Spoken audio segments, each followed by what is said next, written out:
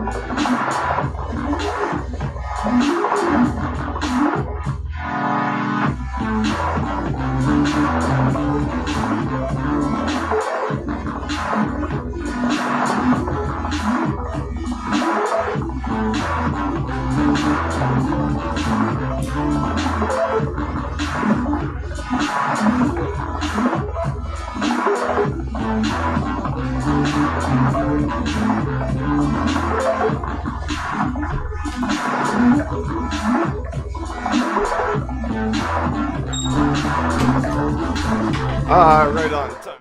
Let's go. Good morning, my friends. The bell just hit. Let's do this. I hope you're doing well. Happy Friday. Alright, we got fucking Green Pro alert. Fire the cannons. Green Pro. Fire the cannons. Get that further.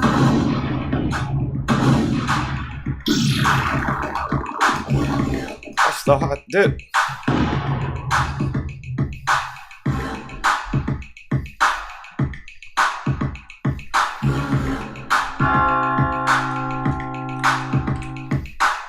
Back to business. 90 cents. Green Pro. Alright. Wait, we were getting our dip yesterday.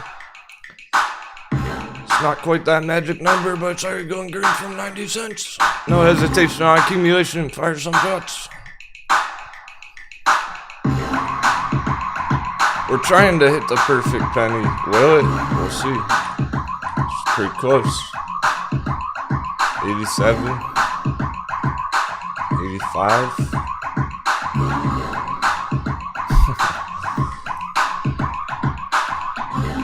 We already took a long shot on it yesterday at like 94 with not 95. We're trying to get another shot.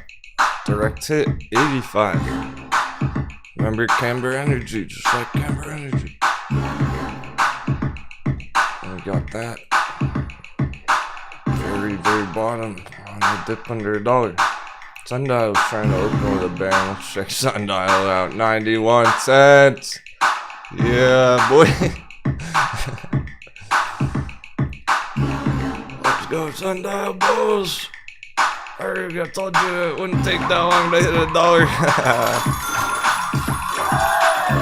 Congratulations. We got it. Oh, it's hot, baby. pillaging that treasure at the bottom of the ocean. I'm gonna get rewarded.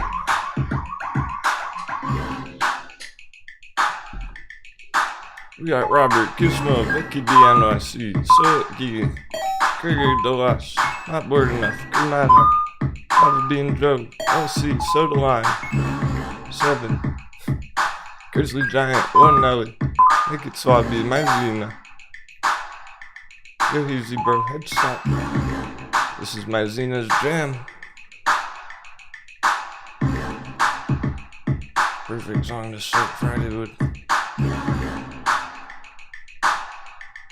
John Comer, Orgy, Sign to Do, Nerdy Dork, Edwell, Perkman,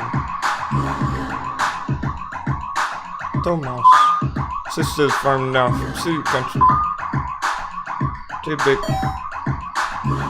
Xtonza, Flighty 420. That's right, bro. Today's your day, Flatty. Where's 423? 24/7, 365. Beatles, Sean Connery, Cabin Boy, JD Party Hat, David Stevens, Tamagato, Todd Bixley, Lois Smith, Ralph Jensen, Vitaly, Matt, Janet Gamer, Radio Beats, Truth the Batman, Mr. Nimbus, Underwater, 717, Charles Calloway, 43, Dr. Scallywag, Joseph No, 94 cents, let's go. Someone said I already hit $1 pre-market.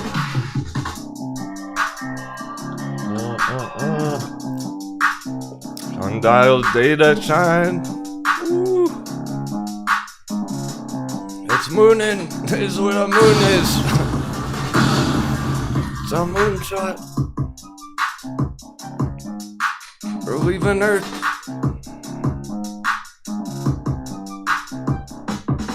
There's the resistance at last moving average. I want to see it hit $1 on the open market today. I'm sure it did. Right now. I'm gonna put a 97-cent alert. 95 cents already. It's up 32%. Let's go. Heisen 2. Heisen Motors. Well, waiting on that one a little bit. Not that it's taking that long at all. Straight up. Look at our arrow. Look at our giant green arrow pointing straight up. I can't make it any more clear. I don't know what else to tell you. It's going straight up. Trying to hit $10.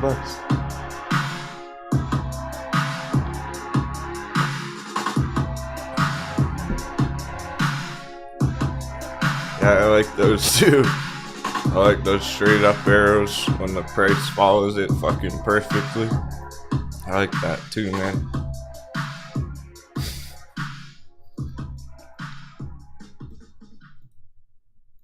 Doesn't get any easier than that. I'm sorry, but it doesn't.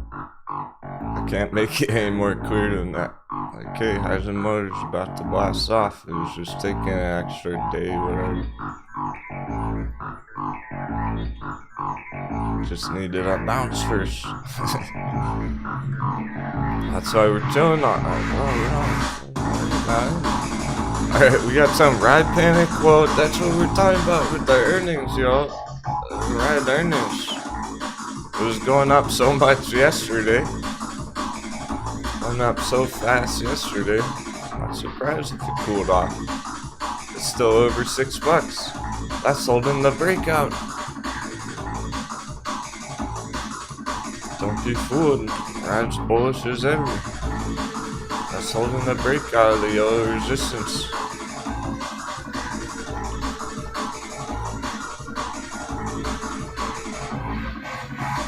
Just trying to bounce from this area right here. Top of the gold box.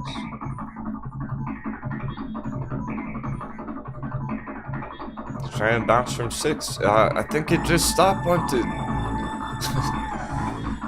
It's stop hunting. That's all. Nothing we haven't seen a million times. It just hit 6 flat. It's trying to hit like 599. Stop everyone out ride, then go back up. Stop hunt. Brutal bear trap on ride. Careful. Actually, it could go more like 570 area and still be in good shape down here. It's a shakeout. I wouldn't want to get shaken out. Careful not to get shaken out there. That makes no sense. Stock pirates aren't the ones panic selling ride down there, okay? I don't know who it is, but they're making a mistake.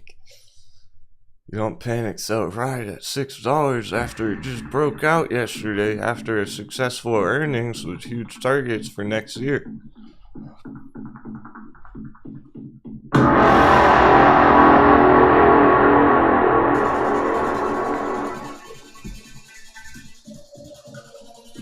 Unless you're on the wrong side of trade. Heisen keeps going now, 20%. Heisen Motors is the one with the bus, guys.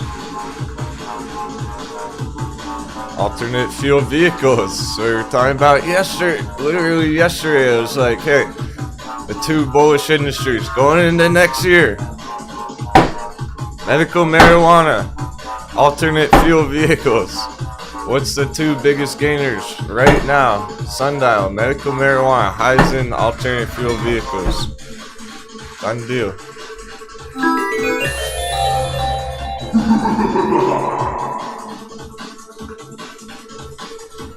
Hexo, starting green again, 5%, 177 number.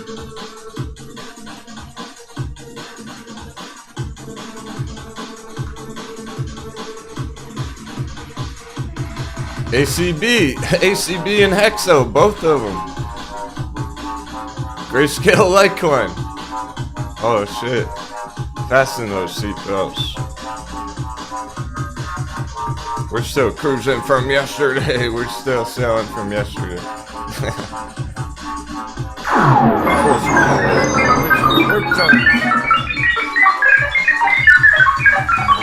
What the FOMO about gang? We got a taste of that ride FOMO yesterday. Ride went 30%. How Sundial's doing it. That's what FOMO really is. People see it open big green and they can't resist. People who didn't buy Sundial.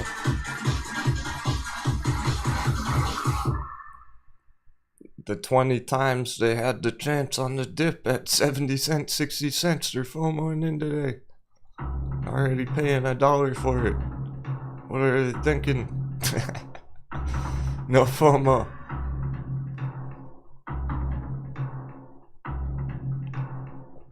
This is what they get for waiting.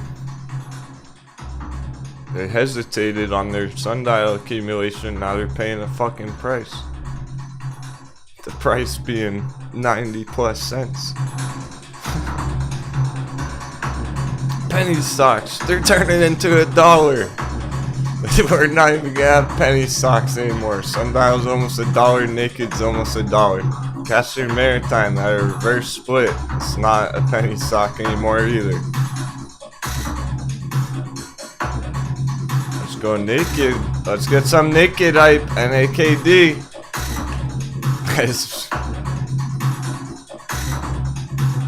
Sundial and Naked, they're both doing things. This is ready to go again. They can follow Sundial. Go up to a fucking $1 any day. Maybe today. Maybe Monday.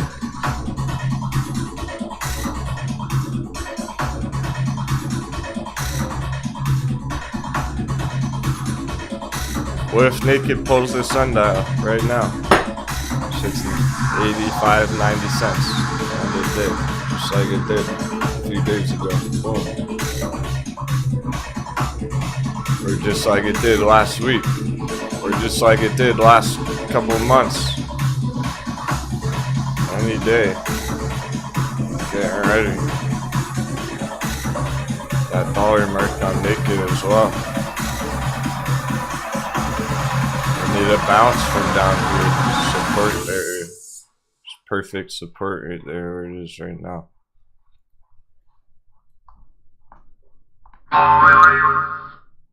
That green trend line, 65 cents.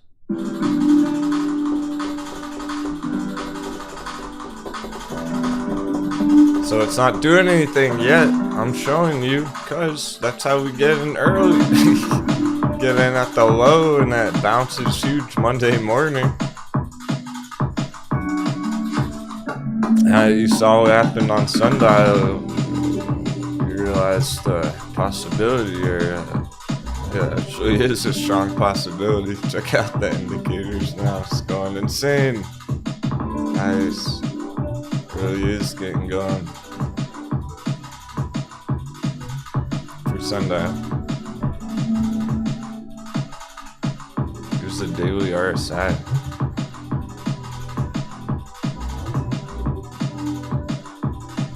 Smash right through there.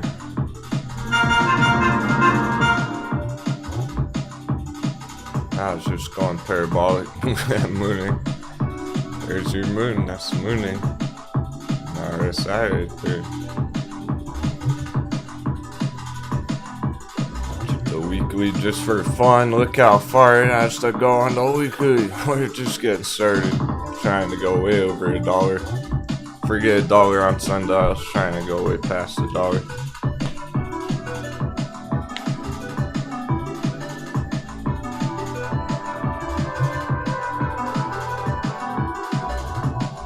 Tilray, ACB, Hexo, still ripping.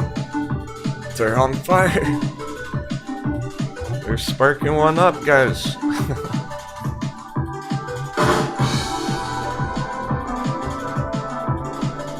That's awesome.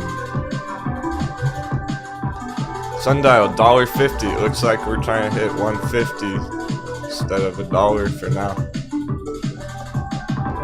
Whoa, $1 for now, obviously, for now, but in the grand scheme of things,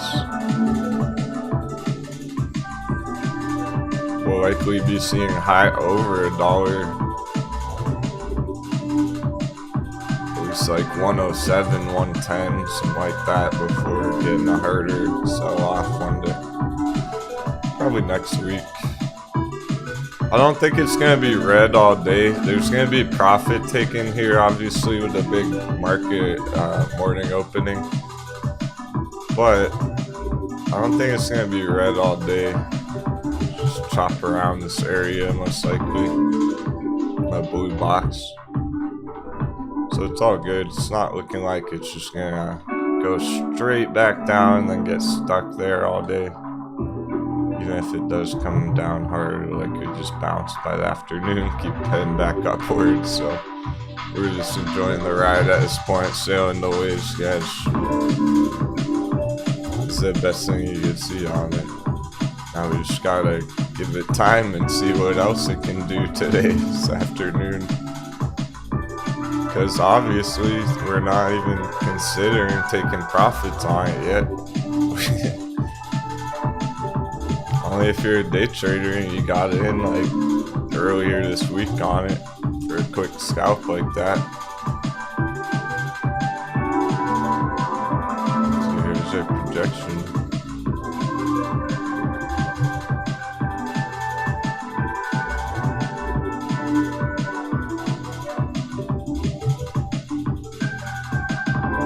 Otherwise, we're not even considering it until next week at least.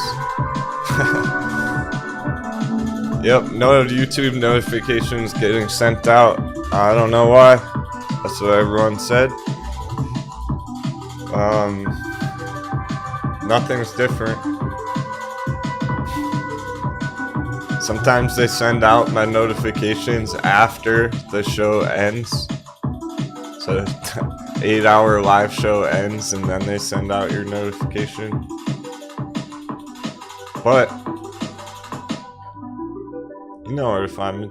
I'm always here every day for the bell. GM buddy, can you look at DNN? Yeah, for sure. Hey, R. Thanks, man.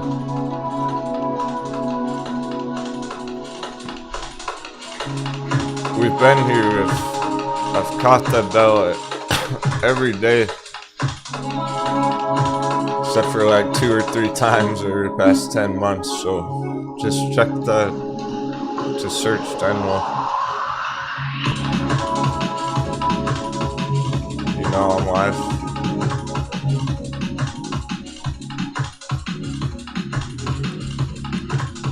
Oh, we have a chart for this one from a long time ago. Denison Mines. What?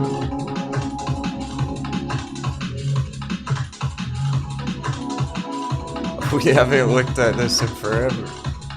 I forgot all about this one.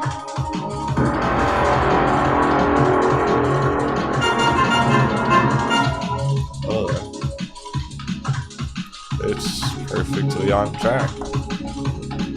Are you in this already? Alright. We caught a sick bounce on this. Get up that chart back here. That $1 stop on sick bounce.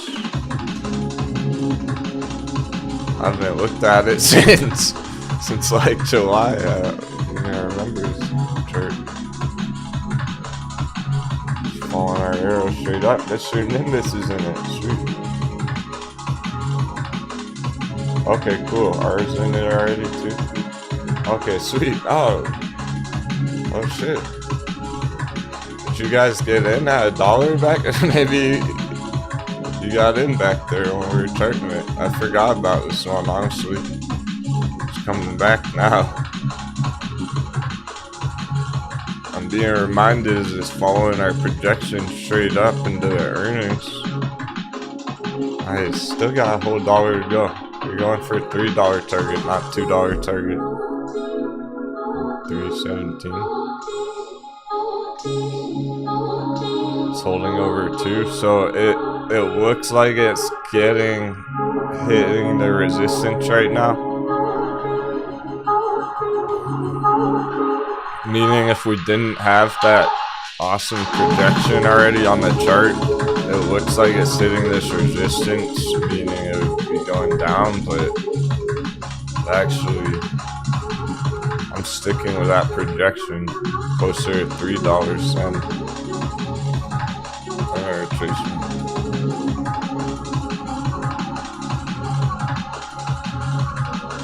Take calm, hold strong on that. That looks awesome going into the earnings. I think that was coming up soon. Oh, it just happened, so even better. Positive earnings reaction. Yeah, so it's got some resistance here, so it might take a while to get through it, but once it does, $3 over 3, your real target on it. That would be where you lock in all your cabbage.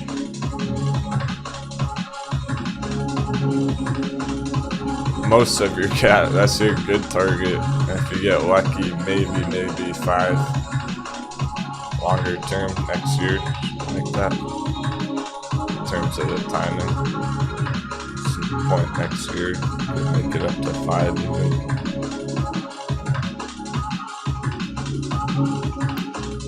But that $3 area is going to be harder resistance there. Be more of a challenge to get through 3 than it is 2. So those are your good targets for it. Not 2. Not here yet. Bigger. The indicators help you feel confident about that. Look how ridiculous these are.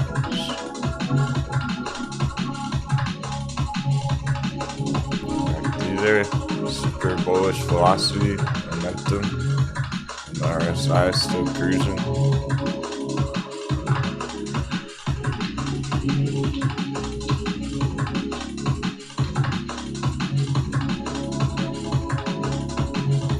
Nice push out of it.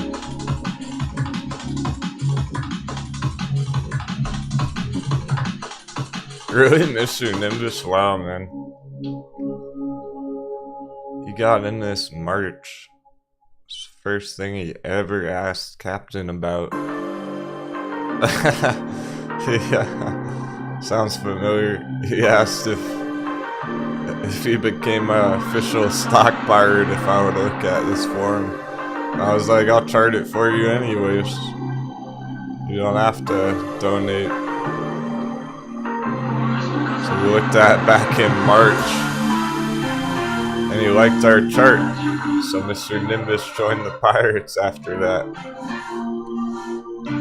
All because of this chart. It's funny. So the very first chart you asked me about in March, you doubled your money on it. Sick. Oh, nice. Thanks, man. Thanks for the 7. That's cool.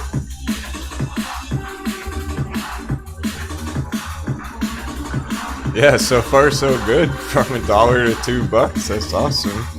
It started going very quick upwards there and a real parabolic push. So either it's about to crack through and just go right to 3, or give it a little bit more time, another couple of weeks, maybe even just till next year, get us one more big push. There's a reason I keep holding it. Heisen's now at 23%, $7.77. 777. Magic number, Heisen Motors. Jeez. That's going bigger than Sundial now. Look at all those wins.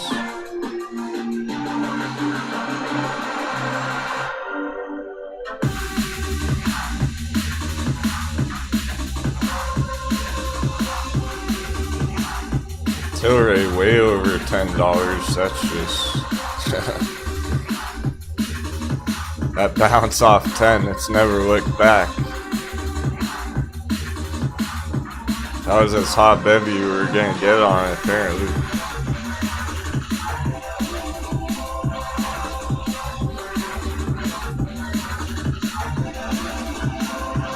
ACB Aurora Canvas hitting $8. It's leaving the $7 area. Oh man. There goes the hot bevy on ACB. Hot beverage. I hope you got it while it was hot. Down there, buy box under $6 fucking, cause now it's 8 on ACB. That didn't take long at all either. That was just a week, like last week. It's fucking around $6. Now it's 8. That's as strong as a start of a breakout as I've ever seen before. It said. It's looking at do things. Looks good. That's legit. Positive earnings response. Alright, we go to 20. Like it's nothing. Piece of cake. From under 10 to 20. Let's say you got in hot bevy at 6. There's 200+% right there for your first target. For your nice conservative target, your appetizer. Still 200%. Just for fucking starters. Nice Gizmo Scallywag, you guys got into some time. Oh, by the way, our bearish one, it was getting wrecked after hours. I want to check that real quick.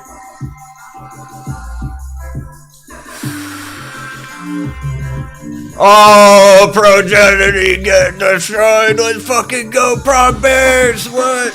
Oh, shit. It's under 3. Let's get annihilated. Prog push, Prog push, Prog push, Prog push. Whoa. Let's fucking go. There it is. Pertman's up 25%. It's not our only bearish trade paying out. That's why it's incredible. Moon Boys get wrecked on that one. Oh shit. It's true though. Oh no, they're going on Moon Boys Express.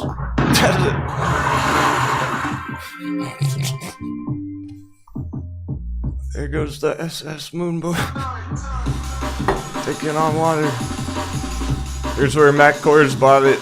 October 27th at $4.30.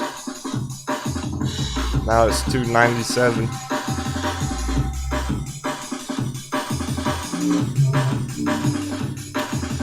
Down over 30% from the top already. From our entry on the puts just yesterday, already over 10%. Happy Friday, Captain and crew. From yesterday. I've been doing very well. PD boy, let's go! Oh hell yeah, PD boy! There's some big sevens. That's awesome. Let's throw out some sevens in the chat. We need some more hype in the chat. Captain's hype, PD boy's hype. That's awesome. Congratulations, dude. Sounds like you have been doing well. Let's get that treasure, man. We're just getting started for next week. For next month, for next year. Oh, yeah. We're going to the moon.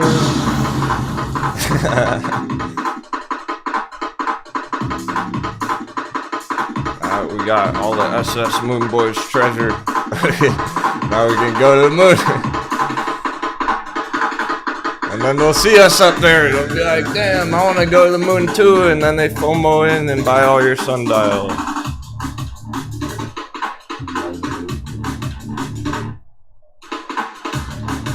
Because they're jealous.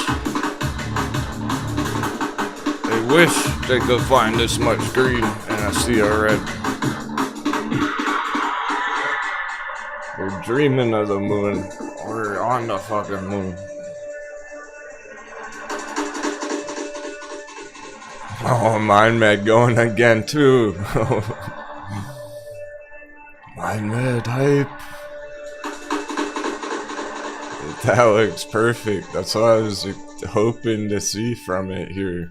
Is this strong green candle off that green trend line. Start of a big bounce, because we're playing Squid Games on this one. Red light, green light. It hit the yellow light. It had to cool off. Yellow light slowed down. It's in the red light. Stop. We're going for a big bounce. Get through the yellow light. Green light. Go, go, go. How about PTSD?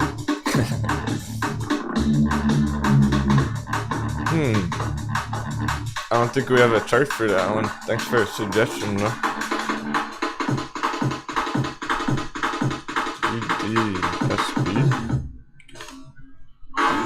Oh, I'm saying corrected. Apparently we have charts for fucking everything.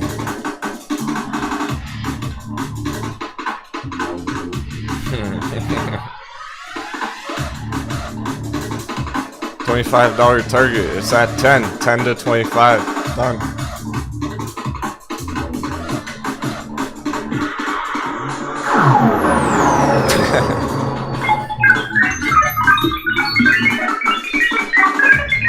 It was stair-stepping up.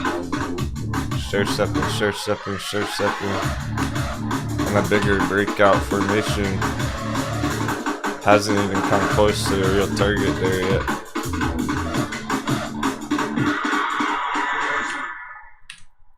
Here's your stair steps. One step at a time. Dude.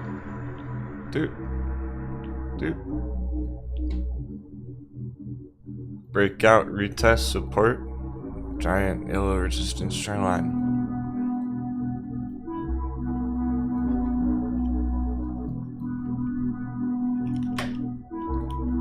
This chart's kind of funky looking. That's okay.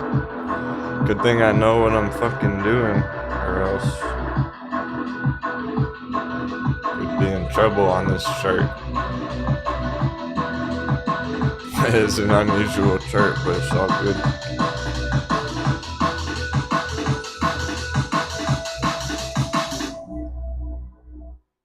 We're able to spot a lot of bullish things about it down there, even after all this craziness on the long term. This is the entire chart we're looking at now. What the fuck is that? Good luck catching the falling knife on that. Right. What? So far, so good. I can't remember where people got in though for the first time. We must have looked at it months ago, so people probably already got in it like $7 or whatnot. The last couple share steps. It does look pretty long term, so this does look like it's gonna take some time, being like months. But hey, if you like this thing, that's fine. Because it's still over 100% target right there. So that means it hits $25. Even if you were entering right here and it hits 25, you already doubled your money, so you could take your initial investment right back out. And then you just let the rest ride for long term after that. Even if it does take a few months to hit that. That's what I like about it, is you still have a nice over 100% target just for your appetizer, really.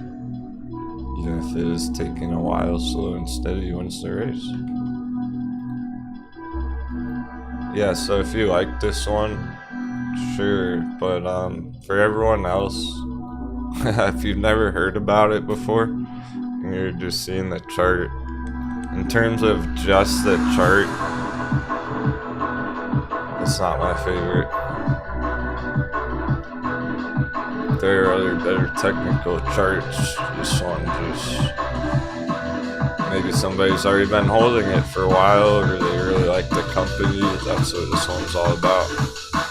It just put in a nice bounce right there from like 1050 to 1070. It's moving, it's just to hit that bigger target might take a few months, which really isn't that long in the grand scheme. Hopefully it only takes a few months. Hopefully it's not like HT and it just goes flat for 3 months. But it looks about as good as it could for what it's doing in terms of the history of this chart. It's because clearly here's where it's trending down, here's where it's starting to trend up again, so that's cool. What's up, David? I see you in the chat.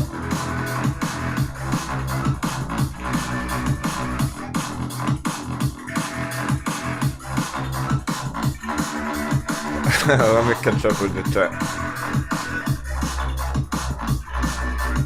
Asia broadband's still going too. See, these are the big breakouts that I'm talking about. It's like, hey, this shit's ABB. It's just looking to keep going and going and going. It's such a big breakout.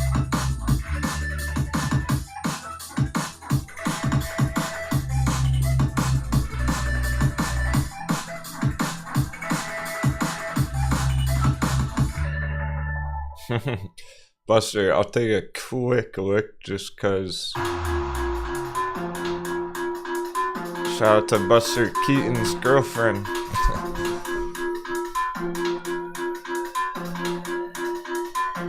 I don't have a chart for her door, so I can't spend too much time on it. Just cause I like trying to help random people sometimes.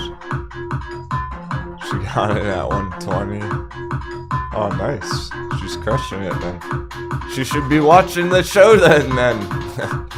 Get your girlfriend in here. Tell her to send me an email. I'll send her a free invite to Discord if she's interested. She got it at $1.20. It's $4.30. I was like, she crushed it. What's the problem?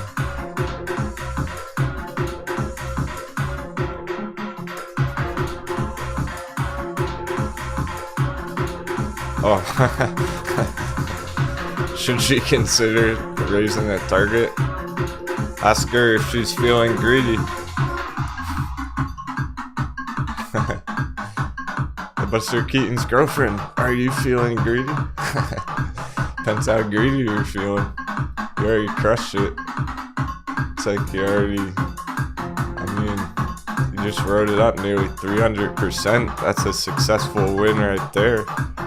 So as far as I'm concerned, the trade's already been won. You already did an awesome trade. So how greedy do you want to be?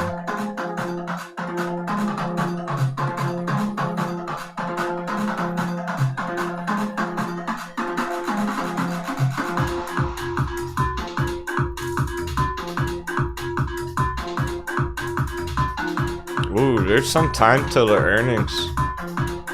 She kinda is. Alright. There's some time till the earnings. It's not next week. Anything like that is in 2-3 weeks away for the earnings, so it may well continue onwards, upwards for the next week or two. Yeah. Said she has targets just over 5.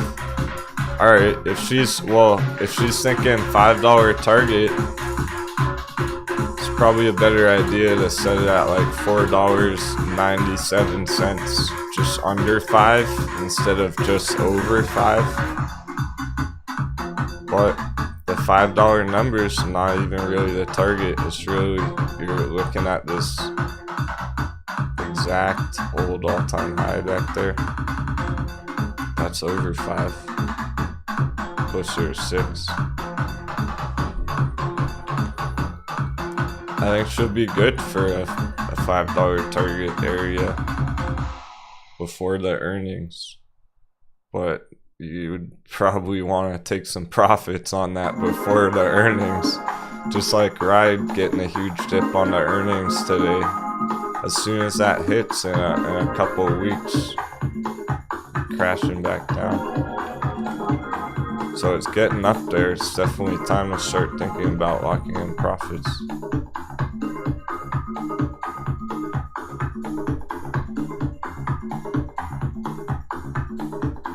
Hope that helps Buster Keaton's girlfriend. Thanks for watching. We appreciate all our lady traders. For real. Always.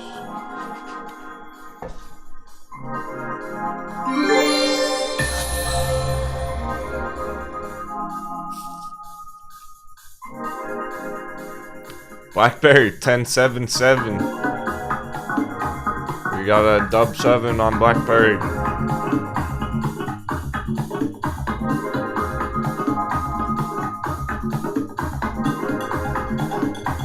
Starting to bounce, Boingberry.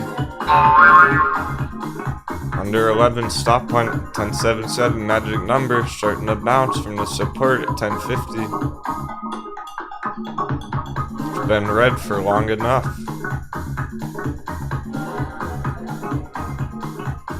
Alright, this is what I want you to do in the chat right now. If you like Blackberry the most, it's your favorite fucking Wall Street bet play, or maybe it's Sundial. Maybe you're hyped about Sundial. Maybe you're crushing it on Lucid. I don't care what it is, just tell me your very favorite trade that you're in right now in the chat. Shout out your most favorite chart. Only one. Maybe that's Blackberry for some people. You love trading those Blackberry bounces under $10. Right? Pertman, really? Pertman ride? Peck Denwo. Like riding the Denwo Express the most. Oh, Spartan Fitness, that SOS Hot Bevy. Becky does like Blackberry. Beto is Grayscale Litecoin. Grizzly Giant Ethereum. Okay, that's a good mix. Bitcoin machine. Bunch of grayscales. Okay.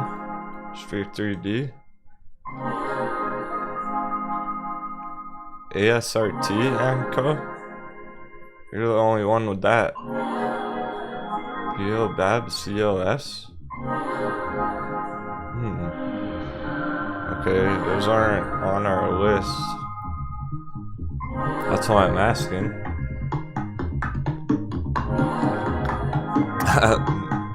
Becky's about to finish her sundial trading and laugh her way to the bank.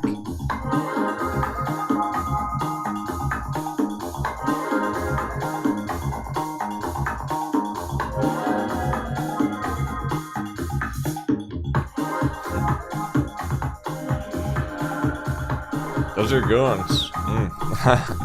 Yeah, Vitaly. Bellis Health because it's not stressful. Lucid's not cracking through 45, so it's kind of chilling. Yeah, fair enough. Vitaly likes BLU because he got in under 6 and it's just been nice and green ever since, really. No stress on that one. Blue's been awfully green.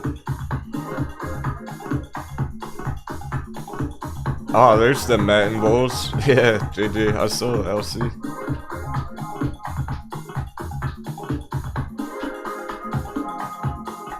For sure, BL Babs. It's not a meme stock or whatnot, it's just your favorite company. That's what I'm asking, that's perfect.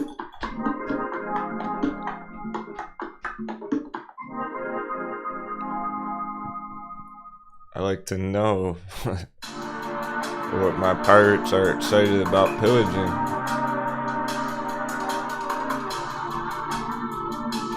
Yeah, Gregory, you're heavy on Grayscale, Sphere 3D, Lucid, and Blackberry. Those are all wins. Those are all good winning charts.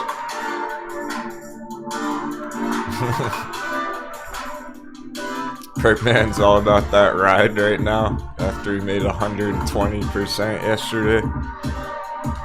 Really, J-Dick? DUO? That's your favorite? Out of everything?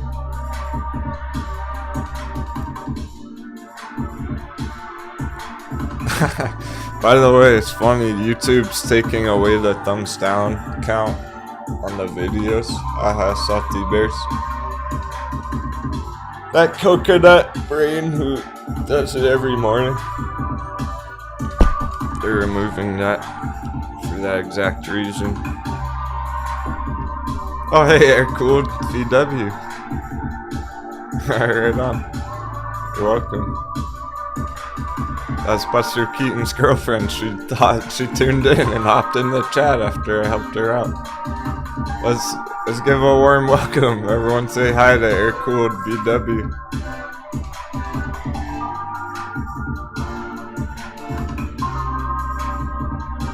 Throw out some pirate flags.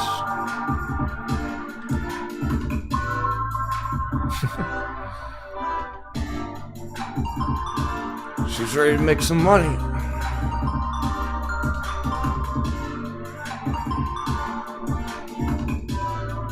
Nice. Ooh, high tide keeps ripping. High tide breakout confirmed. There's that breakout from 677 yesterday. Not anymore. 707 now. That's a lot of fucking sevens on the chart. 777. There's our early breakout development yesterday afternoon. HITI, high tide. I was like, hey guys, we're seeing this live right now. Developing. No one else has seen this yet. Like, no one even knows it's happening. We're all seeing it happen at the same time. Very end of the day, now it's going up from that breakout. So straight up from that breakout. That's what that signal was telling us. Hey, it's starting to really turn around now and start going bigger. So yeah, that bear trap, HITI, people were asking about this like 2 weeks ago. We were keeping an eye on it, seeing how it was going to behave down here, if we were going to get a hot beverage on it. Much lower entry, but no, there's no hot bevy on it, just It put in a bear trap, it went right back up on track to bullish territory, and now it's breaking out. So it's not bearish at all anymore. It's on for this one if you like this one. Some people were excited about the fundamentals of it. I guess it's kind of like, if I remember correctly, they're kind of the infrastructure management providers for like the actual physical locations and equipment for the medical marijuana industry. They handle like the licensing and stuff for those companies. So let's say a company like Sundial's trying to get started in the industry, they go to High Tide, and High Tide helps them get established in the industry. Something along those lines. So it's more the backbones of the medical marijuana industry, rather than a growing supplier operation themselves or whatnot. So 200% nice targets there on the midterm, and so around $20 area, but that's just the midterm for, you know, like basically Q1 2022 next year, so early next year, mid next year. And then long term, I mean, hell, sky's the limit in a way. These things just have so much potential to keep going up for like 5 years straight. For a few years straight. These are trends, big trends that look to be starting here on things like this and Sundial and ACB, where they can just keep going up all year long next year and the year after. Like, these are long-term trends that are looking to start.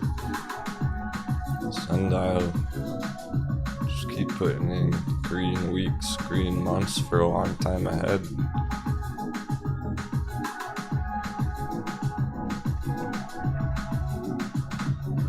Here's the weekly on Sundial. Long-term chart, so. Captain, thanks for all you do. Can you look at 8SRT and give your thoughts? Oh. Salute. Yeah. Shoot, Emco. Cheers. Yeah, you got me curious. I saw you mention that in the chat as your favorite, huh? Oh, well, chart's looking kind of fired down there already. Apparently we don't have a chart for it. Freestyle time. Now we'll take a short intermission. Sundial trading intermission.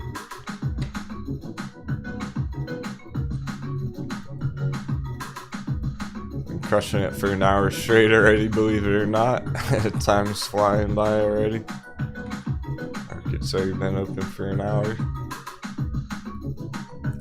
Yeah, that's looking pretty decent down there, honestly. It's like it's starting to turn around for real, because here was your premature, your fake out breakout, but showing signs of life, and then one more lower low.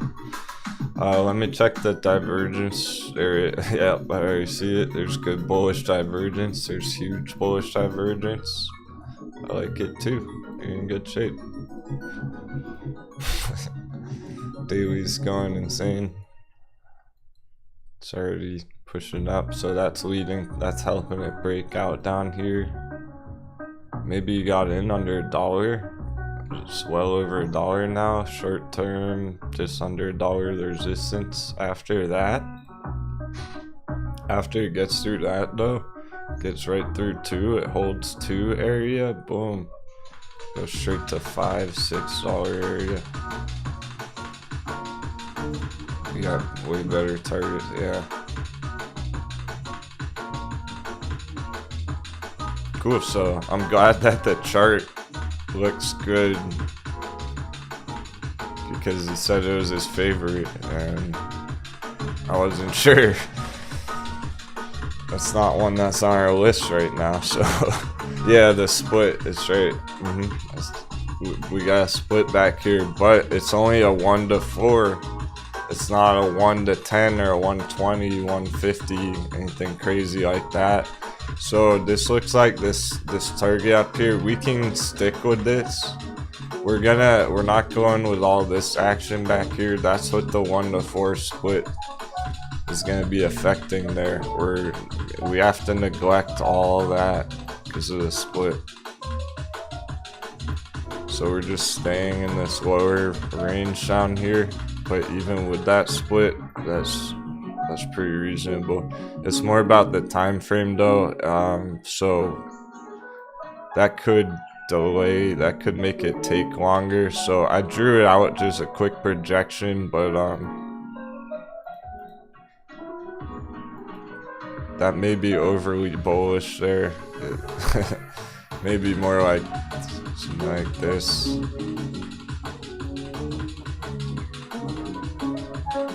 It'll take a lot longer than I drew out there, but that's your long-term target. That would be your ultimate target up there for the long term. It's like 600, 700%. 350 from here. But if he got in at the very bottom, you know, that's an awesome target. Let's call it the long-term target up there. Ultimate target over $5. Well, long-term. So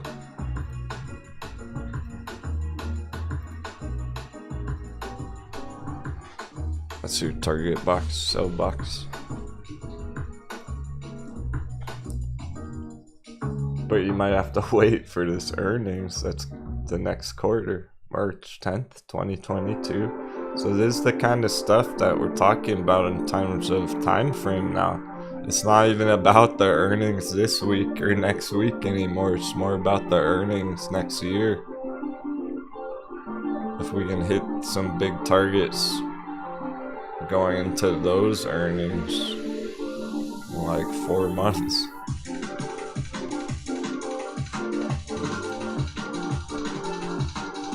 Oh, huge bounce on Green Pro. Holy fuck, let's go Green Pro Bulls. The second we started the show, I popped on camera, we fired cannons on Green Pro. Look at that bounce. It's over $1 now.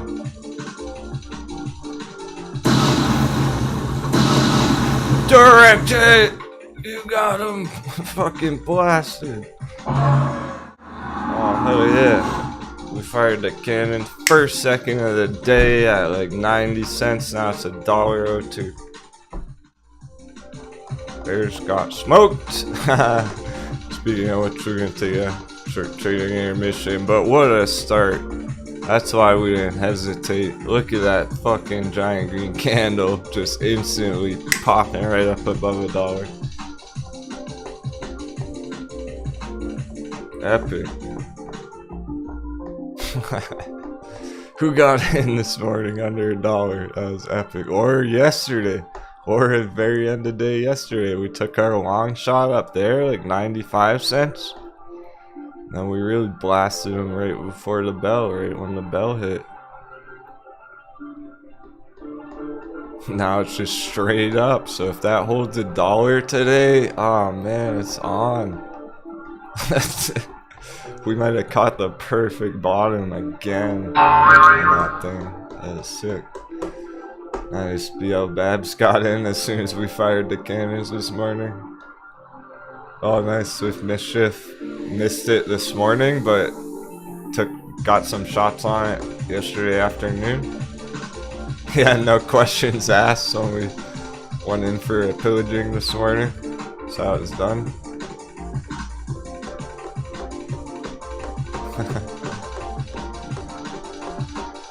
Peck's excited about it.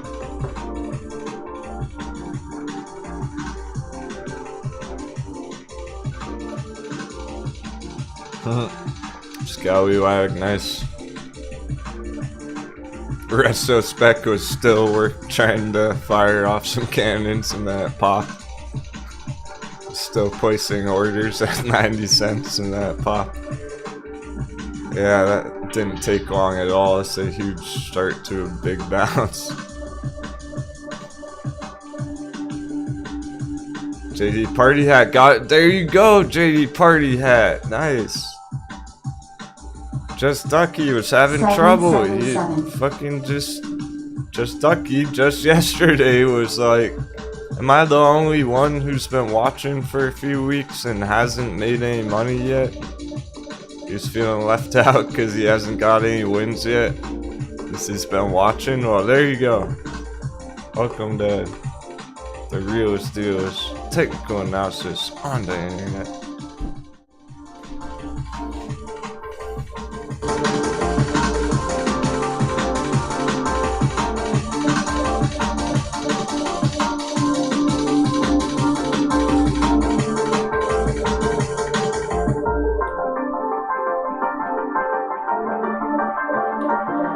Now he's trading with the best of them. Top of the box, 114, 115.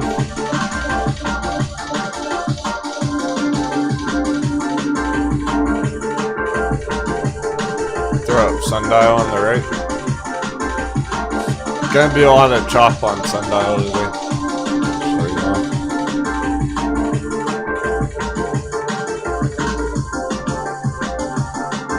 Put it in a nice bounce now.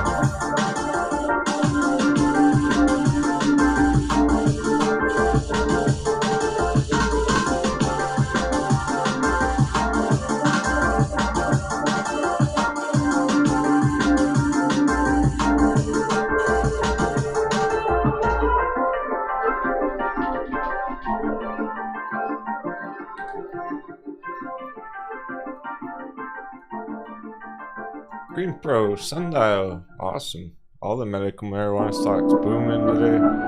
Happy trading, take 5.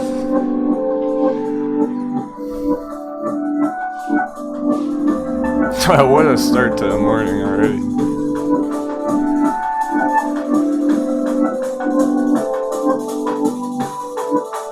If we get any disconnects, I'll be back, of course. No issues yet.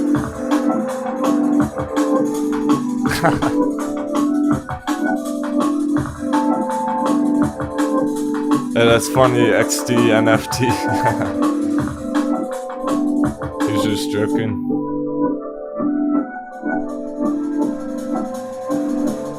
Yeah, it's like playing bingo. B-I-N-G-O.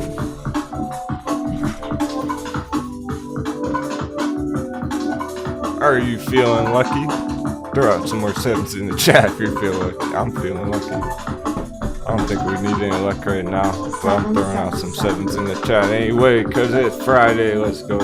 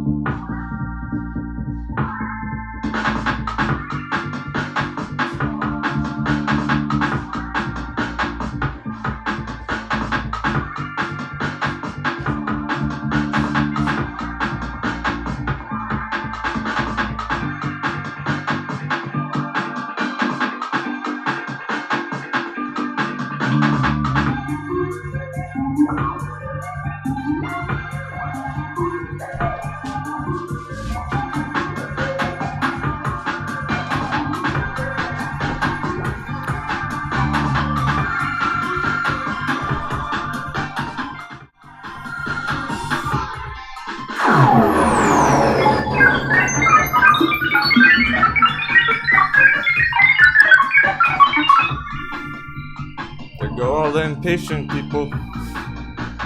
Welcome back, real traders.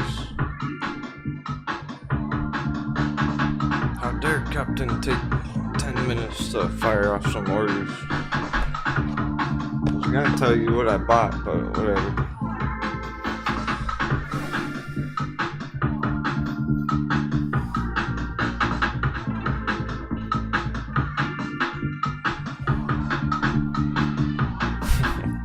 Telling you, every time I take a break, there go 20 views.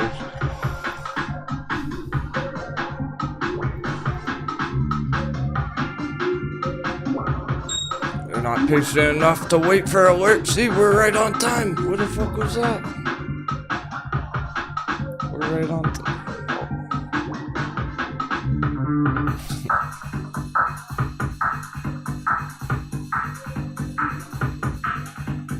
Cambridge.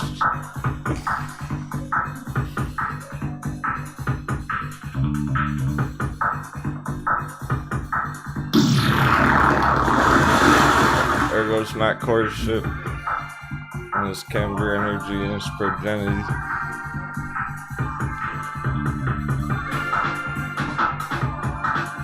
So it look like I'm fucking around battle stations.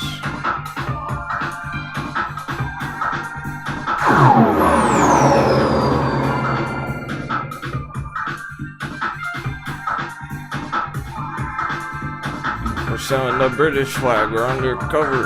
Scraps.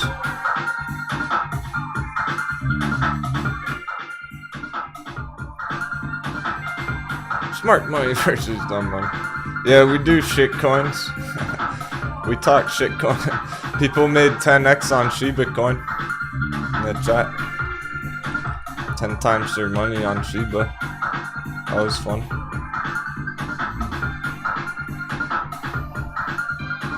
Still holding our line right now. Remember when we got in Shiba coin? The morning when it broke out there? at 0.000007. And then it went 10x. That was fun.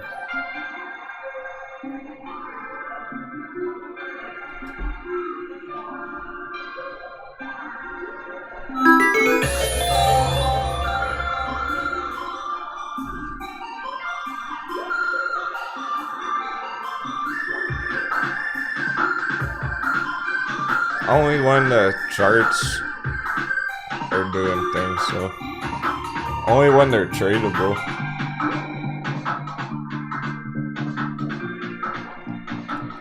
Like, we're not trying to buy it up here anymore. But if the chart's ready to make money on it, yo, if the chart, if there's money to be made on the chart, I don't fucking care if it's Shiba coin going 10x.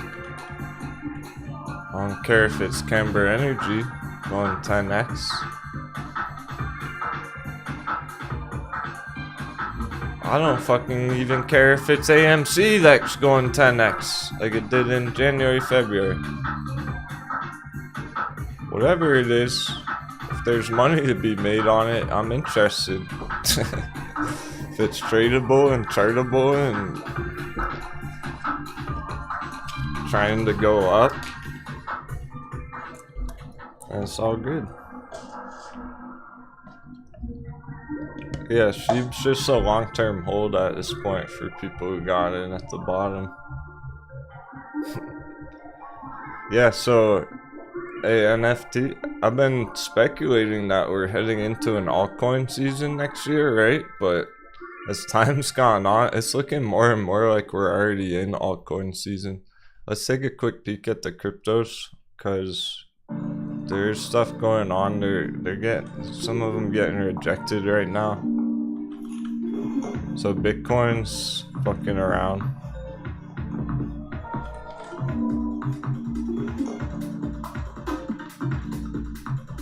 Look how perfectly between our support and resistance lines there.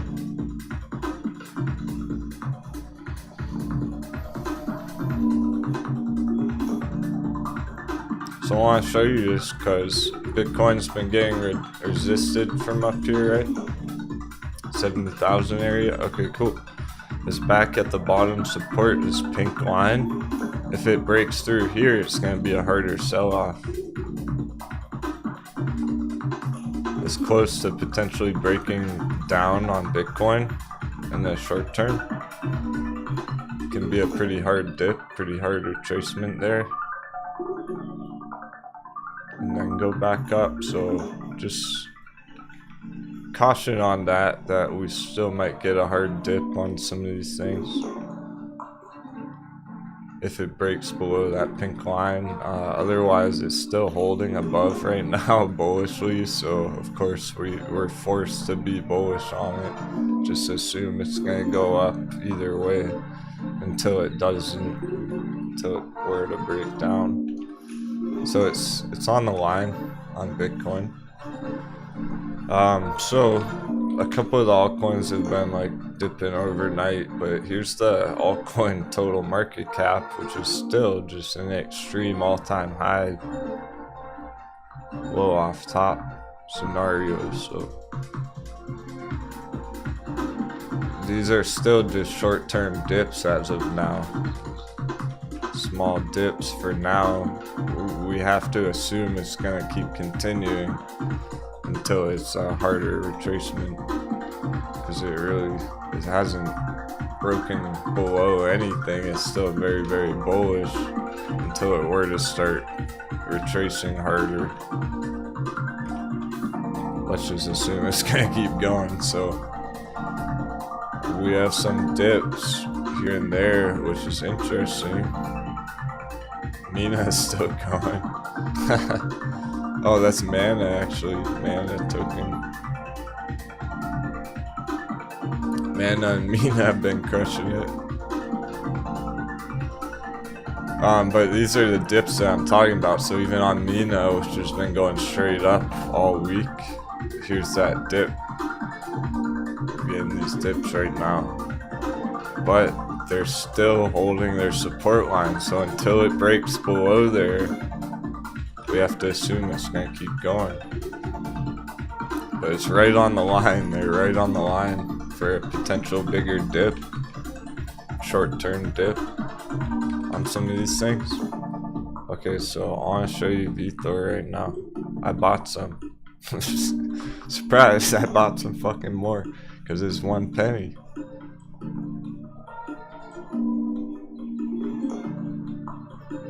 I like it under a penny. I don't like it at a penny and a half, 2 penny entries. But around a penny's good entry. So that's what we're looking at on VThor. It actually is perfect on this chart. It really is so far. Because look at your gold box. That's where it got resisted from perfectly. Fair enough. Short term, so here's that short term dip that I'm talking about, but it's still at the support holding perfectly.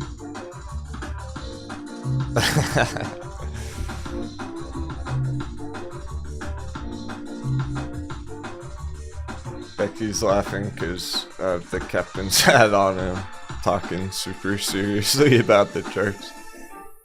Crushing the charts with a funny hat on. Don't you laugh at my hat off the plank.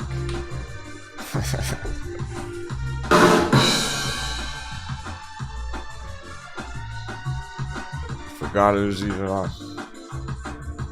No one said anything about the hat. I'm just making shit up. For entertainment only. So that's actually beautiful at that 1 penny dip.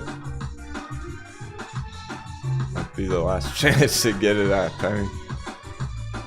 Oh, I'm leaving it on. For now. While we're at battle, we're in battle right now. Thanks so much. Elliottician. Apparently the robot assistant can't pronounce cowboy hat. Pirate hat.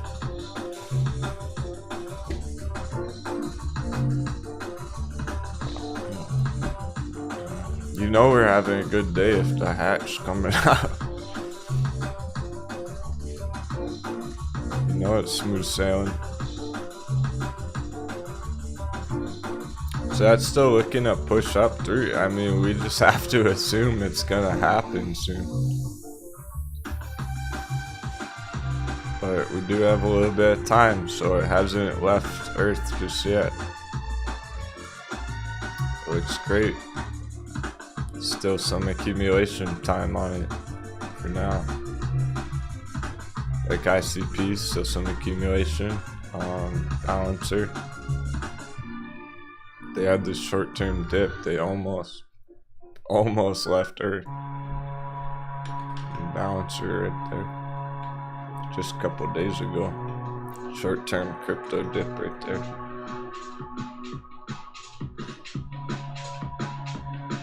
Dash, yeah, Dash as well. Short to, it's almost identical to the balancer chart. Almost left Earth right there a couple of days ago. And just a short-term dip back down to support. Doesn't change anything. We have to assume that it's still gonna get going again just later today, over the weekend, etc. Just by Monday morning, over the weekend, Dash can be $300. This doesn't change anything.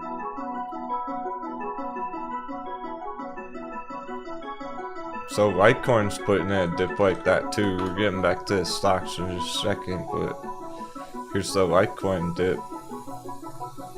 Short-term dip to the support, 250 area, 220 area. Totally normal after that huge breakout. We didn't really get a good support retest. It's just Litecoin just kept going straight up. that whole way to 300, so there never was any support retest really. It's good that it's coming back down to really test that area and then get a huge bounce from there. Then it can go to the all-time high.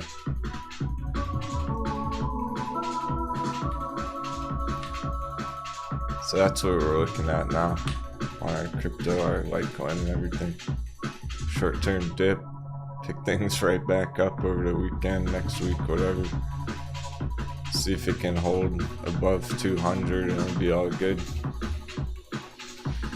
It's only an issue if it breaks way back down into the blue box under 200. For now, it's all good up here.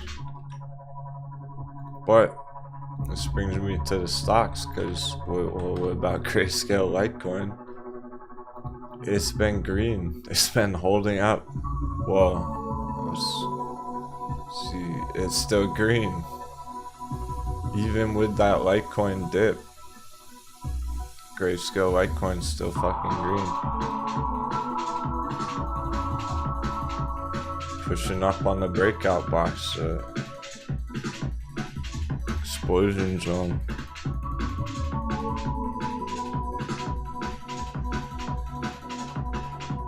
So it is proving that Grayscale Litecoin's still undervalued. It's still holding up, very, very green. Even though Litecoins are tracing a lot, this isn't coming down, not yet. People still buying all this up.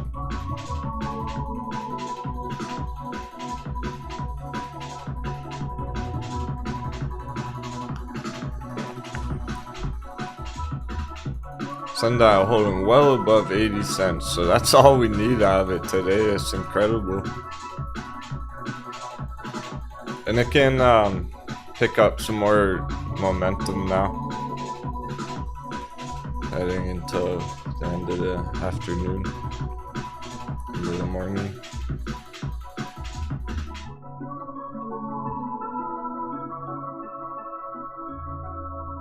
So I think we're getting through the worst of that, the worst of the profit taking, the harsh dips, and the large openings for the morning.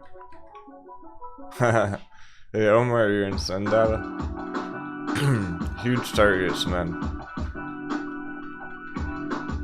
I don't know if I want to get chat that excited right now.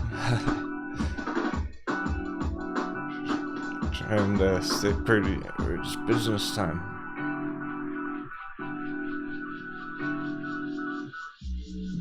I don't know if you're ready to get that excited. Well over $1 before next year, it's looking like.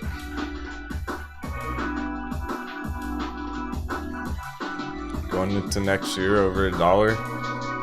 150 is gonna be a nice number just for your appetizer, because then it's like way more than 100%. You over double your money by then.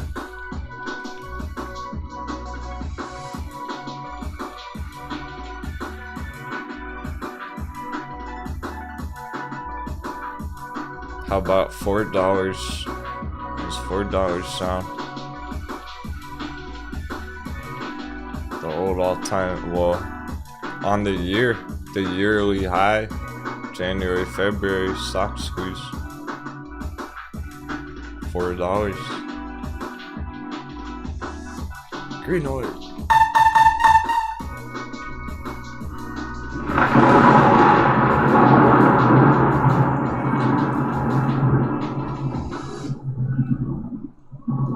Try $7.77 on for size.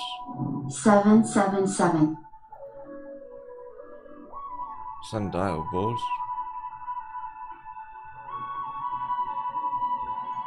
10x.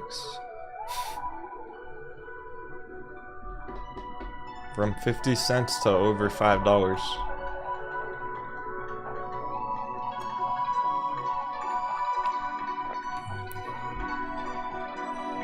Something I hope you feel comfortable holding it for long term, knowing that you have huge fucking targets up there. That's why no one's been panic selling it the last few months. Thanks, also wonder. Oh, sure, yeah, VBIV. Can you quickly look at BIV_din flag :_din hot? We haven't looked at that in a while either. Good job keeping it on the radar. Looks like a nice bounce from our box right now. Okay, so it didn't continue straight up super bullishly, but it still looks healthy from here. Looks like our projection was just a bit too bullish there. It's more like so. Give it some more time. Same projection, just different timing on it. Because it came back down from that green line. So we always looked at it. But now they're earnings, so that already happened and it's holding up. So it looks like there's no bad reaction. No panic selling from bad earnings or anything. It's holding up. Just perfectly on top of our bull box that we already had on the chart for months.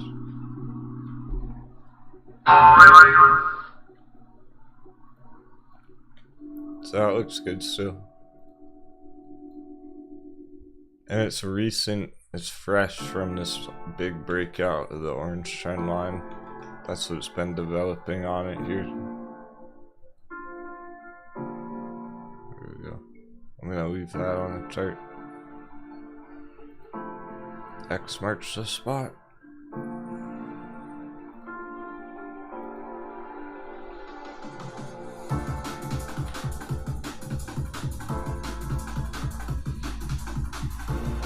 See how I did all that without even looking at the prices? Here's your price, here's your target. Yeah. It's all geometry. Trading's an art, not a science. And I'm a fucking scientist. Saying that I'm an artist and a scientist, so I would know. I'm a computer scientist, by definition.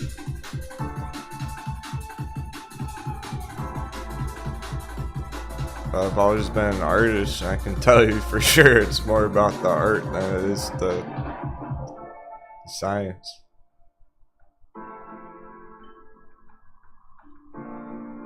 I do more painting than I do number crunching.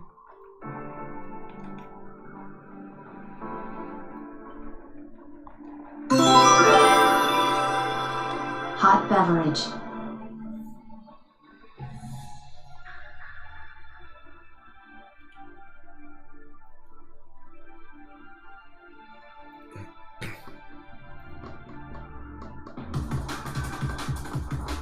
Notice how the one day we don't get a YouTube disconnect this week, I haven't called out any, I haven't been dropping fire about any billionaires making any enemies from any billionaires today, or saying the T word, TAX.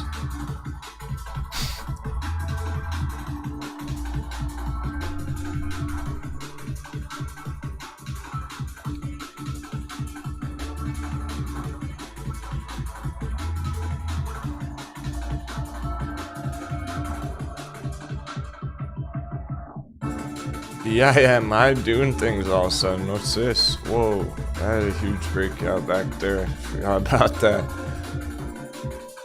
Well, earnings, like most of these stocks.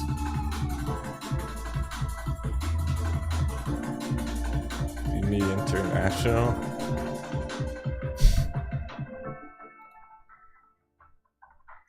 My goodness, it's looking pretty ridiculous. People said they're feeling lucky. I like 777. This. Oh, let's get some sevens in the chat. Thanks so much. 777. I heard chat was feeling lucky. Look at this thing. Starting to pop. 11% on the morning. It's the first big green day it's had in a while, but it did explode not that long ago too. Back in 2 weeks ago, it did this. 400%! Green alert! Oh shit. What is this? If this continues, guys, it's huge. If you're feeling lucky, it's huge targets.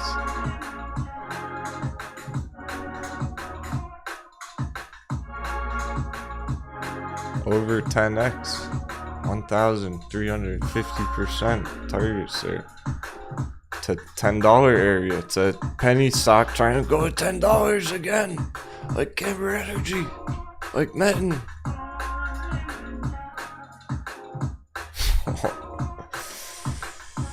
We're spotting it right on time. It's all developing down here. It's fucking getting ready to potentially do something huge and epic like that. Perfectly is fucking around this bottom area with the earnings coming up next week.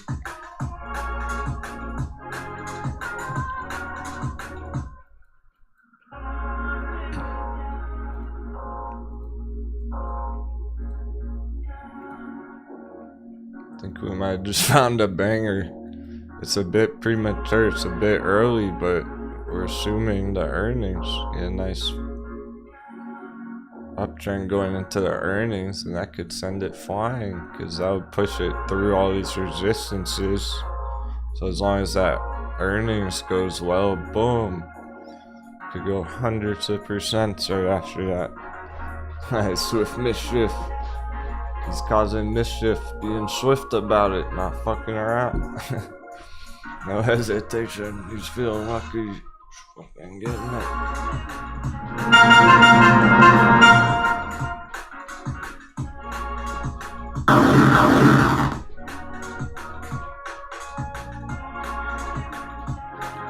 Yeah, I mean, it is. It really is a hot bevy area. We're sniping it. Right. Yeah, okay, Elgin Carp, that's perfect.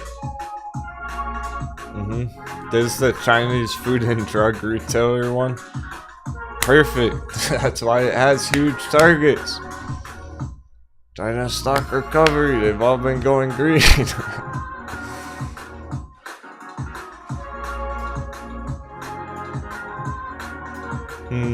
Yeah, Kevin, I appreciate your enthusiasm for that, your excitement for more crash course, training course videos. Don't hold your breath for it. We got so much else going on right now. It's full speed ahead right now, but yeah, do it. If you hang around, there will be more for sure. I'm hoping to put out some more over the winter and whatnot, towards the end of the year. But a couple months.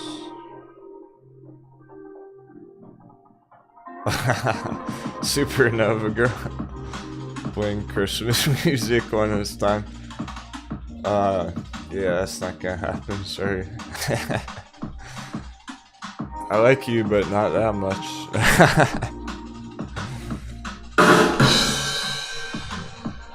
It is as chill as the music's gonna get. No holiday music. I will do some snowflakes or something though. We might have a snowman for Christmas on top of the chat box.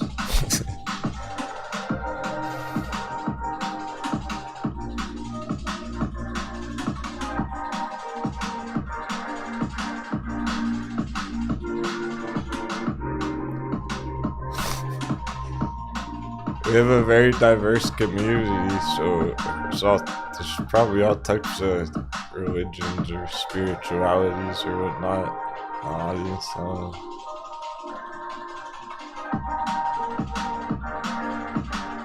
No one even talks about it. It's awesome. No one even cares about that because we're all just trying to make some money.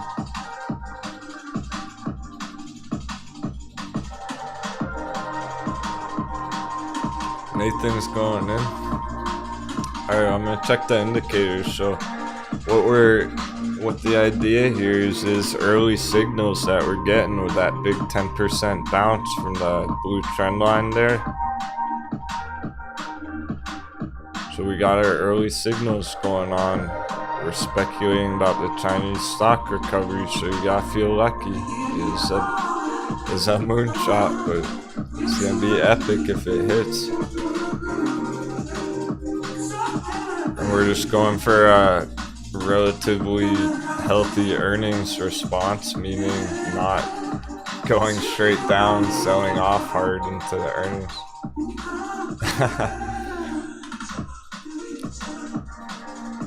Here, Supernova Girl. I'm gonna put on the ladies pirate playlist. I don't know if I ever even have. Only rarely. That's how chill we are this afternoon. That's how chillin' we are on the sundial chart on a high tide.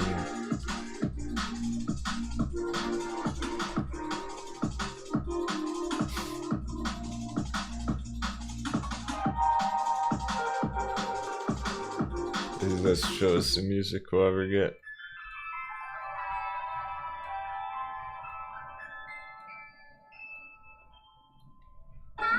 I like these songs, they're good, but they're literally the least manly in the playlist. We'll give it a go.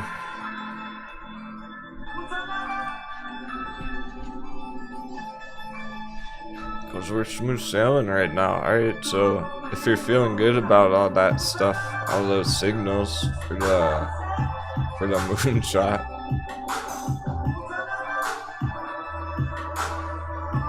then we have huge targets, and I think we're gonna start seeing it on the top of the list more and more going forwards after that earnings.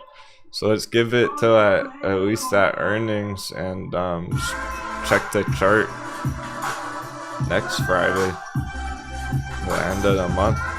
We're gonna want to watch it a bit over the next couple of weeks, see how it develops here, see if we can get through this orange resistance, that earnings next week. So I'll put another alert on it up here, and that's funny, the number. Alright, so I'm gonna put the alert way up here at 77 cents, so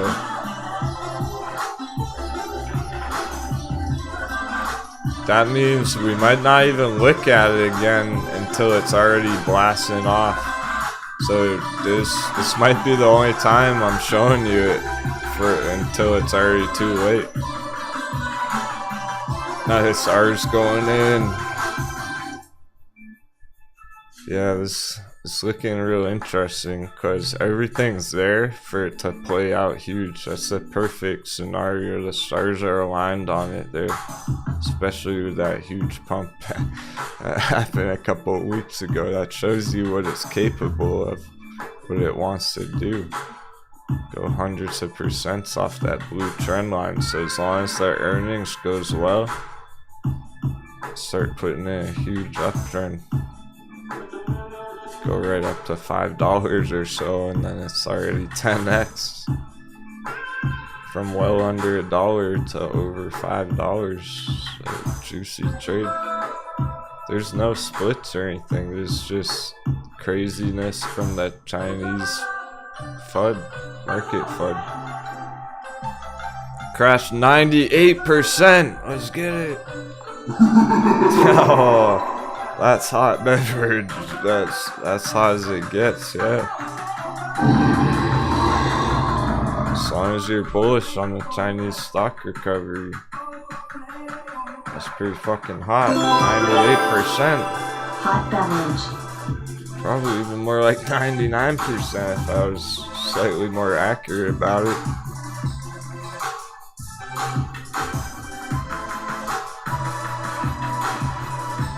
Imagine getting the very bottom though. This is indeed the very bottom after it crashes 99 fucking percent. Like I said, if there's money to be made on the chart, I'm interested. I don't care if it crashed 99 fucking percent. Alright, 98%.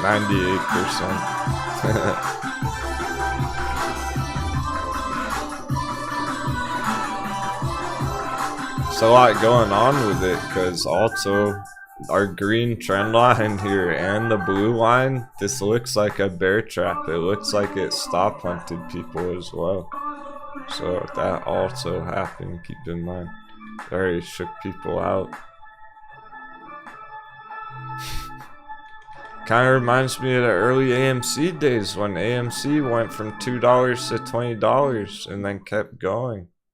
Remember that? It looks a lot like the AMC chart in February. When it was at $5 and we bought it at $5. And it went to 77.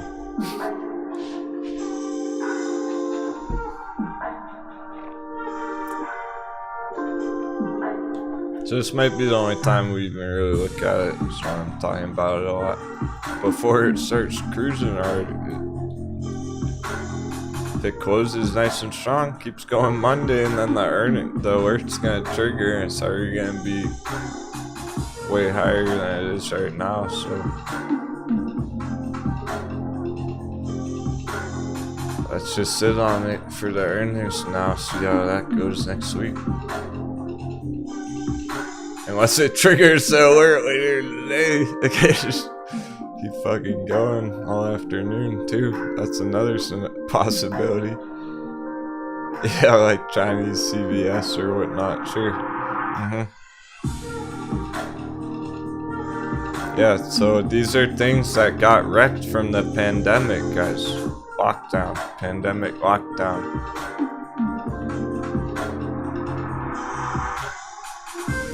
Supply chains and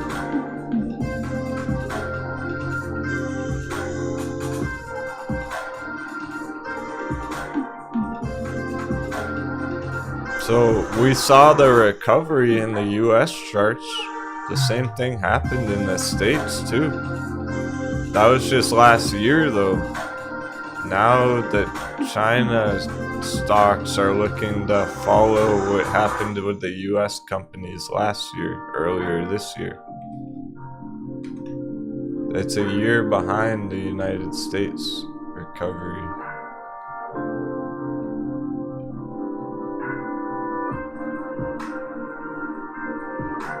Ooh, my net's still going. That's a pretty strong bounce so far from the red box. That's all I wanted to see on it.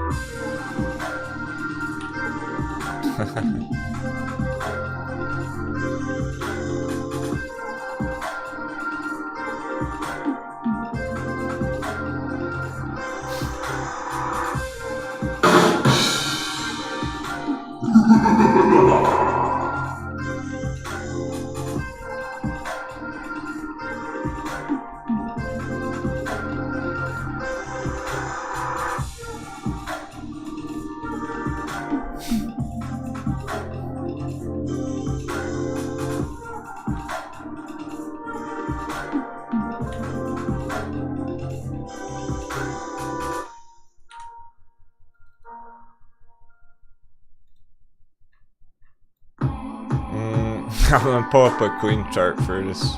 We did some chart art on it. We're having fun one day.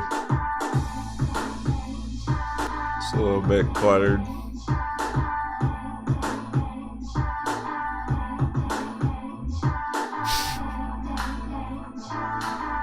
I'll have to pull up a queen chart so you can actually see the fucking candles.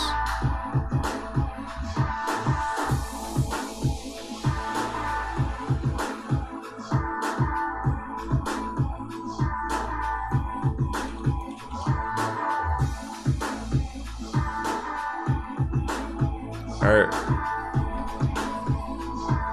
This is what the noobs are seeing.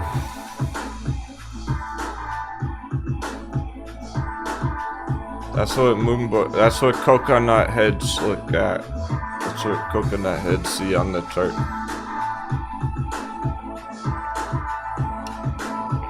Ready for the fire though?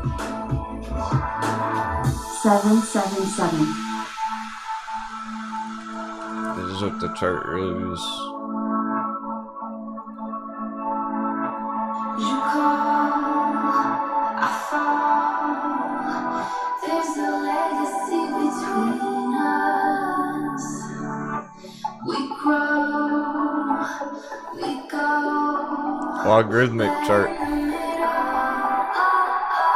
Looks completely different from the linear chart. Long-term bull run, mind med.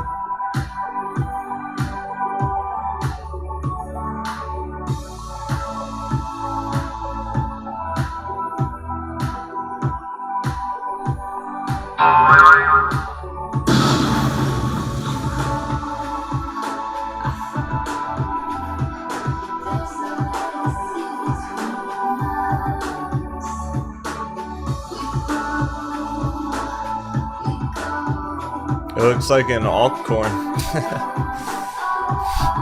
My med's trading like a long-term bullish altcoin.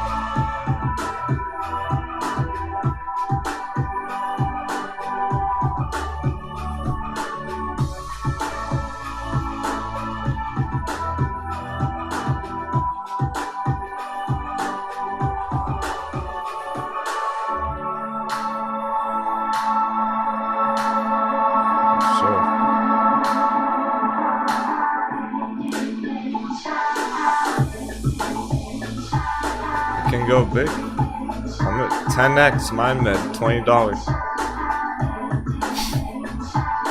Long-term targets mind med, 10x, $20 at least. Can go over 20 bucks.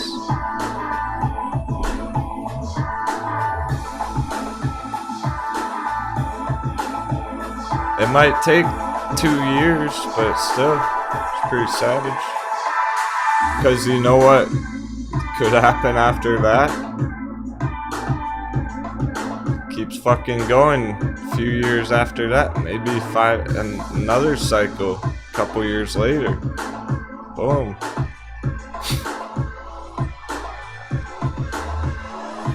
And then you really get money, really get some profits out of it. So there's reason to hold it for long term.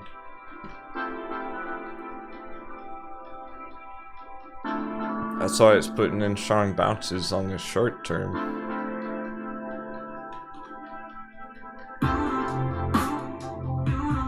Down here, the hot bevy. Dr. 4th time my med. Let's go.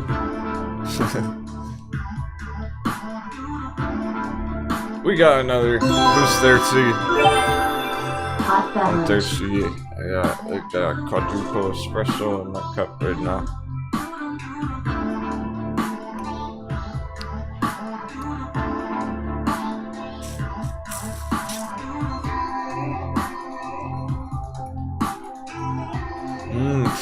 We're still waiting on waiter as well.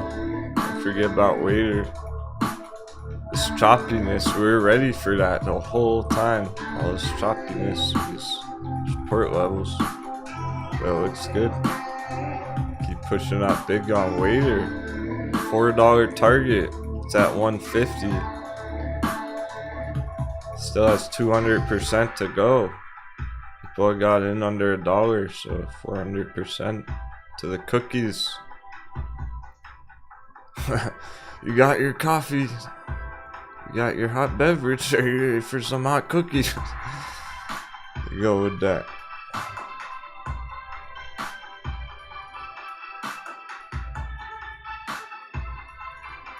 Now that the earnings is all done and it's held up, no bad earnings reaction. The earnings didn't bring down waiter whatsoever. Still well over $1.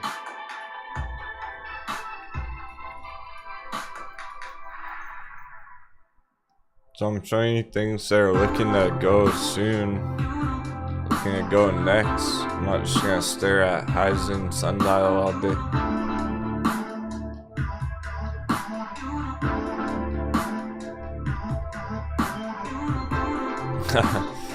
Yeah, Sean Connery, the AHT history is pretty insane, but there's also been all the splits and stuff, so it's not quite what it looks like.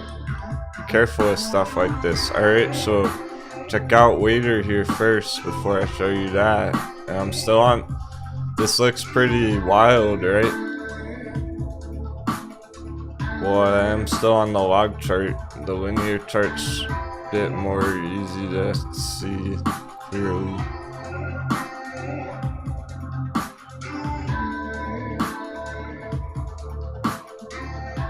Not 1 to 2 years. That's what we thought about Camber fucking Energy, and that took 1 month to go 10x. So yeah, be ready to hold it for 1 to 2 years, but it might only take 1 or 2 months. I'm not joking. We've seen that's played out on some of our other long-term charts, where we're like, this is gonna take till next year, and then boom, fucking 500% next week.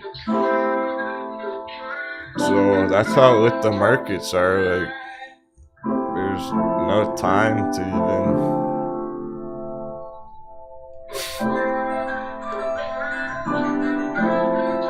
It might not take that long. That's what's crazy about the charts right now. Be ready for it to take a year or 2 to make that kind of profits on it. But if everything goes well and it continues the way it has been, it might not take very long at all to start hitting more hundreds of percents. So it could be up $5 just by early next year, just in 2 or 3 months on a pretty standard projection here going into next year. A steady uptrend, a couple more months could hit $5 just by next year, which is only a month and a half away.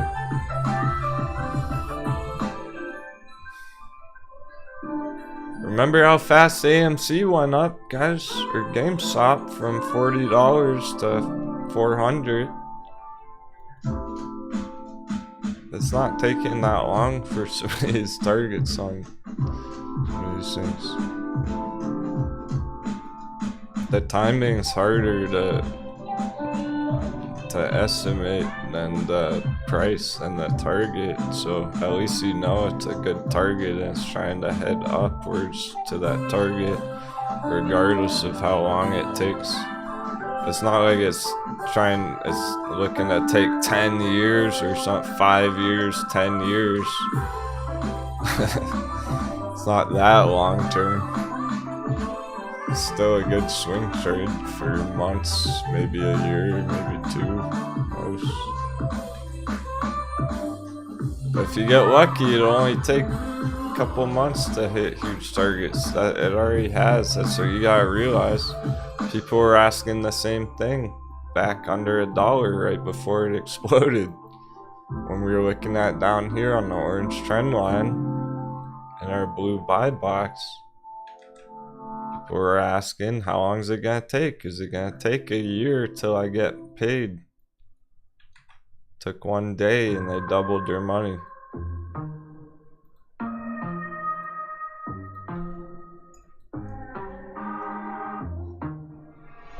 Didn't take very long till they were already up 165%. So I wouldn't even fucking worry about how long it's gonna take. Who cares if it's going green consistently every week?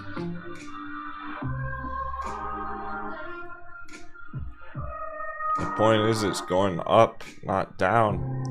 So, however long it takes, at least you're already making green.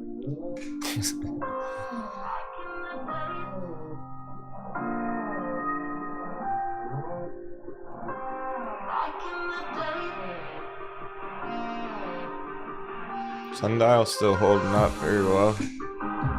Happy to see that. Oh. Virgin Galactic real quick. Just under 20, but holding the support line. short-term dip like some of the other things. We better check the dollar too. Dollar was going nuts yesterday. In a bad way. Ooh, dollar dip?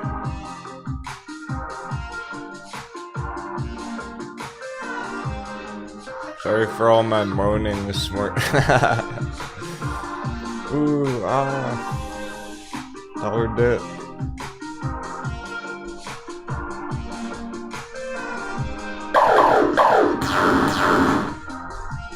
Dollar dip, sucks rip. Friday. It's been going straight up for 2 days straight. Maybe we get that nice huge dip on it today.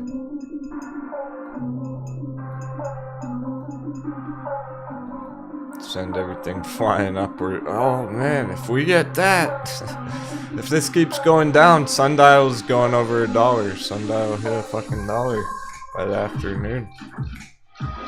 Depending on how fast this loses value here. Sundial's gaining value way faster than the dollar's moving. It's crazy. So funny. Like one share of Sundials. That's how fast the dollar's losing value. Sundial's about to be worth more than that paper.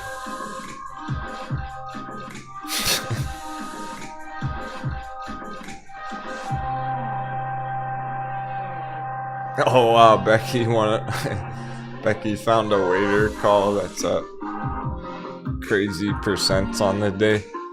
So I guess the waiter options are booming right now.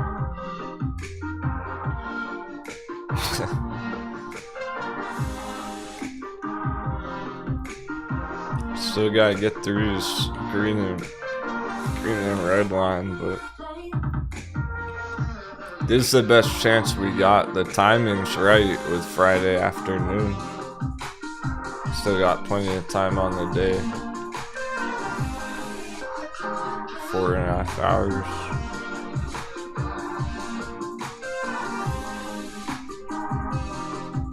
So that's a good start for a dollar dip this afternoon. That'll help crypto too. That'll help crypto go right back up as well.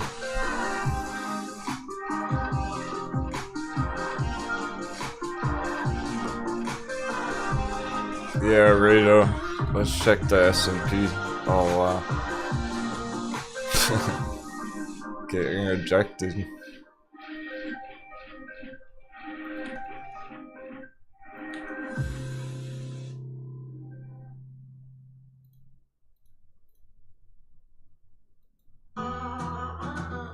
Perfectly on the line is the S&P underneath, so it's in hot water for now.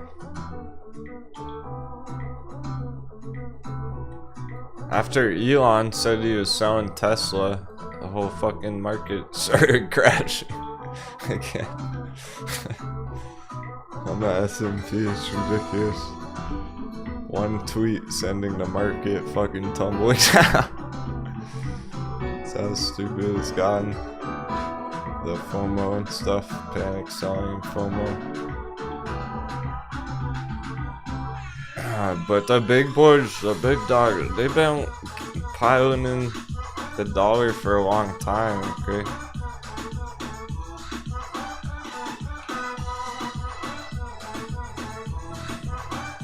The whales have been loading up the dollar for months, getting out of their stocks that they made money on for the last year or two straight. They made big money on the US recovery. They're piling into the dollar value is going up. They're getting out of their risky, overvalued stocks. What are they going into? Chinese companies, I'm not joking. I didn't think we would ever be talking about. If you were watching like 3 months ago, 6 months ago, I was talking shit about the Chinese companies too. I was like, don't even look at any Chinese company right now because there's so much FUD about it. They're tanking. You're not attractive, whatever, blah blah blah. It's not time. It's they're coming around. So like Ray Dalio, who's the founder of Bridgewater Associates. What's Bridgewater Associates? Ray Dalio, the founder of Bridgewater Associates, the #1 largest hedge fund in the world, is bullish on China right now. So I'm talking like billionaire investors are going long on China all of a sudden. Big money.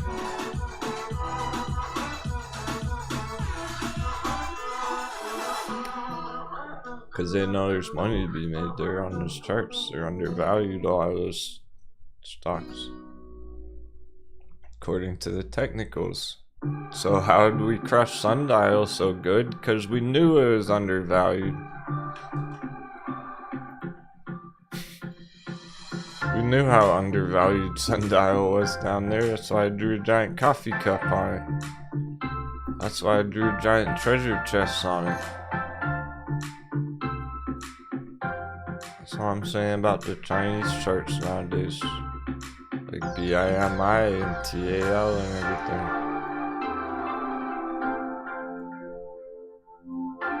Metin.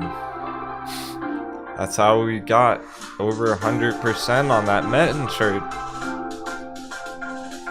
We knew Metin was undervalued at 30 cents. So we fired the fucking cannons. And it hasn't gone back down to that area in weeks. Look how many arrows I put down here. This is like the only chart I put 1, 2, 3, 4, 5, 6, 7 arrows at the bottom.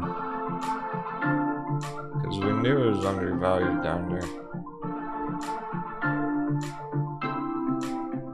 It was a Chinese play though. Just saying. That didn't stop it from putting in 150%. Let's go, Metin.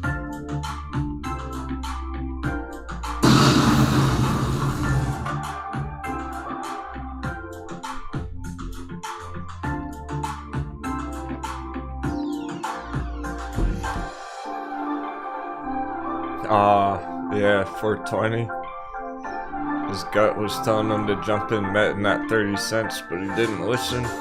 It wasn't just your gut. I was talking about it too. For 2 weeks straight at 30 cents. You might not have been watching back then though. We were talking about it for a whole week straight, every fucking day at 30 cents there. At least a whole week. Maybe 2. Like gold buy blocks.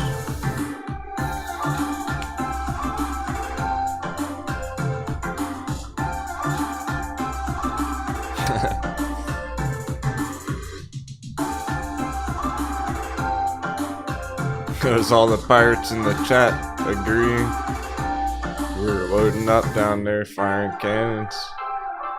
It was already starting to get exciting because it was popping up to 35 cents over and over again. So we were like, alright, it's getting good. Just gotta give it a little more time. And then there was a good news drop on it. I'm gonna just show it again, just to do my part. Apparently it's helping.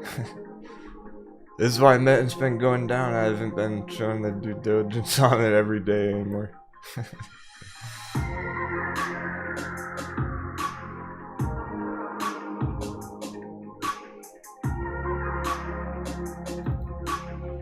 AGM Group announces strategic partnership with Metin for blockchain cryptocurrency mining business.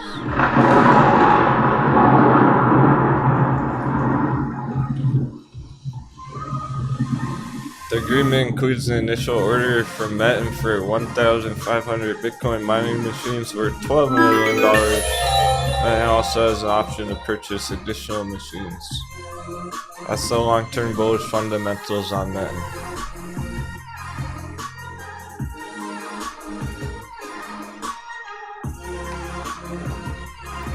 So let's keep that in mind. Help us feel real comfortable and confident about where it's going.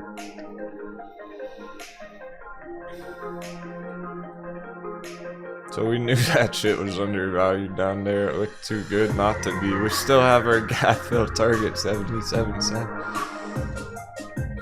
Eventually it's gonna hit that.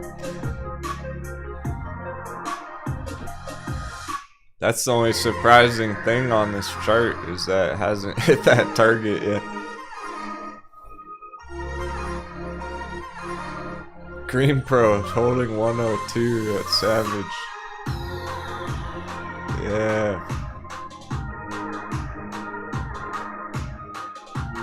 Stoked about that, cause a bunch of you entered that just this morning. First second of the day, first minute of the opening on the bell. People entered that. We're around 90 cents. Sorry, up 13%.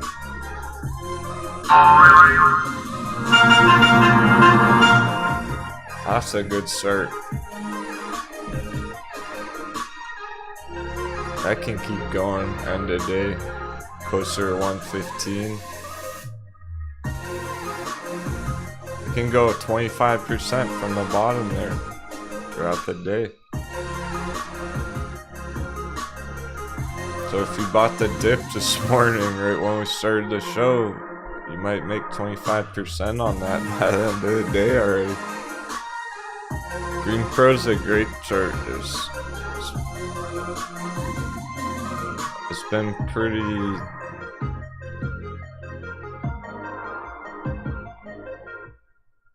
consistent, I guess is a good word for it. Pretty stable of a trade. Those epic bounces.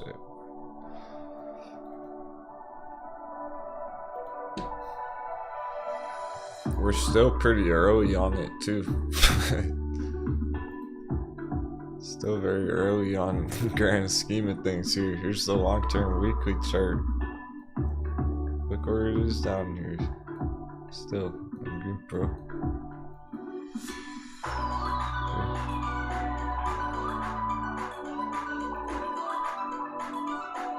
This area.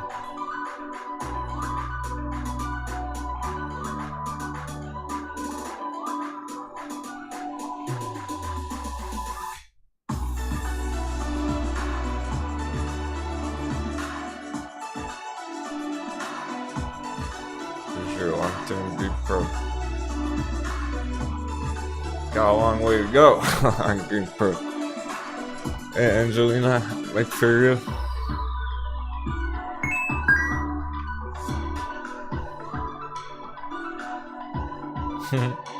Very cool. BW been hanging out.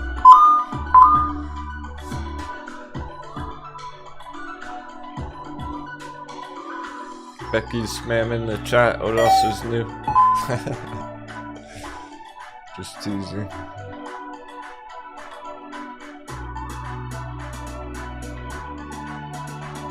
Spacey's Desire. Nick. Nick's asking, did anyone sell Ride? Sold more than half your position? Okay. Oh really? He's thinking about closing his whole position on it and moving on.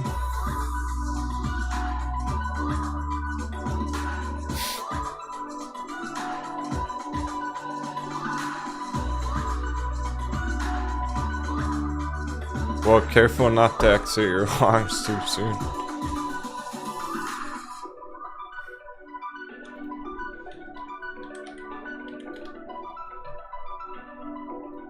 Here's FAMI, it's still very good. I'm still on the weekly long-term time frame. So it's the long-term on FAMI. Similar to Green Pro, it's still way down at the bottom, trying to go huge targets next year. Yeah, it's doing that 30-cent dance.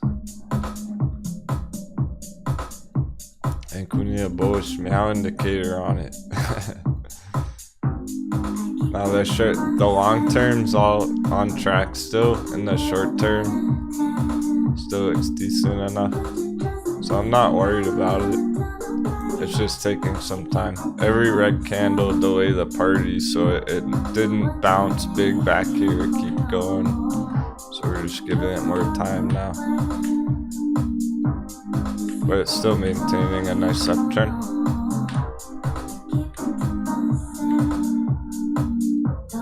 Bottom of our gold box. Not only that, it's really more about this blue trend line down here.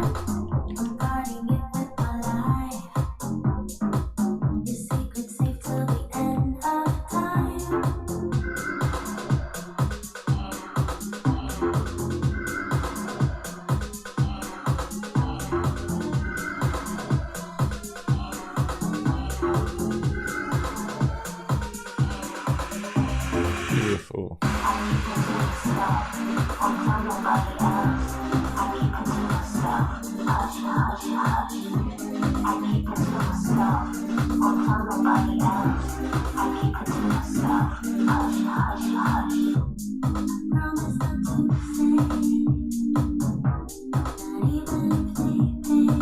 I hope you're all having a great day.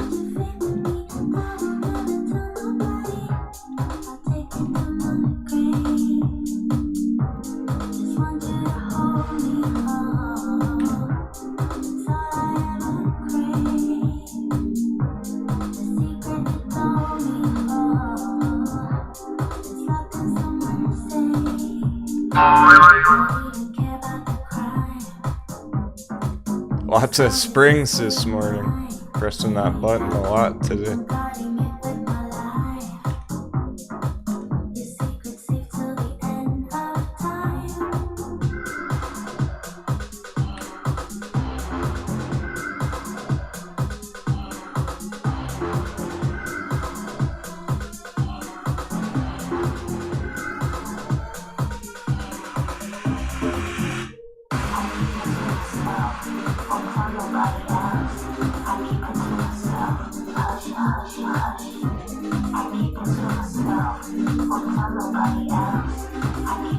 Alright, looks good for now.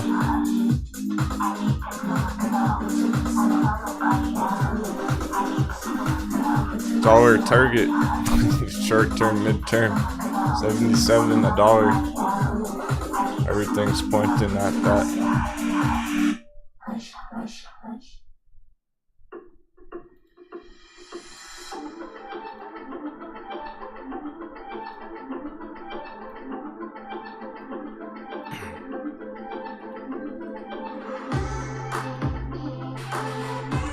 Just polishing up the chart. Yeah, free thinking. BIMI is alive again. We were looking at it. It's getting spicy. We got early signals. Some nice early bullish signals going into the earnings next week. It is early because it's not a confirmed breakout yet. See, it's still under this orange trend line for now. But what we're hoping for is a nice response to the earnings, so it might stay flat down here for a couple more weeks, whatnot. But after that earnings, we get a solid breakout, send it flying, hundreds of percents. So we're putting it back on the radar. Now it's starting to have a nice bounce reaction with the earnings coming up.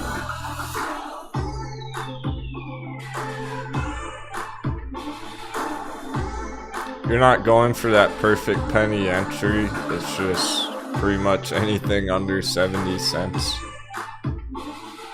Because if it breaks out, it's trying to smash right through $1.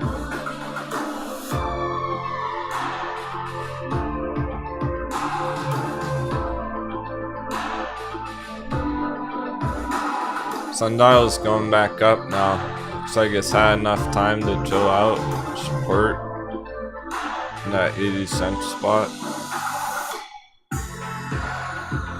Starting to curve back around towards the end of the afternoon, or not, end of the morning, I suppose. Well, it's bearish lunch hour in 10 minutes. We'll see if that means anything. It's probably not gonna matter for Sundial. That's why Sundial was going green yesterday in our green box, and I was like, Sundial doesn't care what the dollar is doing. It's going up all on its own regardless. Bearish lunch hour or dollar bullshit. It was right where we want it. Rush right through $1.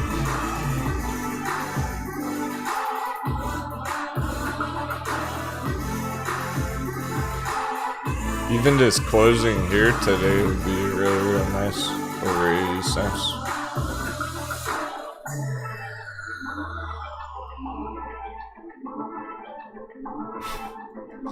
Heisen Motors maintaining all that green as well on the opening. So those huge openings this morning are staying green. They're not really selling off. They're down from like 20% to 15%. They dipped a little bit, some profit taking, but not much. ACB over 8. 801. That's gonna be a huge weekly close on it because it hasn't been $8 like 3 months on ACB. So closing the week 8 flat when it hasn't been $8 for like 3-4 months. It's gonna make it look real nice. FOMO, ACB FOMO, kick it in. What's up, Mr. Georgie boy? He's just here to flirt with Becky.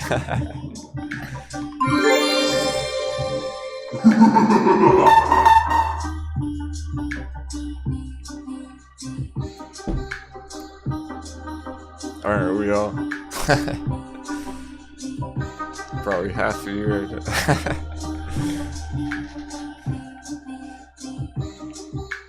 She's the tease on the ship.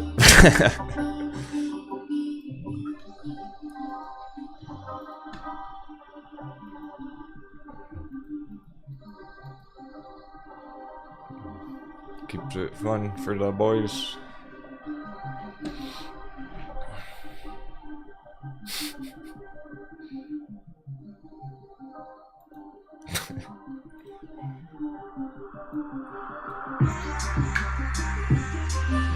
Hexo 177.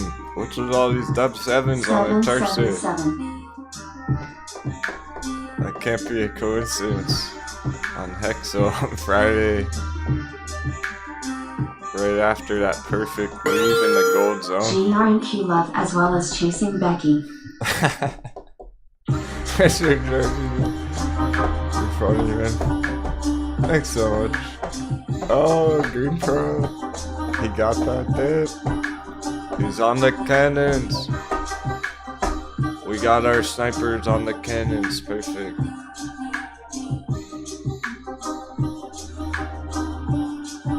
He's not gonna miss. He doesn't miss when he fires those cannons. Direct hit.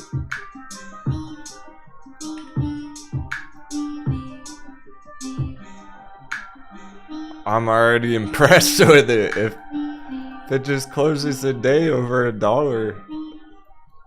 Incredible. It's one flat exactly right now.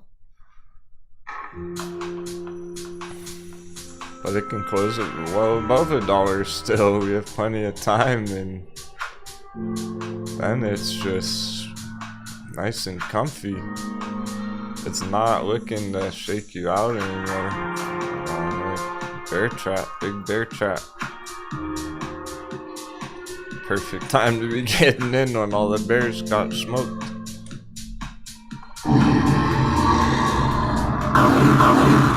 We eating bear steak for dinner tonight. We're feasting on bear steak. So keep in mind, it says it's up 4% on the day, right? So it's like, oh, big deal, it's up 4%. Well, people got it down here this morning. It's actually up fucking more than 10%.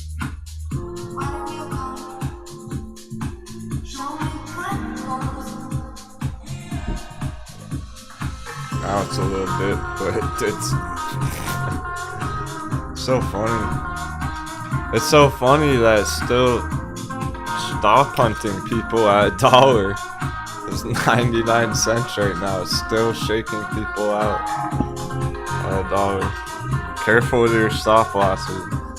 Not a good idea to have a 99-cent stop loss on green pearl right now.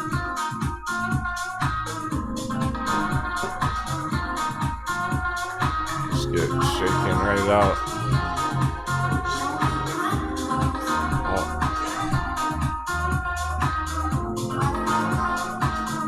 High tide's still cruising. That breakout so big, so savage. HITI, straight up. Who got in HITI? I'll give you a shout out. People were excited about it, so I was keeping up with the chart. I hope you got in time. Happy trading. Becky did. There it is. Savage.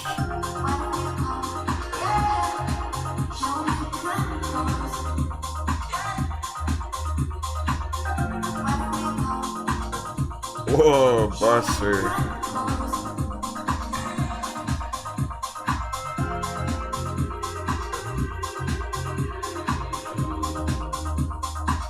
Buster says he's been bag holding this for a couple of years. Well, good thing you're on the fucking stock pirate ship now. No more bag holding.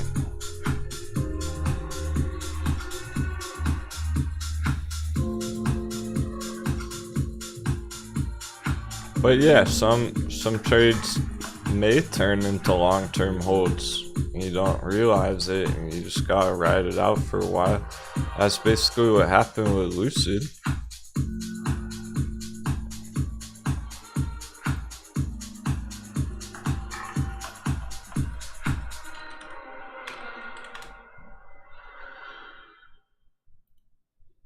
This giant bull flag developing.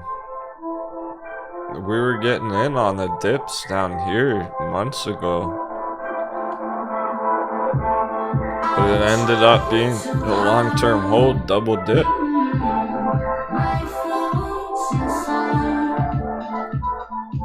And then it went straight up. It took a while. It took a lot of holding there. A lot of patience, but look at it now.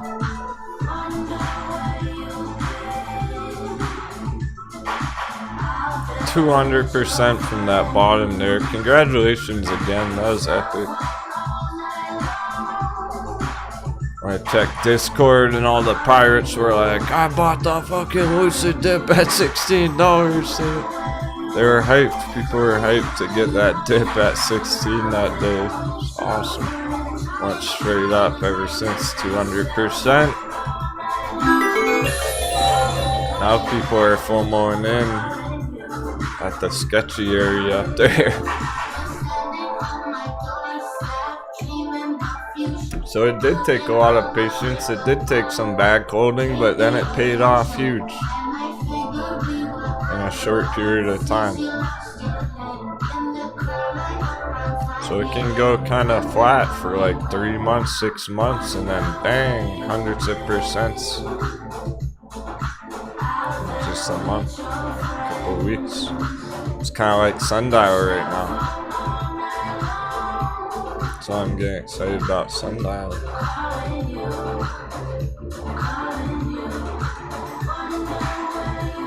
Yeah, Narobo's having some action for the NRBO bulls. Okay, cool. Holding up our perfectly in our bottom zone.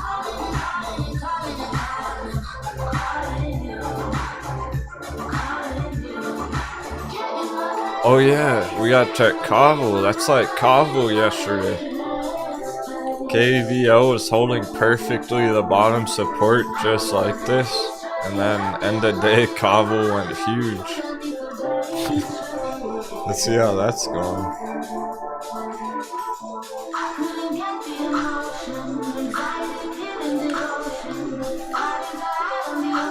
Nice. Still holding up perfectly.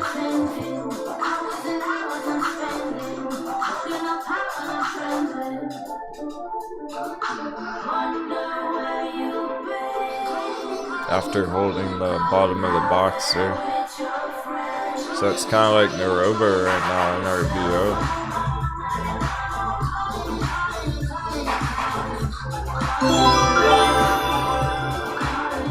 Hot beverage.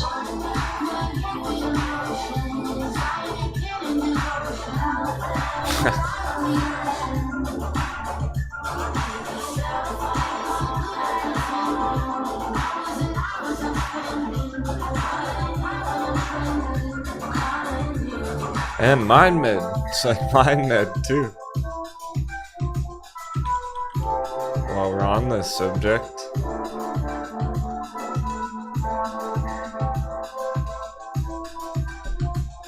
See, these things are going huge from the bottom of these support boxes, buy boxes, top heavies. Want it easy, want it badly, but I can get what I want. Too much pressure. Okay, here's the ride dip that was causing panic. Oh, the bear.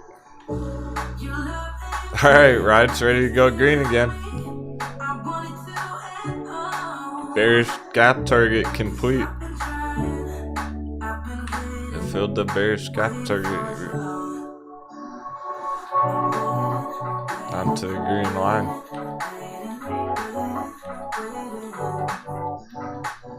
That was the target for the bears right there today.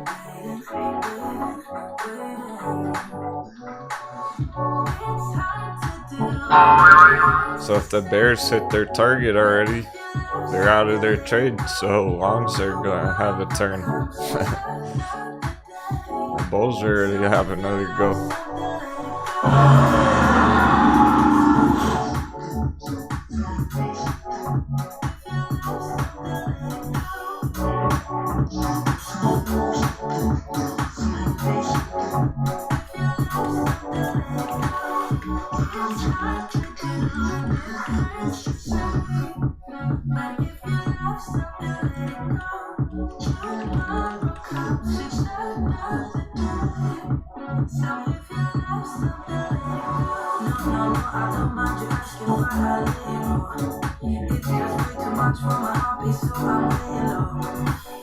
About Nico. Nice and healthy. Going into next week. Sweet. Maintaining all the green. All that. What is all that cabbage?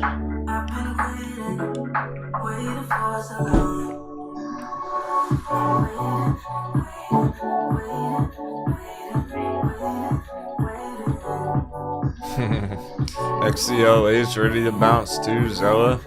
We're waiting on that. That's perfect penny bounce so far as well. We got a lot of perfect penny bounces forming. So there's XCLA. We have TAL, perfect penny bounce from 377. It's holding over 4 today.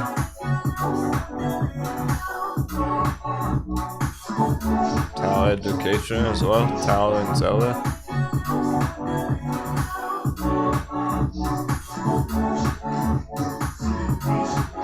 Virgin Galactic's putting in a perfect penny bounce at 1910.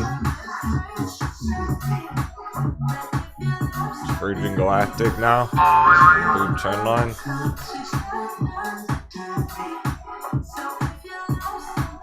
What is that? What even is that? I'll show you what it really is. Very beautiful long-term chart. That's not it. That's our messy long-term chart, our real one.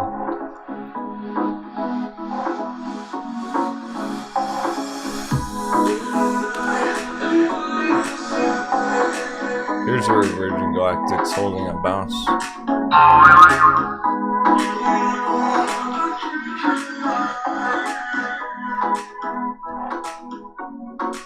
The long-term chart, the long-term support.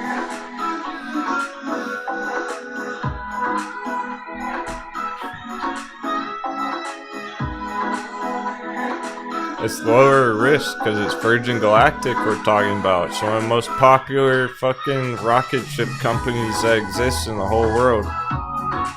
Undervalued, under $20. It's lower risk. Some of the other ones, Chinese companies and stuff. Triple digits, $100 long-term target, Virgin Galactic. 500% from here, 20 to 100.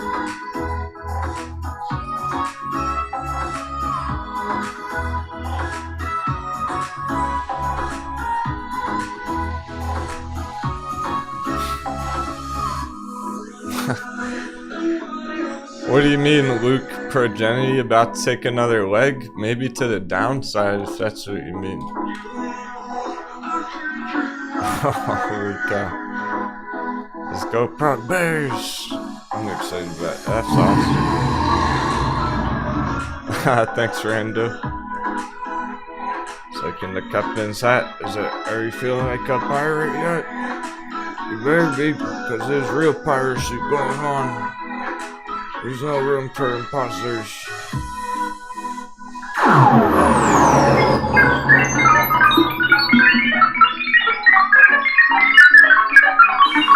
that helping you feel like a pirate yet? Yarr. It is taking a leg down. It's taking not just a leg, it's taking a peg leg. It's taking a peg leg down. I'll see you at $2 per jetty. There's no support here, so you can't go all the way back down to support under $2. Bull trap confirmed. Oh snap! That means Matt Core's audience and himself personally. He's probably panic selling it right now, pushing it down, making you money. I couldn't even say it with a straight face.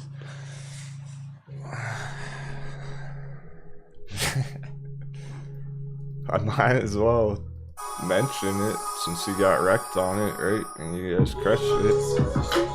Might as well point out that you're all doing better than the top fucking stock stream YouTuber out there right now. You're all better at trading than the top fucking YouTube stock live streamer.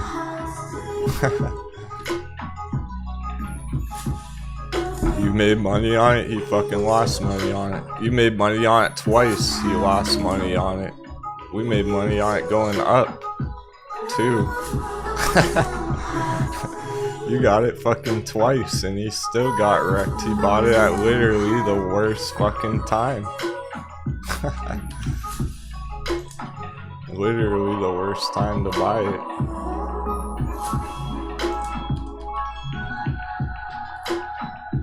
The day we took our profits. What a coconut. So now it's pretty much wrecked. Because people are waking, they're realizing, oh shit, it's going down. Better get out while I still can. Whatever, they're panic selling it, pushing it down harder right now. And the earnings already came out, so the earnings isn't saving it at all. It doesn't look very good anyway.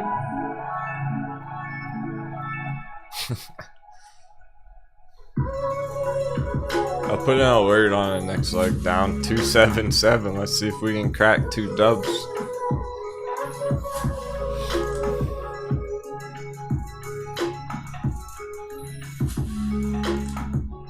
That's awesome. People are already winning on that just from yesterday.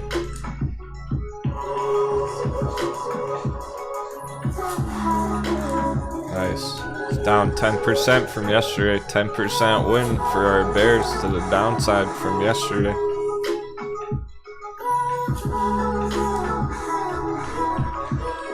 What about CCXI? Still bearish control. Believe it or not, CCXI is still in hot water too. This one's also can easily just roll right over, so in this bear box.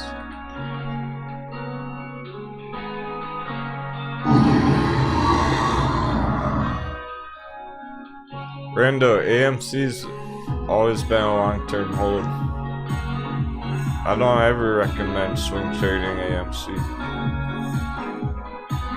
There are other swings that are easier.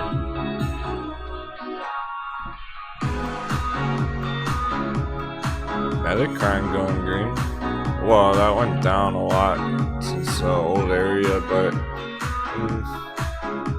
I'm not surprised. I'll check it later. If it has a green day, it can get back up to the box. Some of those dice rolls, they slowed down a lot, but that's why they're a dice roll, because fucking Metacrine might take a whole nother month or two, just like Sessin did, just like CCXI did. All of these ones. Just might happen to Metacrine. Takes a whole month or two. That's why it's a dice roll. We don't even want to waste too much time charting it. I'll check RFL, the other one there. Other dice roller.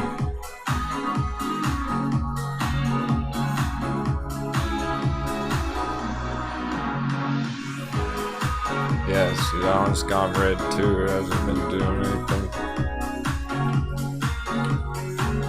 We'll see next week. Maybe next week they'll pick up pace.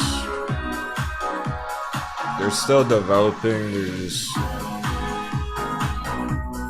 If you took the risk to enter, you knew it was a dice roll and it might take a month or two or three.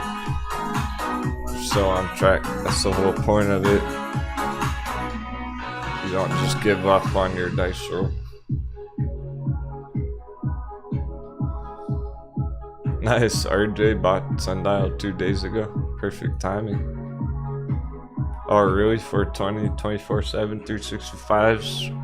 Deep on RFL. You're heavy on it? Okay. Well, the good news, if you are, here's the old bottom, the real hot baby, where Vader got. Vader already got in, got out a long time ago. But that's where it is now, really. So it's essentially a double dip hot bevy going on. It's probably not going to take that much more time to start going up again, but it's not going up right now. It's not breaking out right now today. Maybe not next week either, but I wouldn't give up on it.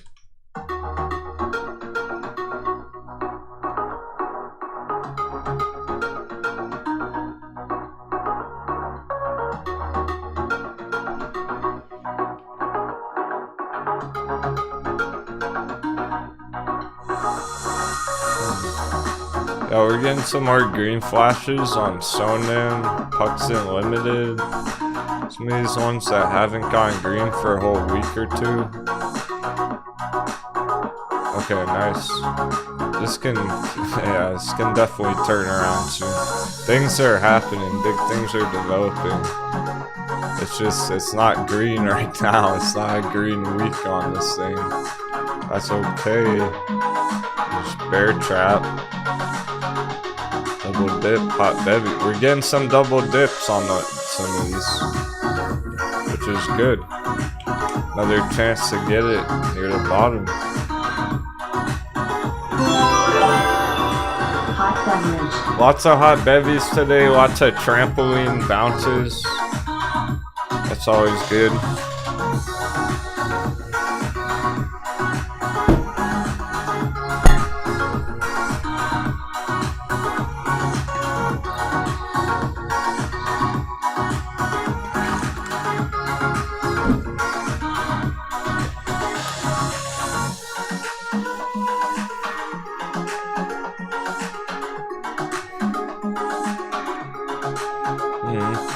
Yeah, so things like NEW, Puxin, they're right on the line trying to go green. Well, they are going green, trying to break out these lines through. So a strong close Friday afternoon today. Nice opening next week. be right back on track, having more green days. So those are all looking good. Just need more time. Ding Dong 0%, $30 flat. It's funny. Ding Dong's the only like 0% chart right now. No, it's not. CPOT. Metamaterials. Very suspicious. Look how perfectly they're holding the bottoms. CPOT. See, big things are brewing up here. Where they look very bottomed out right now.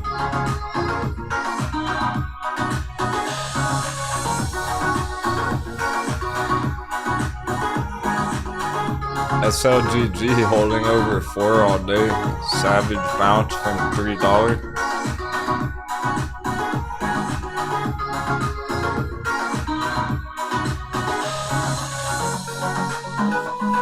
You see, it's basically stuck right under that small line right there. That last resistance, they're all trying to blast through these resistances.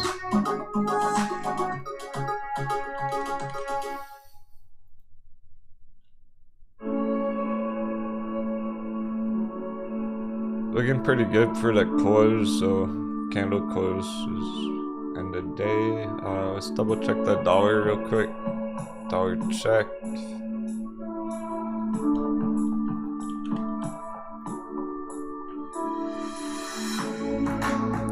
Fairly red still. It's not going straight up. Dollar's not going straight up. We like that. That's always good.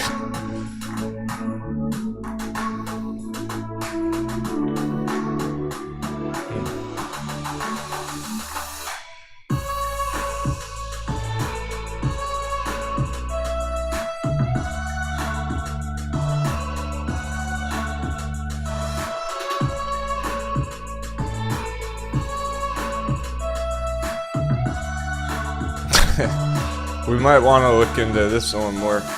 We're gonna take a short intermission.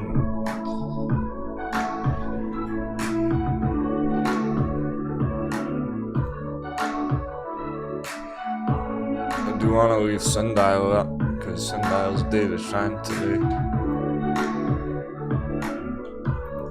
We really just ideally want to hold 80 cents for the close on Sundial, so it really doesn't have to go green at all to look very nice. But I'm expecting some more end of day buying pressure to kick up anytime on Sundial. We are in the we're in the middle of bearish lunch hour right now.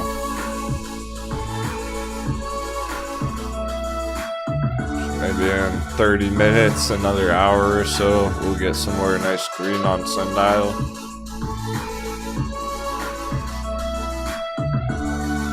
Trying to hold that 80-cent mark. Because I'd like to see it maintain most of that green on the opening. I'd rather not see it go all the way back down. Kind of a battle on that right now. The stronger it holds up today, the bigger it can keep going next week. Can really hit $1 next week. Go right through $1 next week if it holds nice and steady at 80 cents today.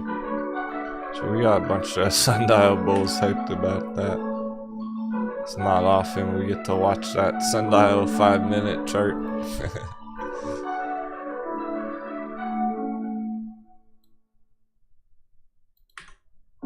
Usually we're just looking at Sundial on the daily, weekly charts, long term.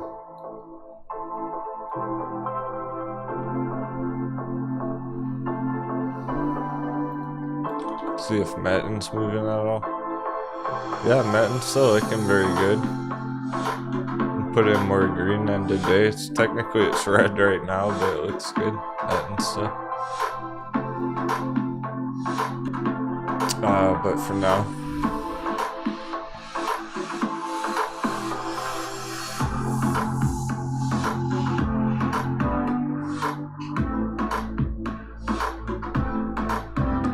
Peek at the crypto.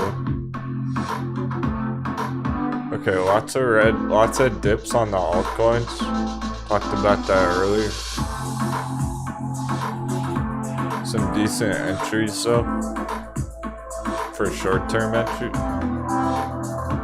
Quick entries for long-term holds. You know what I mean?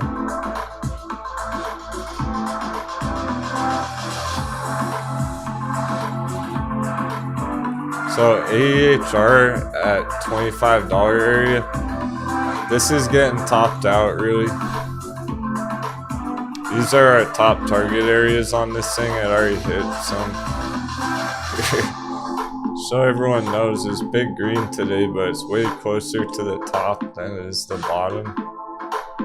If you are still in that holding it, it's time to take profits on that. It's gone straight up for a long time. That high tide moves very strong. Oh, that's funny. Alright, so we got 2 medical marijuana industry stocks on the screen today on our break. We got SNDL on the left and high tide on the right. Happy trading.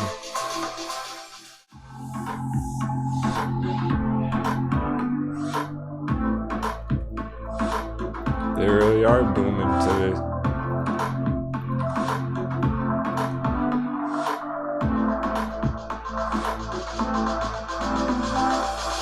I've never had more than one pulled up at the same time like that, same day.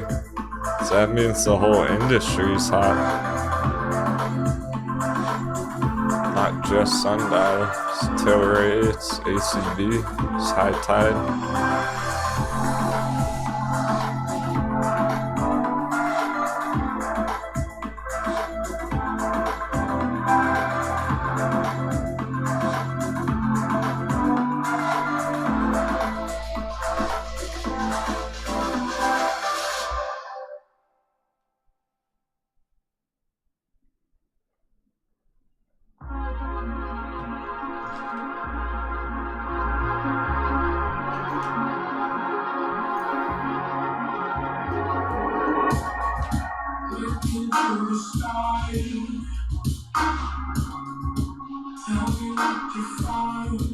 Yeah, there's short-term dips in the crypto and the altcoins, but they're holding their supports right now. They're not trending down, they're just a dip so far.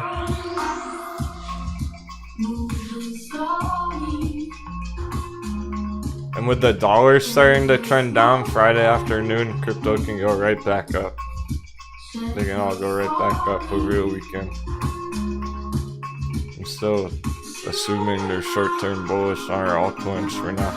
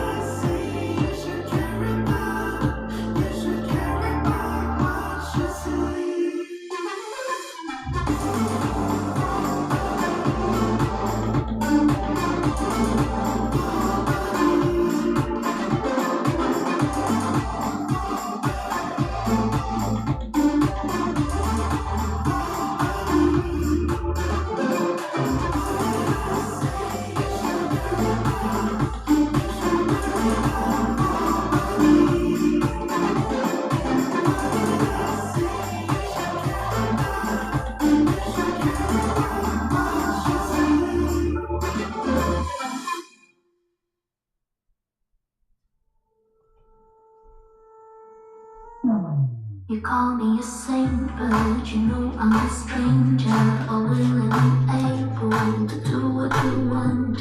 You think I'm These are not easy market conditions lately. I'm so proud of you. If you're winning at all whatsoever, you're doing awesome. I'm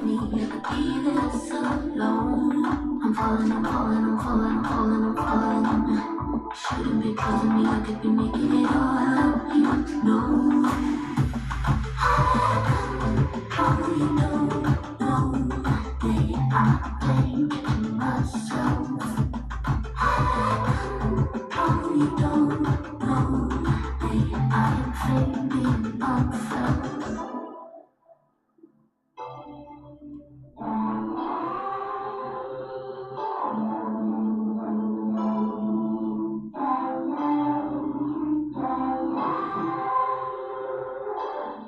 Oh, you look worried, and maybe you should be, 'cause this is a warning that I'm throwing out. 'Cause I'm the worst player that ever would play you, that makes up sweet words with the girl's sanity. I'm falling. And what you did with me, you could be this alone. I'm falling. Shouldn't be trusting me, I could be making it all up, you know. How you know, babe, I'm thinking myself. How you don't know, babe, I'm fading myself.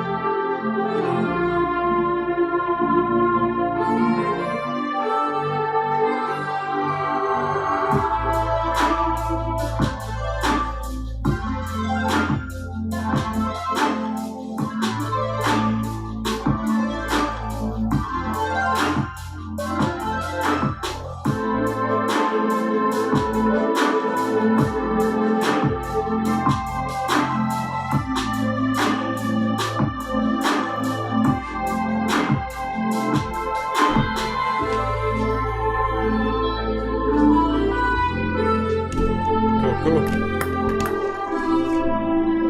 Good to go.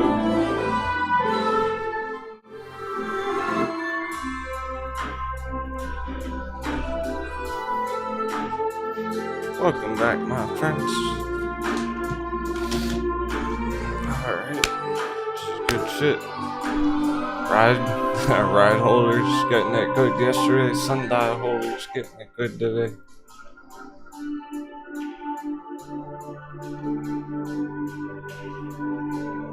All the alternate fuel vehicles, hydrogen, fuel cell, going up for a long time too. Well, a week or two. Hydrogen's been looking good. Fuel cell is trending up and up. Ride was ripping just 2 days ago. Just fuel cell. Nice steady upturn, long term. Oh, it's a red light, green light on fuel cell.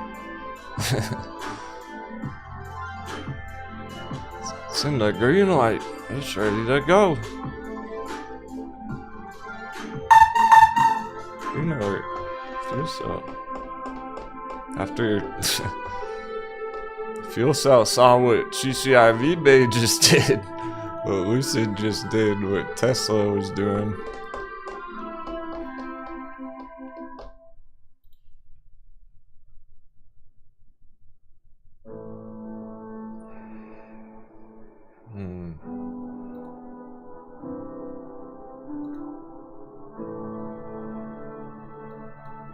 At least $40 target, reasonable.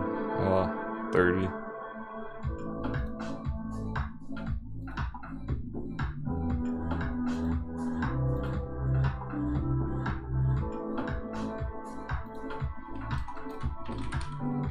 So that ride earnings wasn't bad. Oh, $5.77 on a ride right now. Dub 7s everywhere. 777.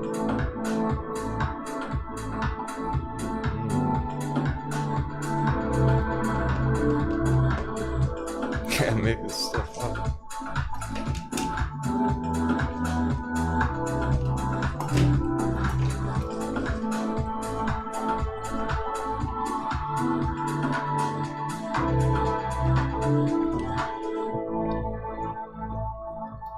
So that wasn't bad.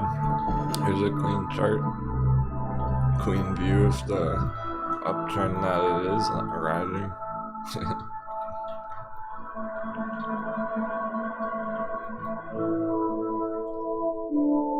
So don't worry about that small dip on the day, on the morning. There, not a big deal for next week. Right back up.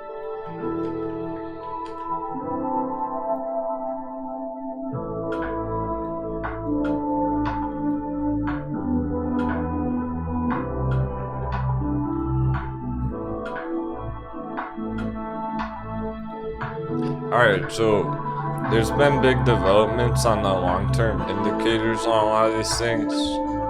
We should check. Let's check ride. Weekly MACD. It's been bullish crossover for a while.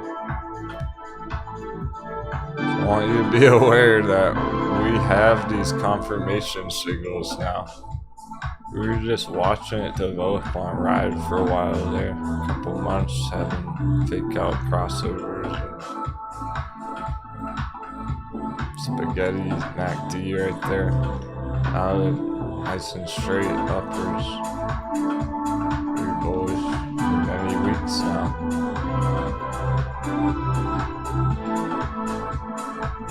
So that's been confirmed for a while, holding that bullish long-term momentum. Gonna go big next year. On ride. Bottomed out. Sad. So it's not just the breakouts and the bounces from the hot bevy under 5 and the candle bars and everything. It's the indicators too. It's all there.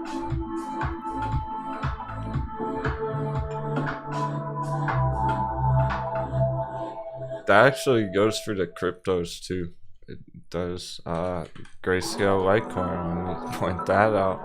It's been holding green today. You know why? Because that's been a weekly bullish crossover too.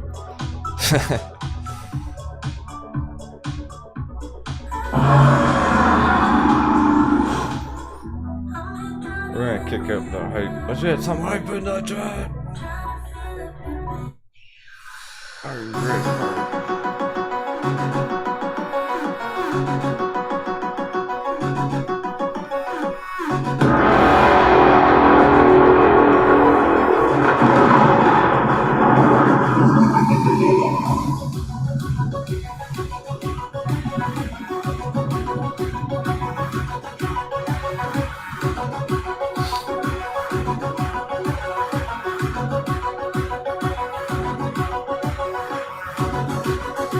Just got a Litecoin weekly bullish crossover. Confirmed. No more speculation.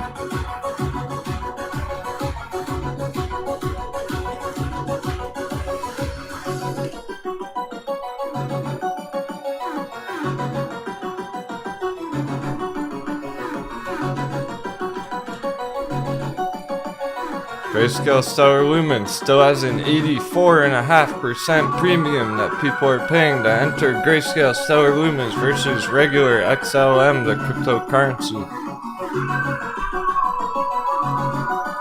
The premiums picked up on GXLM. We're looking for that on LTCN. There's our speculation about the premium trading has happened on Stellar Lumens. People are already paying almost double for that shit.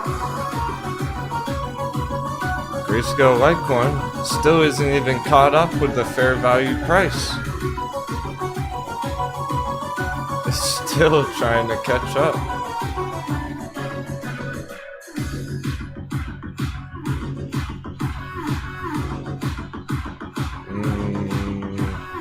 Alright.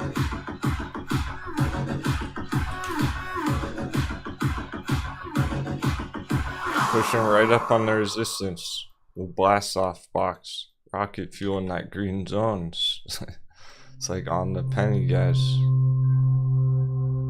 Finishes the day up there. Litecoin keeps going up over the weekend. Boom. This thing's gonna blast off. Keep ripping. Wait for the moment to seize you will be free. Yeah, under 25 is okay. If you feel like you don't have enough of it for long term, it's definitely not the best entry price, but hey, Zygmunt. It still hasn't quite left orbit yet. That's what's looking to happen when it gets back in this green box. So if it goes up here by the end of the day next week, it can blast off. So yeah, well, it's under here is basically the last chance to get it under 25. Well, particularly if Litecoin keeps going up and or the premium keeps picking up pace. The premium on GXLM 85%, so if the premium kicks up here, it's still on 0% premium.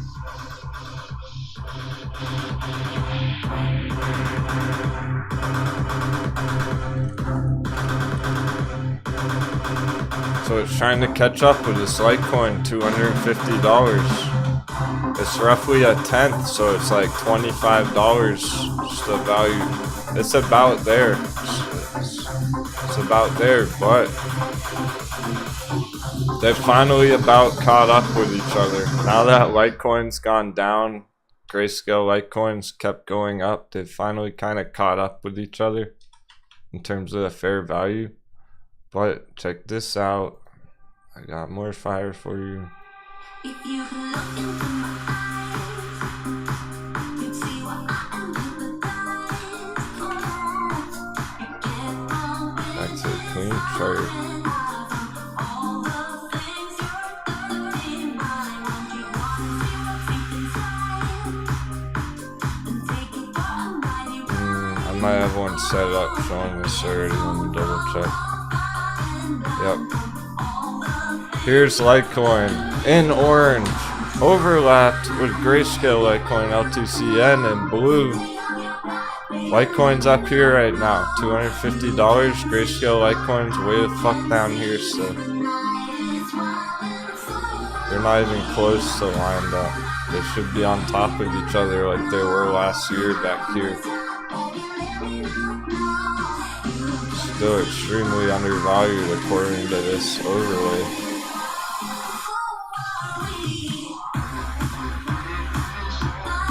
So grayscale Litecoin in blue down there is trying to catch up with that orange line way up there. That's Litecoin up there. That's what the premium will do. Premium kicking in and everything. So as long as that orange line's trending up, that blue line's trying to catch up with it. It's got a long way to go. Still very near the bottom.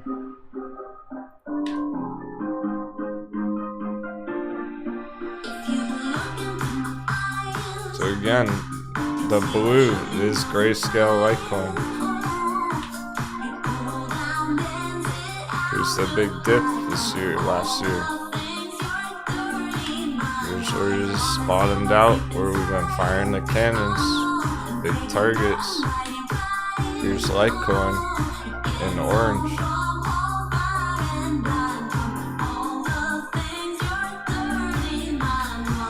Way higher. They should match up like they did back here. That's what it's trying to do, is match up. It's got a long way to go. These targets. Even if Litecoin just stays right there and the premium kicks in, well, there you go. That's your 10x premium.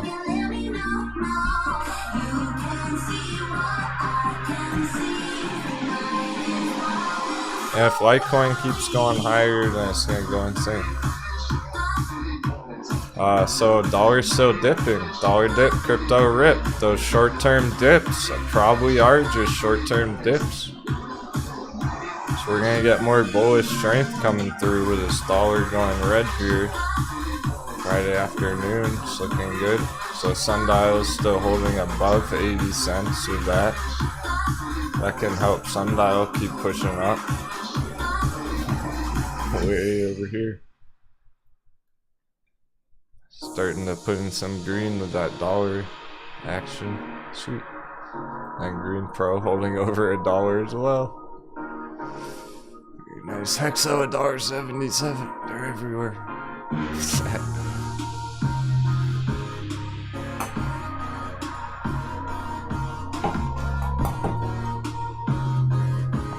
Lots of signals this morning. We're putting together a giant jigsaw puzzle right now. Like thousands of puzzle pieces.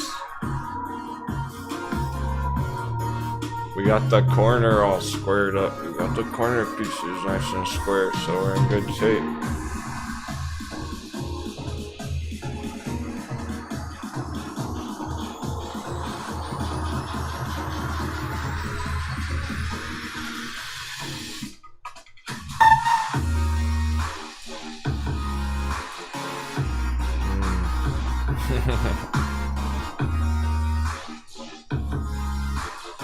Hexo's blasting off. Hot beverage. I didn't even need to hit that sound effect.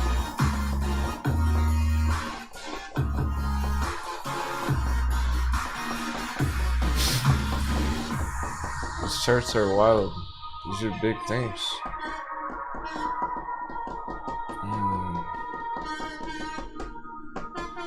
I'm getting excited, but I know the ones that people are heavy on right now are like Sphere 3D and Metin. They're kind of flat right now. So they're getting ready too. So let's check their long-term indicators like we just did for a ride and Sundial and Grayscale.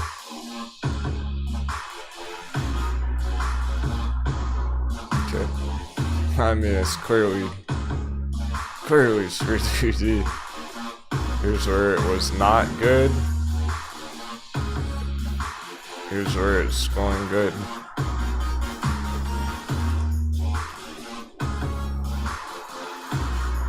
It's pretty clear, right? And here's the daily, and what this is doing is just holding the support between accumulation down below. When it's down there, we're getting some dips, some accumulation on it, but it's been holding above $7. It can go higher from that.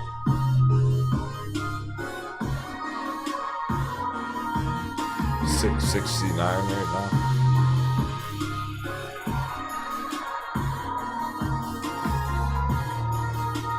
Yeah, it's just been cooling off, but also good. That's just how long term it is, how big of a move it's trying to be. Might not hit that target till next year, but that's okay. It's only a couple months away. It's effectively 2022 already.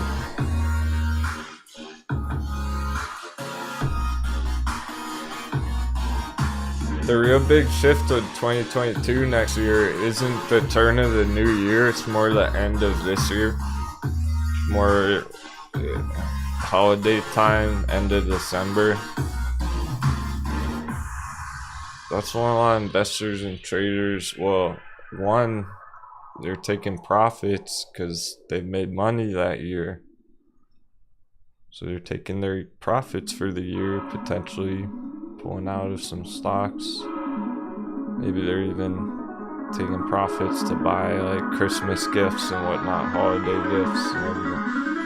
That's just how the world works. Number two, lots of people on vacation.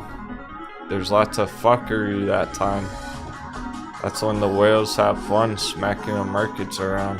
So everyone's on vacation, not even watching their trades. So they get hit with surprises when they're on vacation during Christmas. Crypto and stuff. Could be a red Christmas on crypto, get ready for that. Usually is. And I don't mean just Christmas, I mean like the whole end of December could be a huge shakeout. Some stuff. Right before next year. Maybe we'll get some nice hot bevies on crypto. We can only hope, because at this rate, they're already blasting off. There's only so many hot bevies left on our charts, especially for crypto. We have like 4 or 5 that are chilling at nice accumulation entries right now. Besides that, Litecoin's already blasted off. Dash has been going. I mean, VeChain's already left the station. We had nice accumulation on VeChain. Kind of late on that already. I do want to show you something on VeThor. The VeThor holders. Besides the giant magic triangle, which is epic. Which is all that really matters, but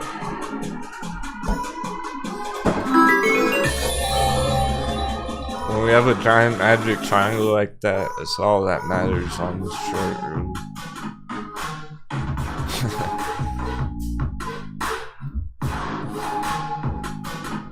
That's where I'm going with it, so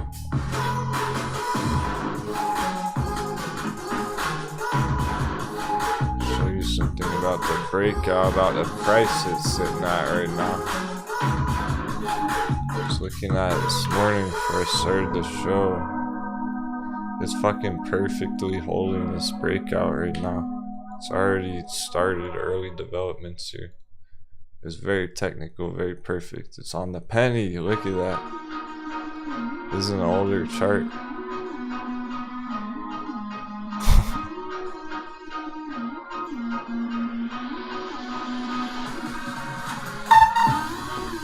Green alert.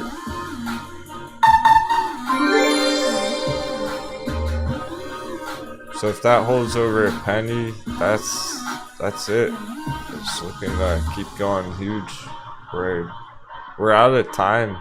If it bounces from here, we're out of time on VeThor as well.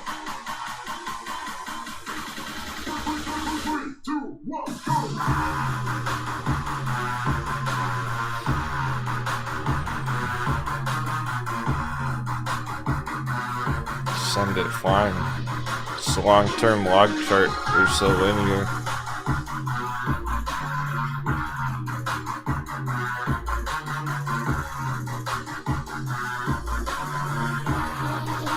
Hey Kelly, she's asking why would it be good to pick up more grayscale Litecoin?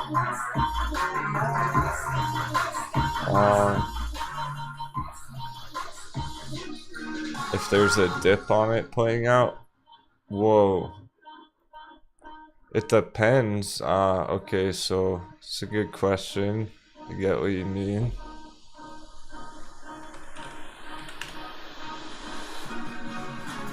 Okay, she's asking why accumulate grayscale Litecoin right here when it's been trending down instead of waiting for a dip. Well, it depends, because if you've waited too long and you missed it down there, you're risking a huge pop by the end of the day potentially, and it goes again and you don't get that dip. You might not get that dip. There's always, trading's about probabilities, right? So the likelihood, it can still go either way, always, any minute, any time, on any chart. So you might think it's gonna dip and then it doesn't. If you're waiting for a dip, you're hesitating on your accumulation and you're risking missing a breakout. Just like the opposite, right? Now, it also depends because it's Friday afternoon. You're at a bearish lunch hour now, that's good.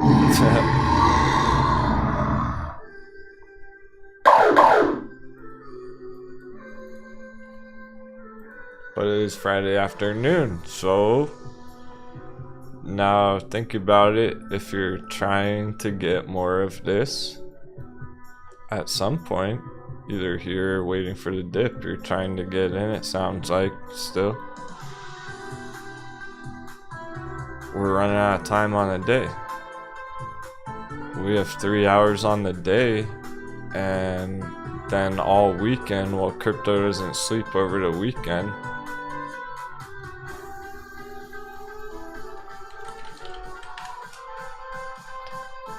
So Litecoin, the best case scenario, Litecoin could hit an all-time high over the weekend.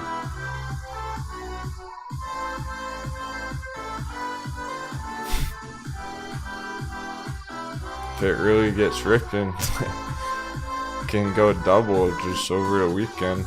For the next few days, hit $400 over the weekend, and then we wake up Monday morning, it's $400 already, and then there's no time to get in grayscale Litecoin because it's going straight up already.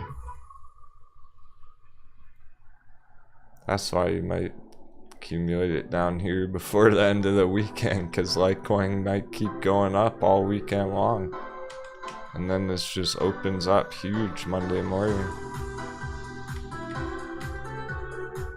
That's why it's interesting that it's chilling right on the breakout line right there. It looks like it's ready to just blast right through still. Even though Litecoin's chopping around, people are still loading up on this apparently.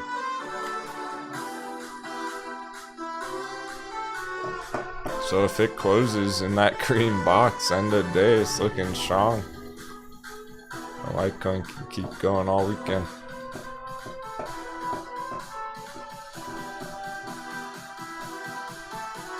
Nice, Sundial's putting in that green bounce from 80 cents.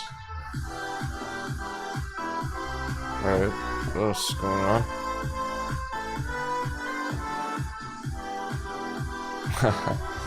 Same ones from earlier, still cruising, high tide, ACB. Both up like 8% on the day. Very nice. Because those are long-term holds and they're on the top of the list today. Some of the long-term holds, they're putting in 10% moves every day. Yeah, LC, you're gonna average up a bit on it. Yeah, I was even thinking about it. But I don't know.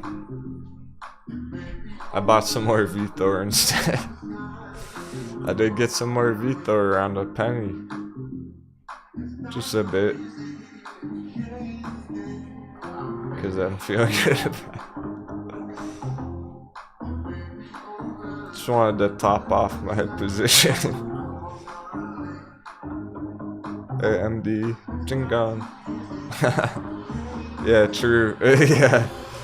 Yep. It was a hot bevy at $13. Now it's already $23. That didn't take long at all. Oh, hey, Powderhound. Where you been?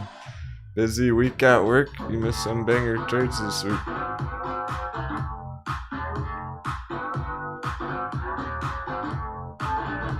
Nice, okay. You just went dollar cost averaging some of them.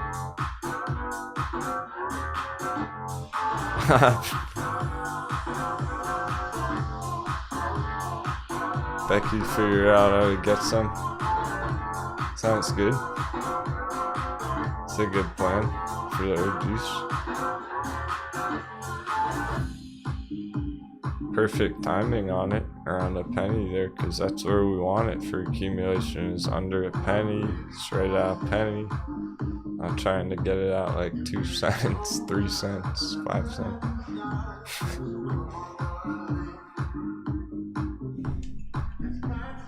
Remember Dogecoin and Shiba Coin going from, well, not really Shiba, but Dogecoin going from a penny to fucking like 70 cents earlier this year.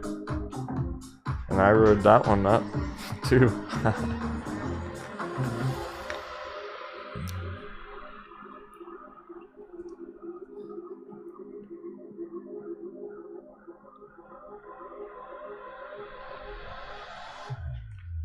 Yeah, those are all good ones in the chat there.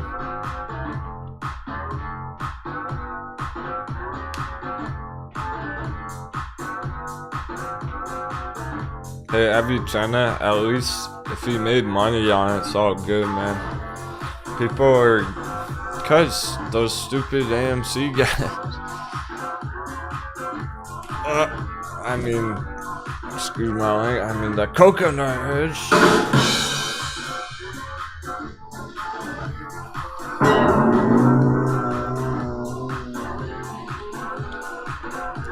Those coconut heads, Trades and Matt Kors were putting out videos about it when it was at the fucking top. And we drew a quick chart on it back then, so people, everyone in the crew was asking me about it.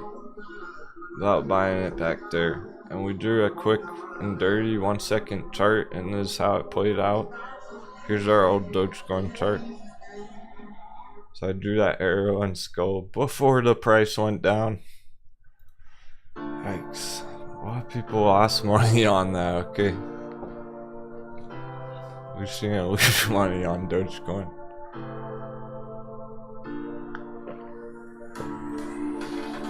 That was brutal. Because it dropped from like 70 cents to 20 cents right after they hyped it up. Those other streamers. Because they're fucking streamers who started trading this year. They're not traders who started streaming this year. Like the captain. I'm a trader who just started streaming this year. Not a fucking streamer TV personality that just started learning how to trade.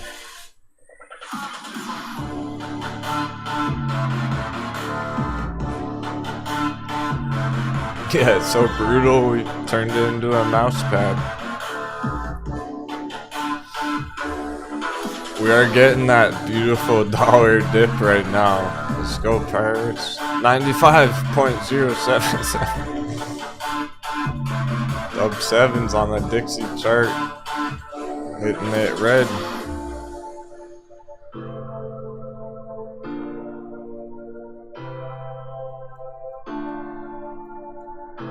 It's looking good for the rest of the afternoon.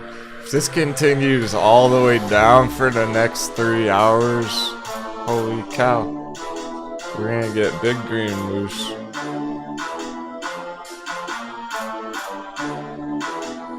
This is setting up for some epic bounces for the end of the day right now.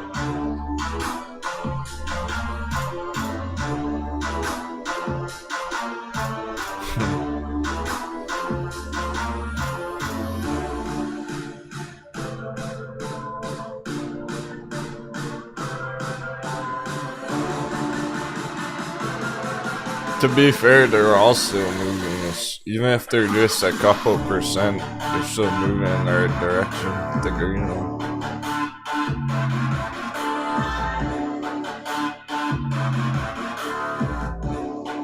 Even this, even the funny ones like Krispy Kreme donuts, it's looking pretty tasty. And barbecue, it's funny. Krispy Kreme Donuts has been developing a breakout down there.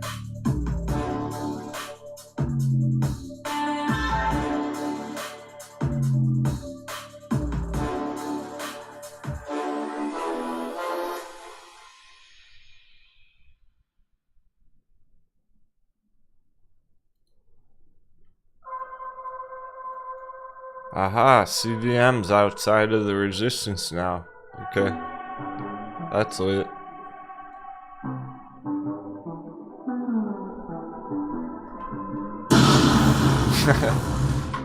CBM getting hit with a case of the rocket fuel.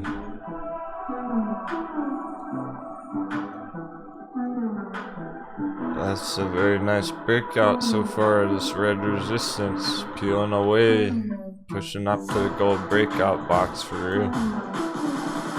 How perfectly between our lines on here. Bounce off the red line. What's the red line though? Important. A giant resistance.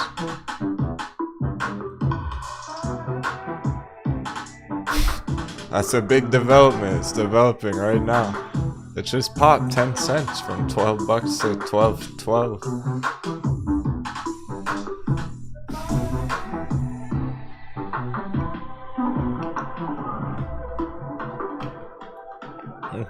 So let's say CVM closes the day, finishes strong in the gold breakout box. That's everything it needs to go big next week.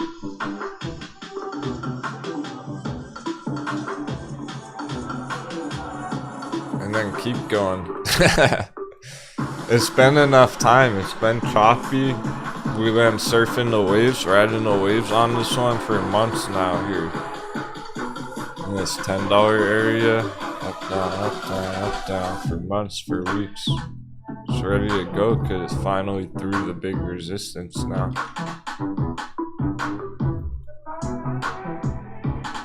Friday afternoon, so going for a nice strong close on the end of the week, set it up great for next week. Get a much better target because it hasn't even really come close to the real target up there yet. Still trying to get way higher in the midterm, long term view. From the recovery after getting annihilated,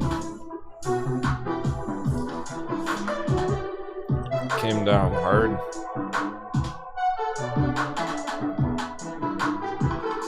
%.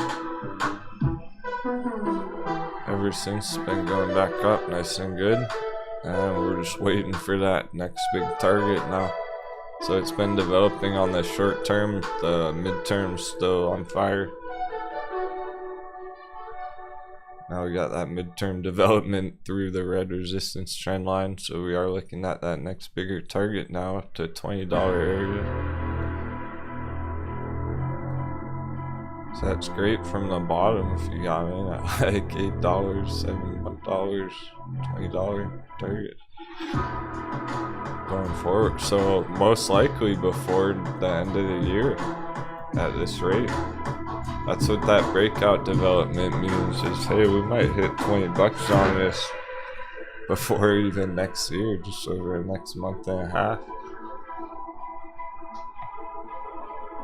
Because look how fast it went down there, so that's how fast it can go right back up there. Let's go. It's a lot like CCXI. When it doubled, remember Chemocentrics had like 100% day one day. Not one day. After Chemocentrics had a development like this. Then it went straight up in like one day.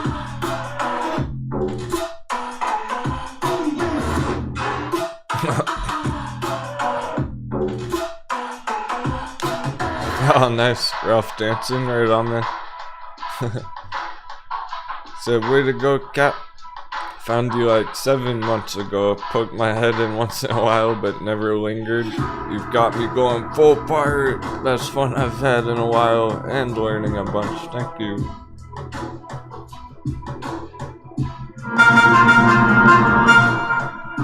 Alright, you're getting your peg leg. Your sea legs. That's enough time to start picking it up. It only gets better from there. Lots of the OGs, it took them about 7 months for things to really click. That light bulb moment in their head. Oh, they're fucking crushing it.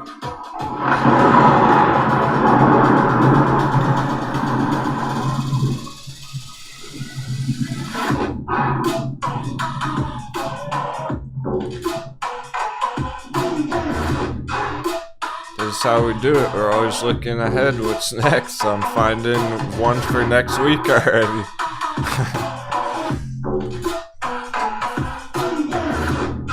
So if this shit doubles in value next week, now you know why. No surprise. The BOM's been getting ready too. Domenica's been holding 50 cents for a long time. It's getting ready any day too.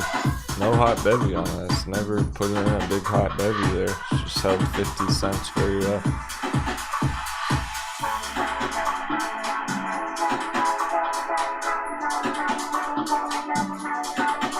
And any bit of green on Blackberry, every green day on Blackberry is going to trigger some FOMO. FOMO on Blackberry is going to trigger again soon, I suspect. Send Blackberry flying again.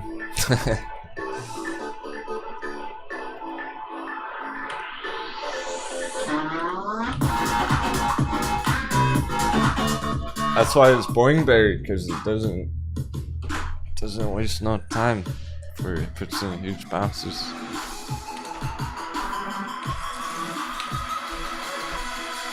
And it's been too long already. TAL way off that bounce. These are bounces I'm talking about. So we keep getting that dollar dip, socks rip. It's very timed and ready. Yeah, high tide keeps going as well. That's already been a nice win just from yesterday on HITI. A huge candle after that breakout at 6.7.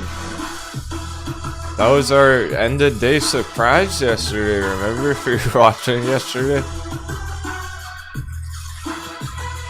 It's like, alright, end of day surprise. We got a high tide breakout development. Bang. Straight up. We going to the moon.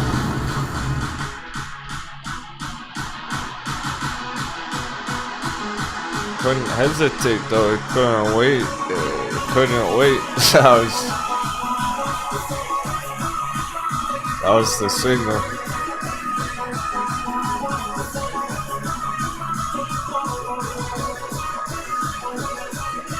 Whoa! Look at the RSI. Mooning.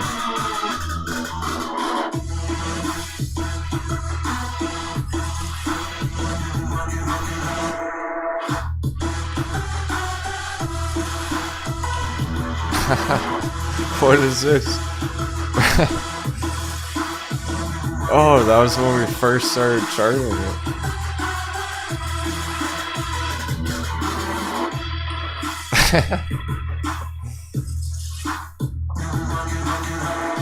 I love this stuff. Ready? Perfect bearish RSI example when we started charting it.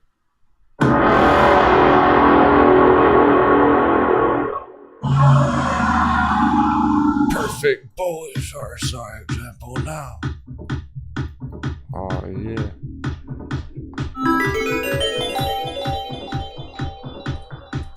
We're changing it. It's changed. Perfect bullish bounce. Bottom.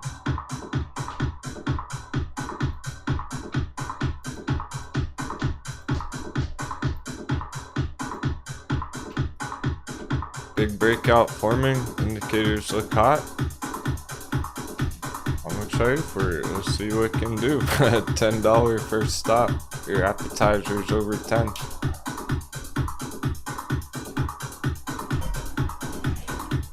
$20 long term. It's like 250%. ACB won't stop either. Forget $8, it's $8.20 now. 777 breakout ACB.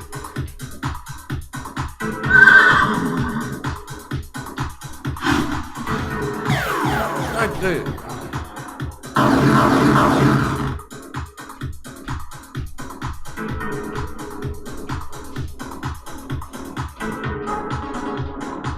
It just happened to be that number.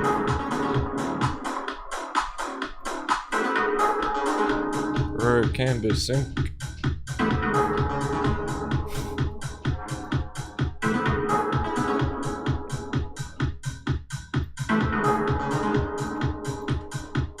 Busting my move.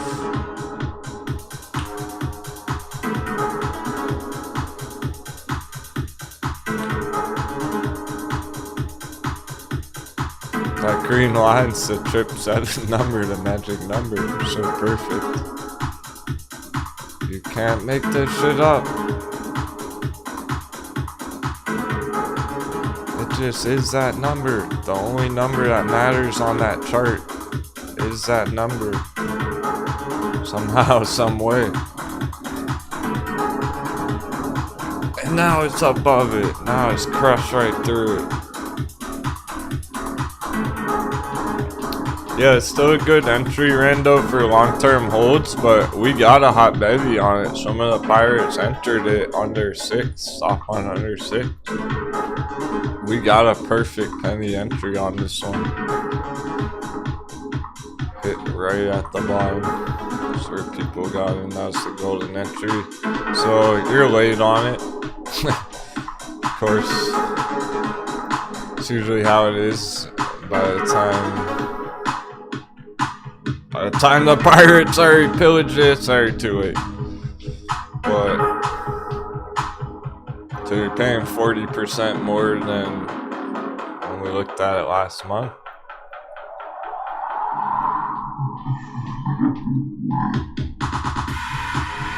Now it's just going so smooth, so perfectly, but you still have awesome targets from here.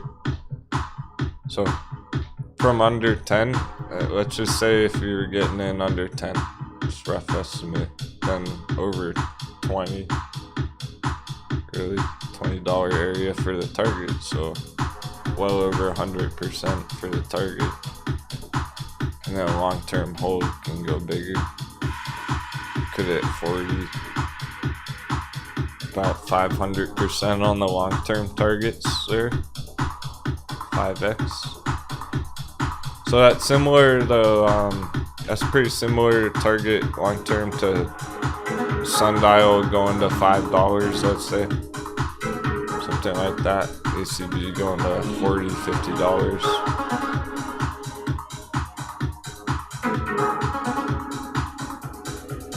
So it's basically, if you're getting in right here above 8, it's still pretty decent area. Like it's still way closer to the bottom than it is the top for sure. But not the perfect golden entry. That's okay.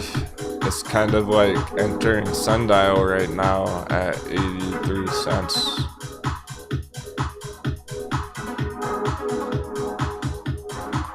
Right, it's ideally you would have gotten in Sundial last month at 60 cents, not 80 cents. Same thing with that one.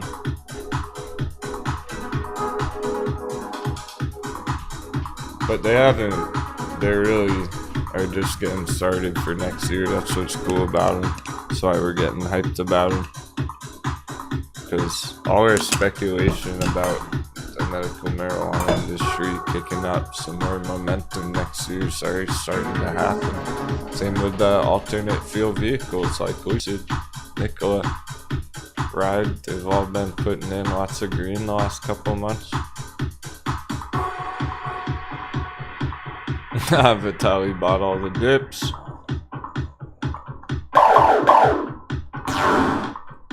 Atta boy.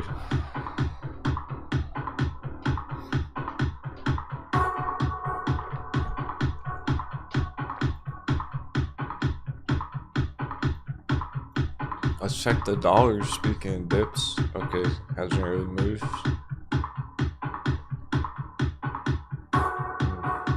Still have 2.5 hours though.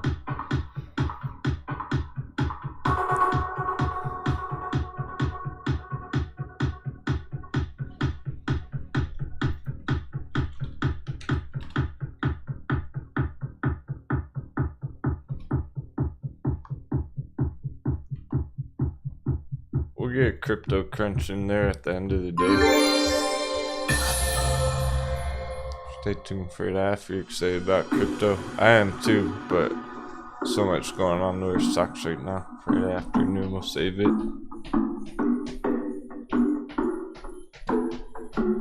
Thanks for the 7. Captain, thoughts please on MFH 777. S&P still getting resisted at the moment.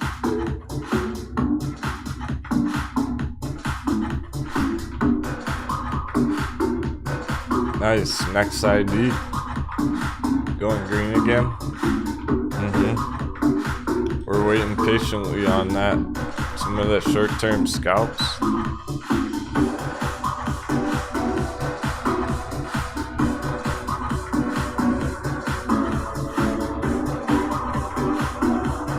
Okay, it's been trending up for 2 months.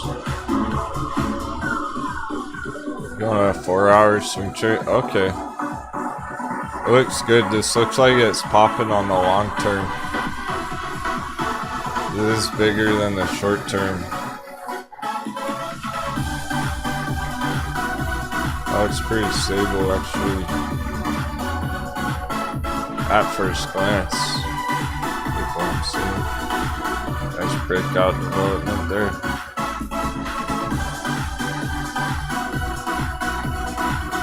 I'm on fire right now. I don't need to spend too much time on it. It's breakout, but there's not really a retest, so maybe a bit of chop still down here since it's such a long-term breakout development. But it still needs that breakout retest, right? So it's developing there, but it gives you a nice big target. Start with that from the appetizer. $6 area. And that's nearly 100% from here, from 350 to 6. Pretty good target already. But hopefully you're in it already from lower, so it would be over 100%. So if you got in around 3, under 3, then that's 100% target right there, which is cool. Alright.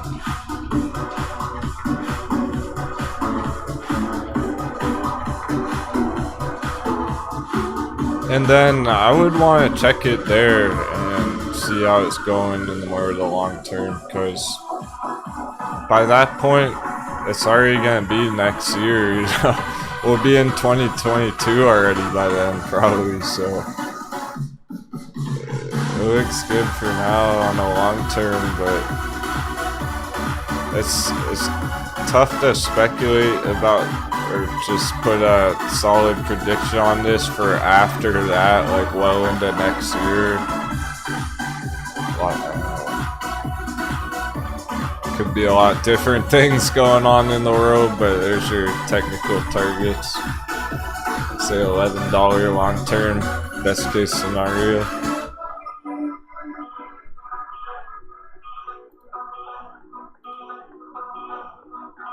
So if you got it around 3, it's 300%, pretty sweet.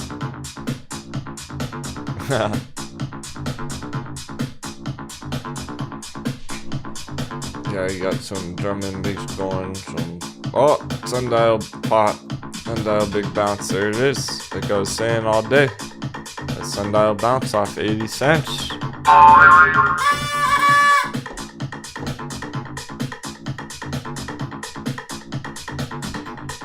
End of day strength, sundial.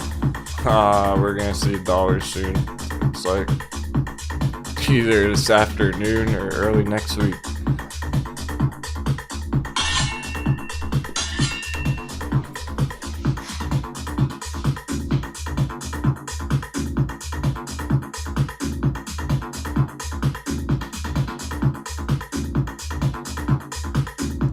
Is the kind of music obviously I still listen to this kind of music, but it's the kind of music that helped me break free from the matrix. Forget you're even listening to it when you're charting. All of a sudden it's 10 hours later.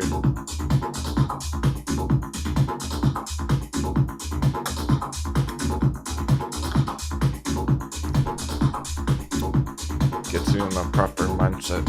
Keep the gears turning.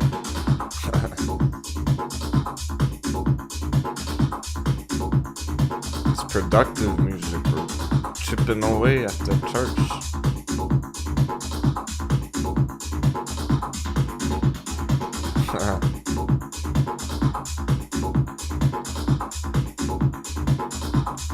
Yeah, for sure, Rando. So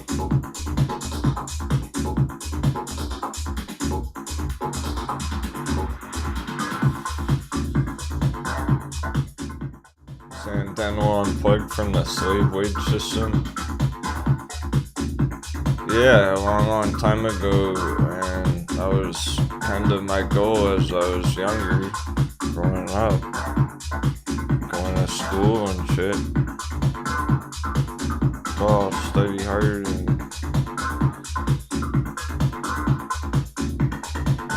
make money a different way, an entrepreneurial way. I didn't know what exactly that would be when I was young, okay? The more I got into trading and charting growing up over the years, it's like, this is fucking it. So I went all in. All about it. It was pretty clear from a young age that this is there's so much potential if you do it right.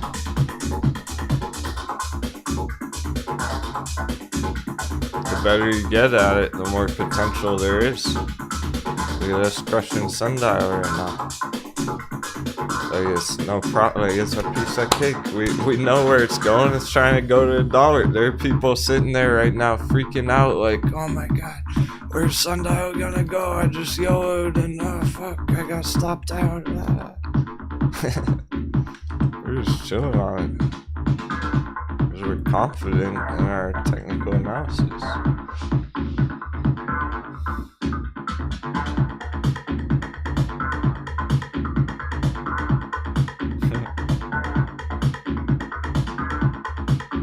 I dig the feedback. It's always cool to see stuff like that in the chat, man. Dude, I love it. You have great taste. I can hardly believe this channel exists. You're all so awesome. Thanks, Rando.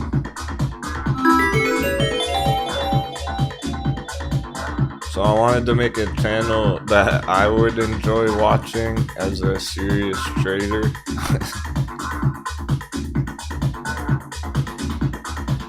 I couldn't stand the other stuff I was seeing on YouTube, so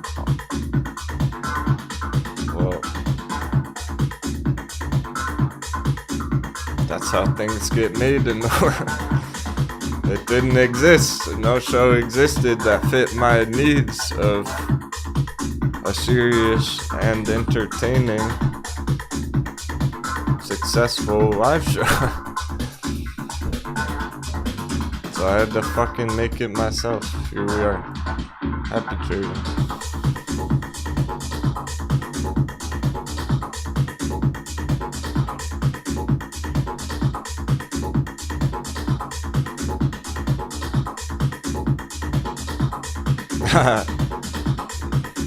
I know, Gabe, it's hard to believe. No BS, no commercials, nope. I don't sell shit. Dude, yeah, there's like merch, but nope, free show. Every day, all day. Thanks to the support of our awesome community members. This is a community funded channel, 100%. They make it worth my time, so no commercials, no sponsorships. All my true, real opinions. You want to hear what I really think with all my experience and my knowledge about it all, so I don't hold back.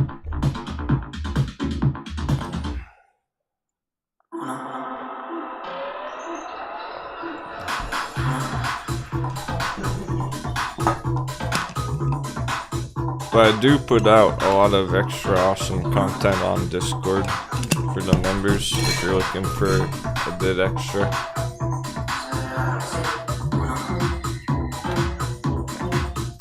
Yeah, for sure. Without the other channels, you wouldn't have found ours. I know it. Yeah. So I started it up with the AMC hype cycle, okay? So we love AMC from... We made good epic trade on AMC those early days.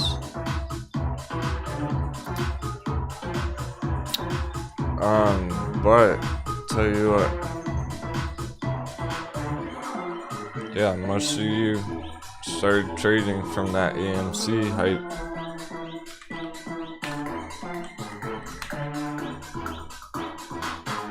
Down here. January, February, when it popped to $20. So a lot of people FOMO'd in up here, and I saw that, and I knew AMC was a great trade, a great hold back then, even with that correction. So I was ready to start the channel right here. And I waited like 2 weeks for it to come all the way back down to the support level at $5. Then I started the channel to make sure everyone started with a nice win.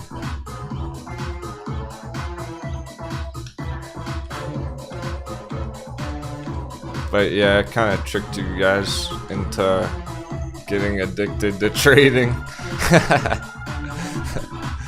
Now you're all hyped about these fucking Chinese companies and cryptos. It's awesome.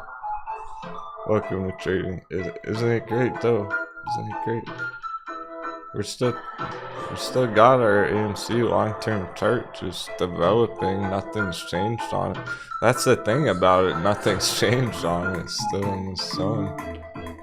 So there's nothing really to say about it right there till it breaks out.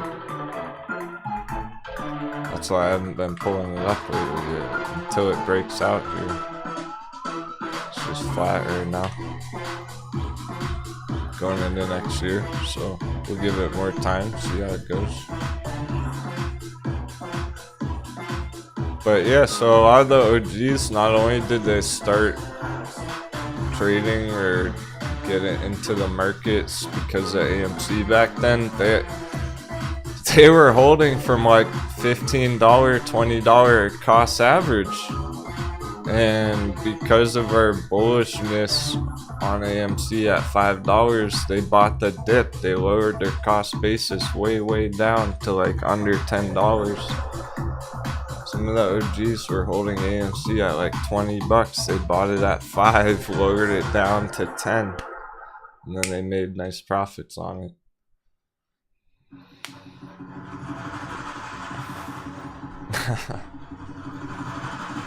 Oh man, I did not mean to.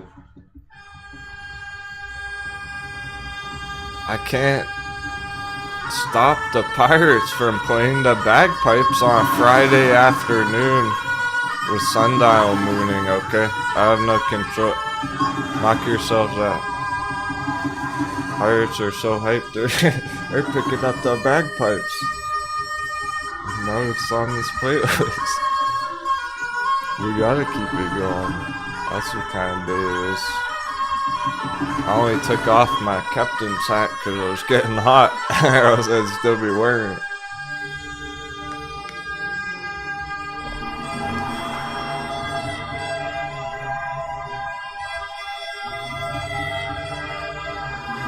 It's been an epic week already, epic month for some of you.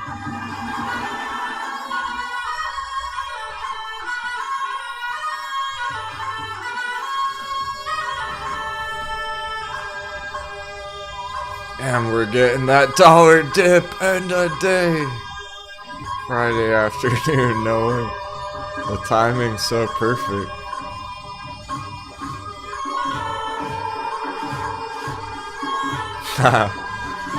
Oh yeah, Powderhound always does it right. Damn. Yeah, Powderhound bought AMC at 8, sold it at 62. I forgot he hit the top. So perfect. Because he listened to the charts. He saw the MACD bearish crossover.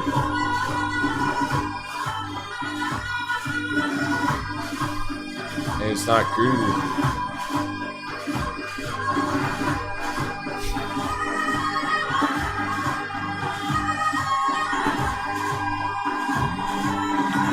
He listened to the charts, the TA, instead of the FOMO hype on it. So yeah, think about how many people bought AMC up there and already like panic sold it or whatever. It's rough. It's rough. Lots of moon boys losing money every day. You guys are doing great. Look at all these green charts on the watch list. It's great.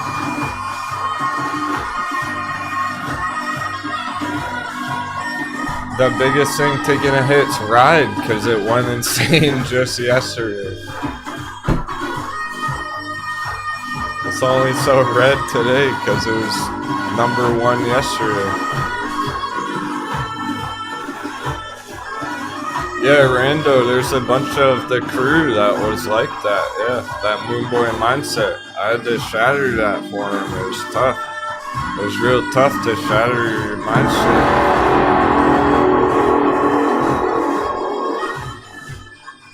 But I'm seeing it more and more that I really believe that these new traders who are just entering the market, they just want to make money. And they haven't been making money on it lately, so that's how you make the stacks, the profits, these banger charts. The ones that are actually moving every day.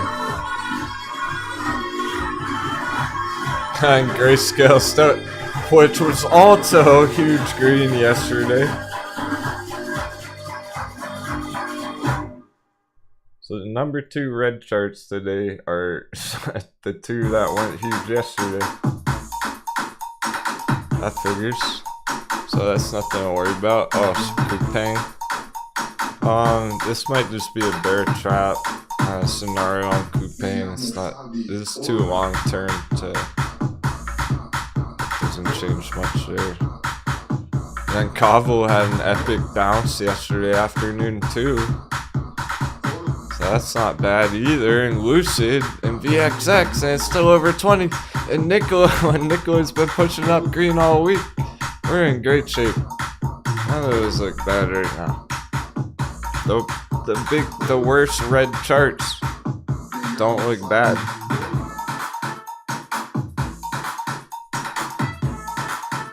So even the ones that are potentially taking a hit, taking some damage,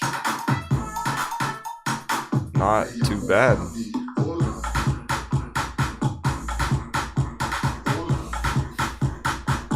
So here's Kabul, which is apparently one of our most read charts on the day. It looks green as fuck. Where's the red? How is this red on the day? It's green as hell. Major bounces on Kabul.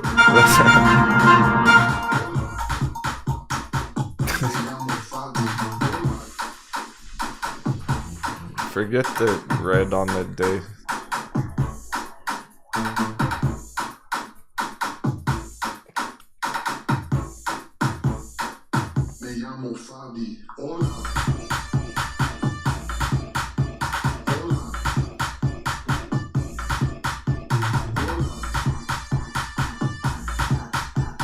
That goes for Metin too. It said Metin was like 0.5% red or some shit. Which is a mind game. Oh yeah, we were talking about bingo earlier for fun. Well, here's the bingo chart, BNGO. Look at this. Lots of confluence right here.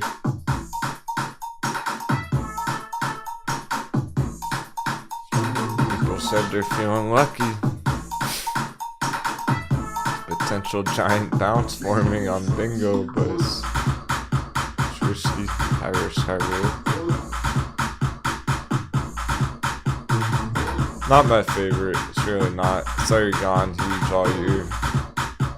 It was 50 cents last year. But it's a popular Wall Street bet thing. It really isn't my favorite. It reminds me of like Clover, where it's just popular Wall Street bet, hype, pump and dump kind of chart. They're tradable, but yeah, Clover hasn't been doing much. It is still holding this zone. No money being made on it yet, not lately. But they have the potential for a big bounce, Clover and bingo. From the bottoms there, just like the other bottomed out charts, MindMed and Sundial and everything can bounce huge Kabul too. Maybe they will with the dollar dippage. So if you are holding them, they're still developing. They're not over yet. They're not time to give up on it.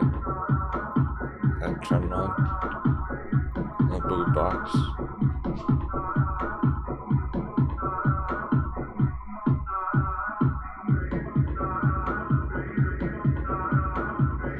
Whoa. Grayscale Litecoin back in the bullish box. That's why you don't wait to accumulate. No hesitation to accumulate. Kelly was asking earlier, like, why buy Grayscale Litecoin down here instead of waiting for a dip? Because you might not get that dip. Just back in the green box. The blast off zone. Rocket fuel. Booster box. HP warp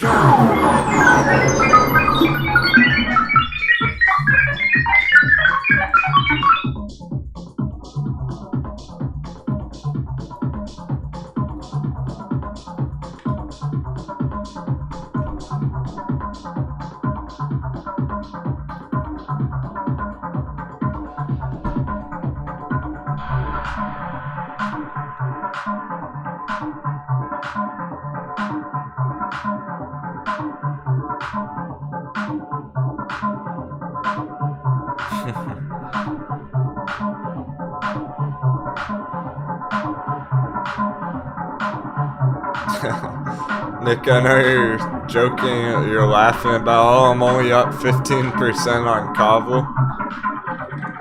And that's awesome, right? But yeah, you're up 15% on Kabul from yesterday afternoon, right? In one day, in one morning. Okay.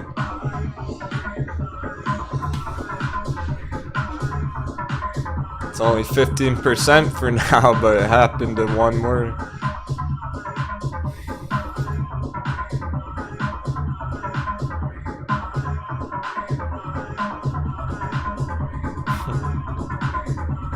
Oh, I want to check next SID. Someone mentioned that earlier. We're starting to go green.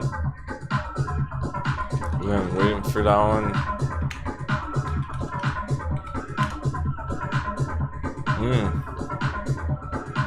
Perfect bounce so far. Okay. Yeah. That's about time. Hit the nice support zone there. Trampoline box.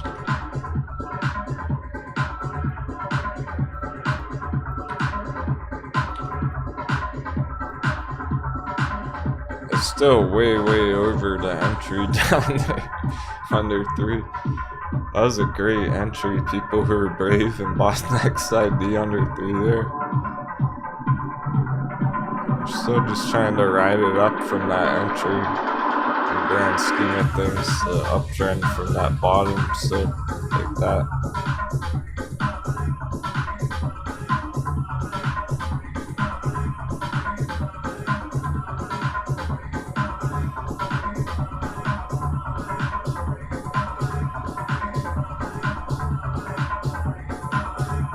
Earnings today. Nice, Prod FTW. It's up 70% on Grayscale. Congrats. Hopefully you got a nice large position, man.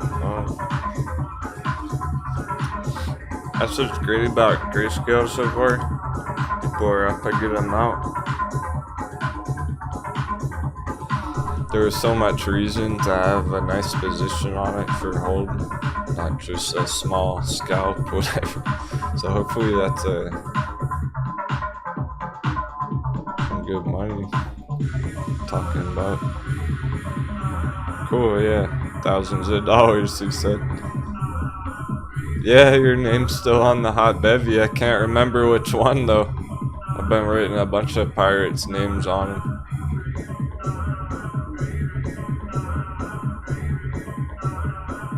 We have a bunch of names on the ride hot bevy. Captain's name's on a Grayscale Litecoin, man. No, I got my name on this one.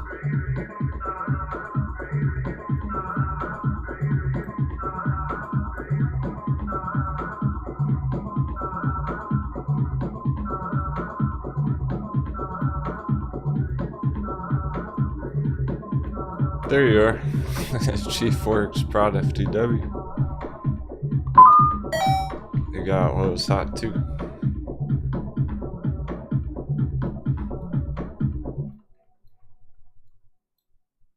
Yeah, so again, if we get a close, if it stays in this green box, it's looking real good for the end of the day. And then Litecoin can keep pushing up higher all weekend.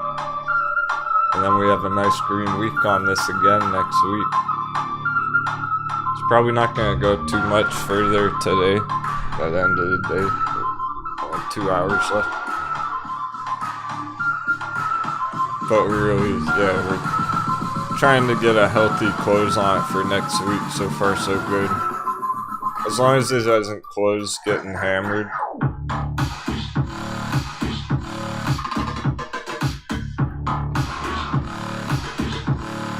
Green Pro is still well over $1. Nice. So same kind of deal on Green Pro here. We want a nice healthy close in this box. Send it flying again next week.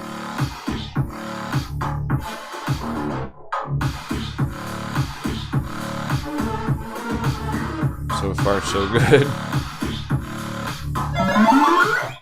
Nice, Buster Keaton leveling up.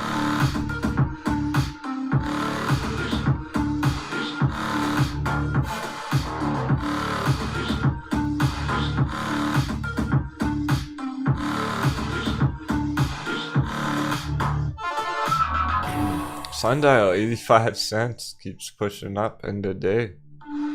Putting in lots of green candles. Wow, we might even closed the day over $1 on Sundial today. It's cruising.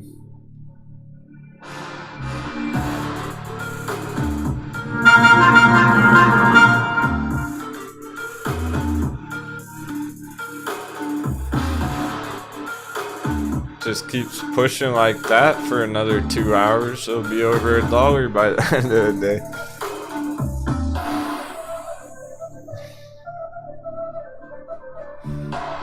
Just like it was this morning. Just like it already was this morning.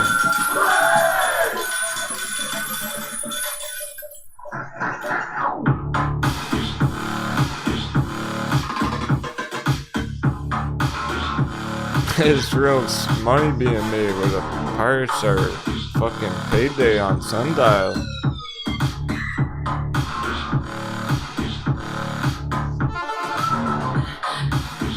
Not even close to our real targets. Just getting spicy for next year. For next year. Who's got the diamond hands? Who's ready to diamond hand Sundial next fucking year? Really get rewarded for your patience. Lots of green flashing on the chart, even dice roll assessing.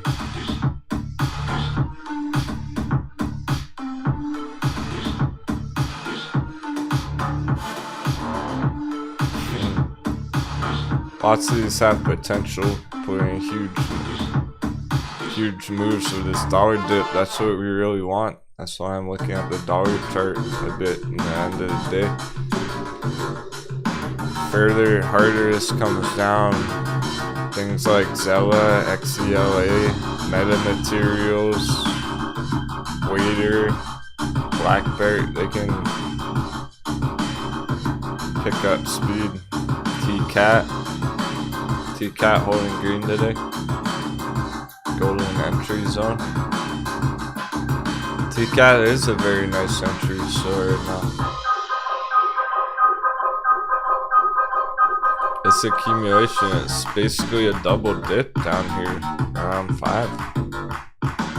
It bounced from 501.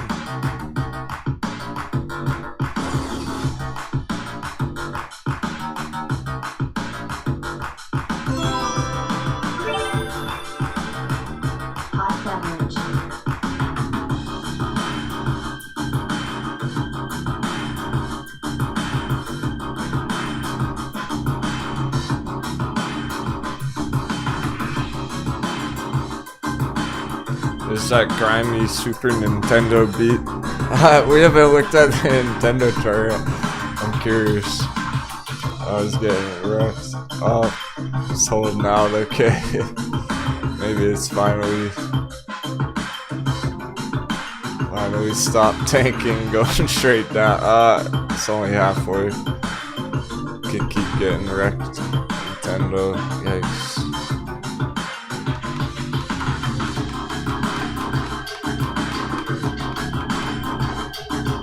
Not for sure the bottom there yet. Still can go way lower, hot heavy in Nintendo. Doesn't look very attractive for an entry. It is long-term bullish though, of course. Oh yeah, it's a hot tea. That one's not a double espresso, that's just a hot tea down there. Not super stimulating. Still tasty and drinkable, but we're not gonna get that excited about that. Yeah, you could go long on Nintendo, you're better off going long ding dong.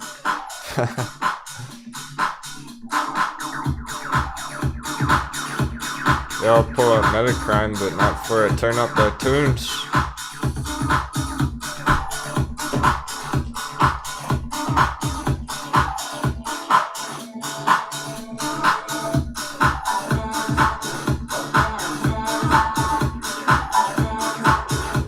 need our tunes on the moon. Our moon tunes. I gotta make a moon tunes playlist.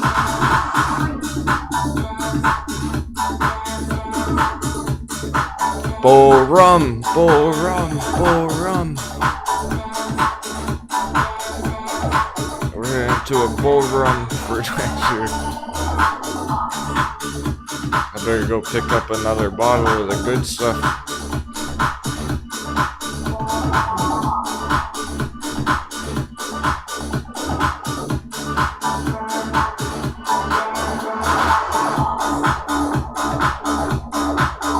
Metacrine's chillin', nerdy dork. So these dice rolls, we're putting in the dice roll category because look at the chart.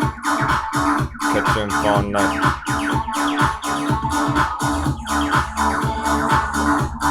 That's hard to do. It's still on. It's actually green on the day too. We're seeing if it's gonna put in a bear trap. Bear trap developing. It gets back up to 150 next week, whatnot. Well, however long it takes. It's holding the green support line there. That may have been the bottom with the earnings catalyst. Earnings. Cool. So the dice rolls are still on actually. I wouldn't give up on them yet. That's why they're a dice roll, because they're very choppy here. You gotta give it a month or two. Give it a whole month. Another month. See where it's at next month. Could be up to $2 next month. It looks like Sessin did. Dice roll Sessin in the early days. What it does. Alright, I'll prove it, and then I'm gonna take a short intermission.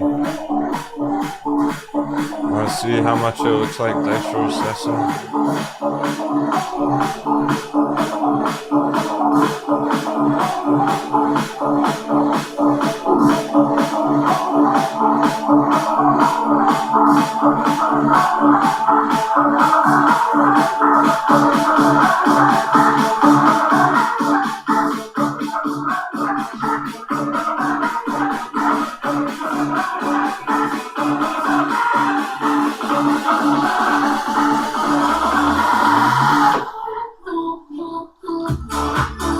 Sundial's over 85.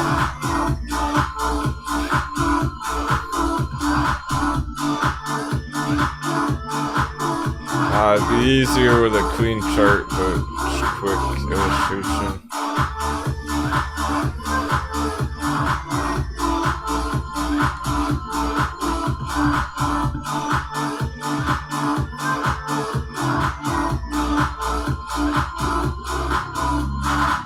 That's dice roll Sessin on the right.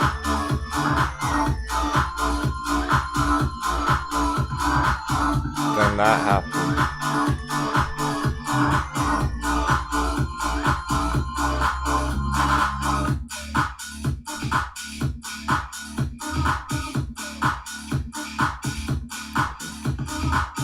That's why we even considered it for a dice roll. It looks very similar to our other dice rolls that played out successfully.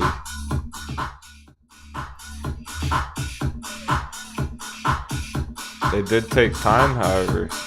They all took a whole 2 months to really put in some nice green, but sooner or later they did indeed go green. So maybe that is the bottom on Metacrine with the earnings report catalyst. And the dollar dip. If we get a nice dollar dip, Metacrine keep going right up. Happy trading, take 5, short mental break. Sundial's way back on track. 86 cents now. 20% on the day.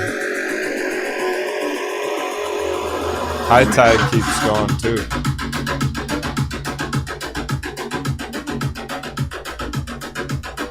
My Zenith's hyped about Sundial.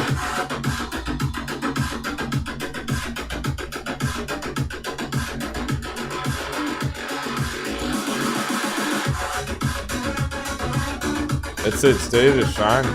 Already hit $1 pre-market. Let's see how big it can close going into next week. It's awesome. We didn't even have to wait till next year. Camber energy getting annihilated. What about those prog puts? Priday's been bouncing around today throughout the afternoon, but still lower than the bearish put entry. Still struggling on prog there. Thank you, Captain, for that quick confirmation. Cheers, everyone. Oh, nice. Sure, nerdy dork. Glad that helped. Alright, just short break. We'll hop right back in. Remember, Crypto Crunch after hours, super excited about crypto. It's medical marijuana industry time to shine. Apparently, high tide straight fucking up. ACB too. They're the top gamers on that day. All of them. Almost kicking in. Now we enjoy the ride.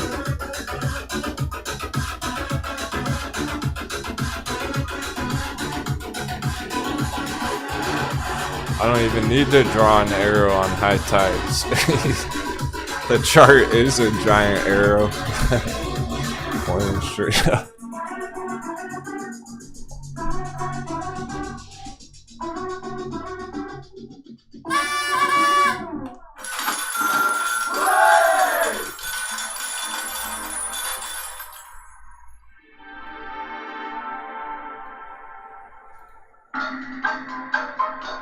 Smooth sailing ahead. Nice and sunny in the Matrix today.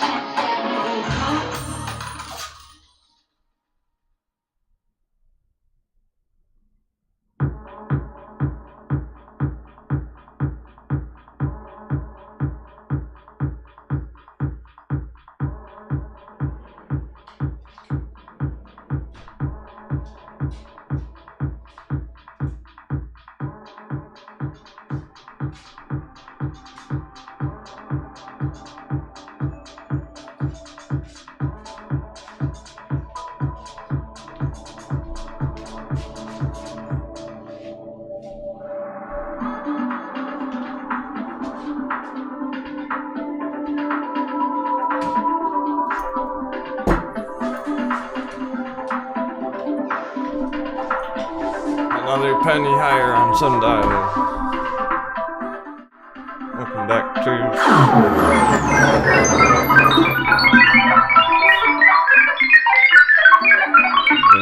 closer towards the end of the afternoon, Friday. And the day bulls, dollar dippage. Huge bounces in action. It's great. Can't wait to hear what y'all have to say about it on the voice chat party this weekend. Discord. We'll do it Sunday morning instead of tomorrow night. Instead of Saturday night voice chat party, we like to do it Sunday morning. People who haven't been able to catch it on Saturday evening. Global audience members. Hope to see you there.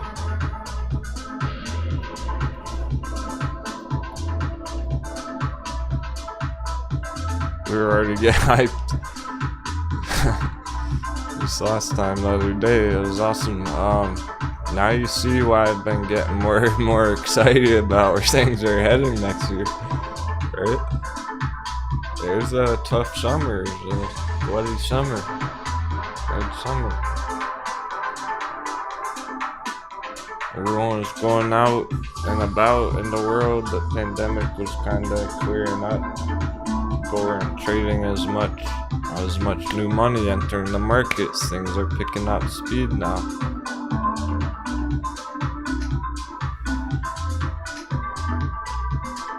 Sundial wasn't doing anything during the summer. We were fishing it out of the bottom of the ocean all summer.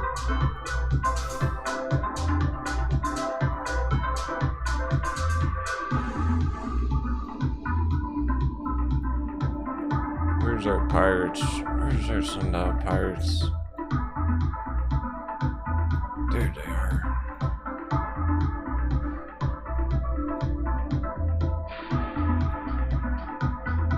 Okay, so how about back there? How about back here? When we were getting it in the gold entry in May, and then it hit $1.50. Remember that? It already hit $1.50 months ago. The first time we got in, it already went 100%. No, but well, we drew the pirate ship before all that, and then it went right through our pirate ship drawing. Perfectly, right where they were holding hands. Right where Cabin Boy was holding someone's hand.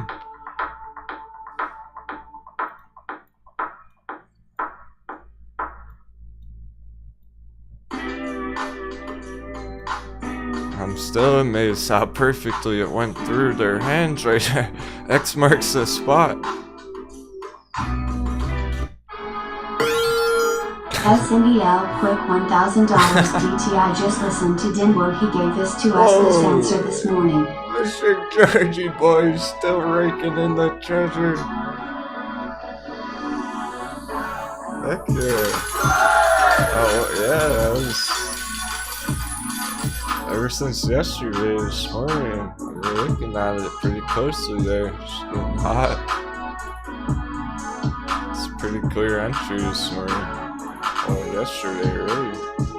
All week. It's always been. It's not about the timing so much. It was about the prices down there, the price levels. And today's just happens to be that magical day. That's at 90 cents all day. Oh, BL Babs on them taking off now? Sweet. He said good call on the Sonim too. Check that out. They both start with the letter S. Oh, wait.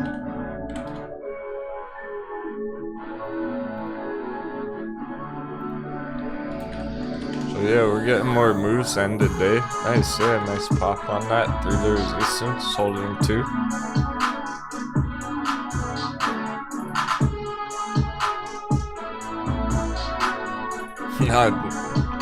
End of day surprise on him.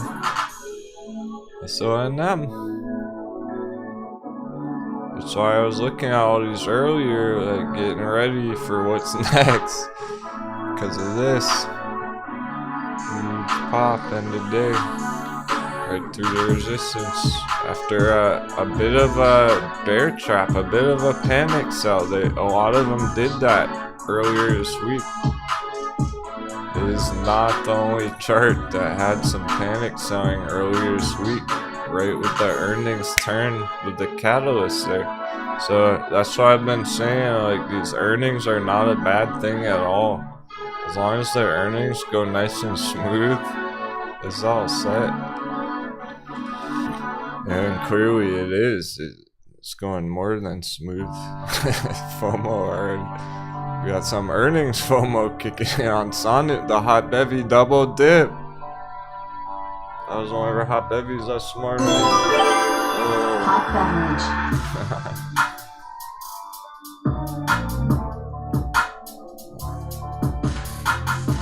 Awesome price action today. Bill Watson, Swift Mischief, Face. BL Babs got in this morning. He got the double dip. We're adding it's a long list of pirates pillage it. Get that treasure. We're going in. Show no mercy. That's Moonboy Island.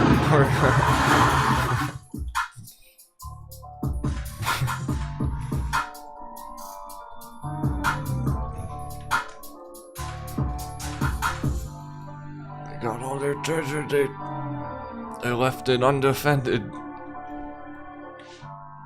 They won't even know what hit them.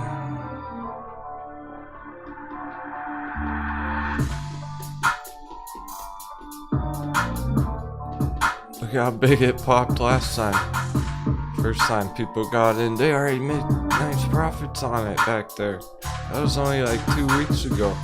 70% one morning. That's how explosive it is. Green alert.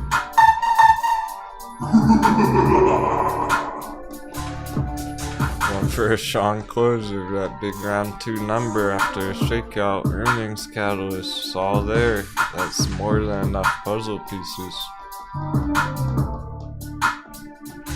Conservative appetizer, 100% target. From under 2 to over 4.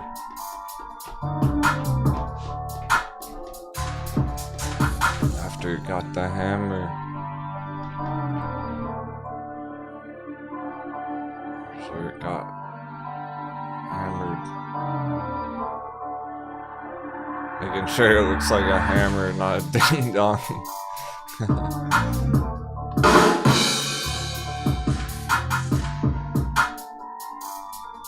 Got hammered there.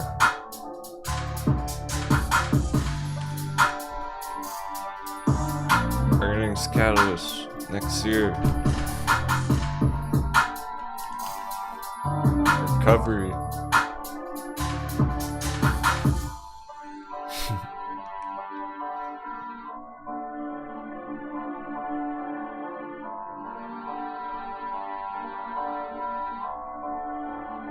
Cool.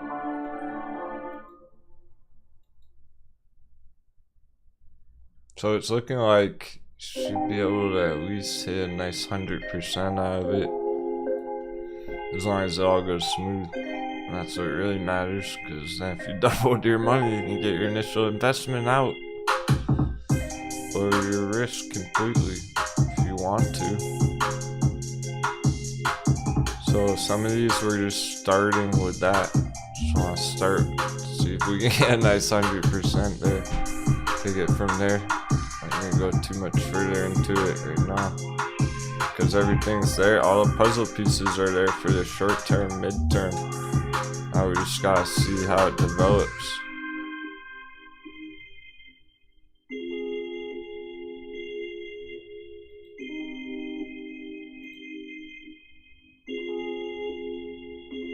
So 100 to 150% target there.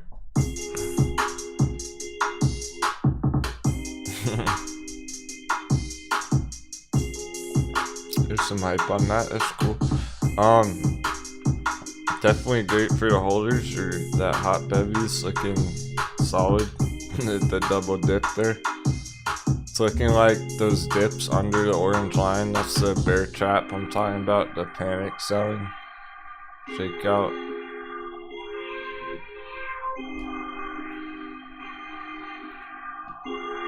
That's what it's trying to confirm today with that strong end of the week close over $2 will essentially confirm that bear trap, technically speaking.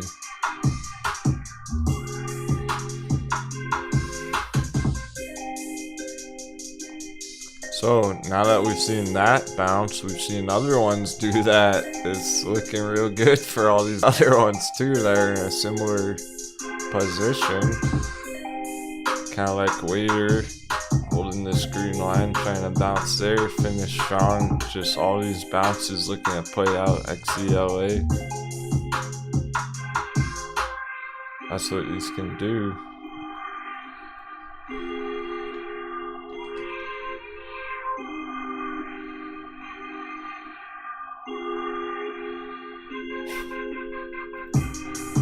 Let's take a peek at the bearish ones real quick just to see Progeny. Okay, it's $3, so Progeny's still in big trouble. It only had a bit of green today because the dollar's dipping, you know.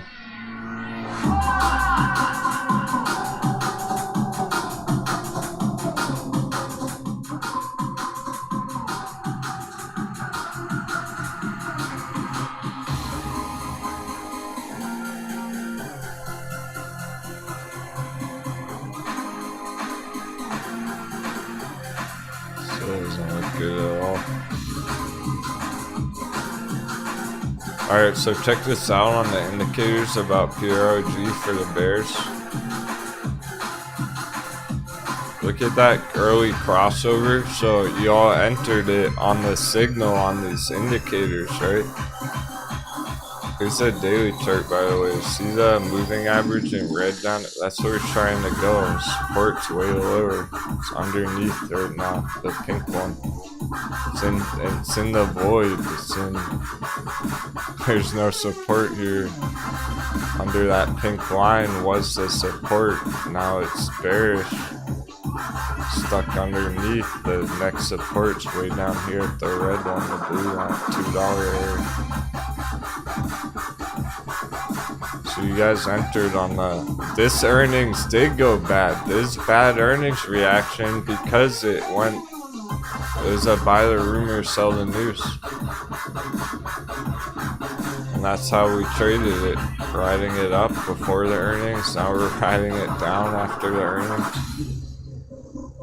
So look how that indicator is developed now. We got that early bearish crossover just a couple of days ago on the entry there. Look out below.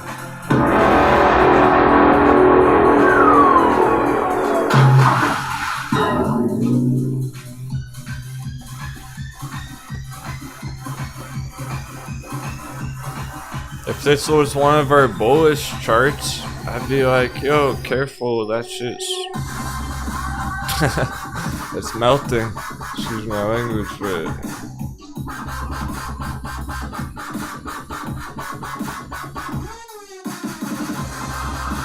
if this was green pro indicator right now, we never would have fired the cannons on it this morning. Remember that green pro entry that we fired the cannons at this morning and we got the perfect penny entry? Hell yeah.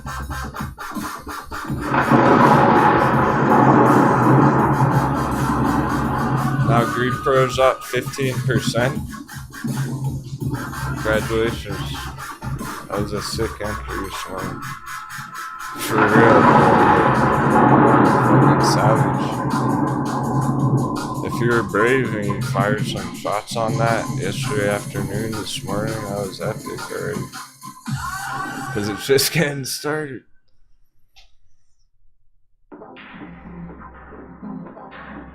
Forget where I was going with that. I'm seeing so much green, threw off my train of thought. Or BIMI. Still looking good there. Entry.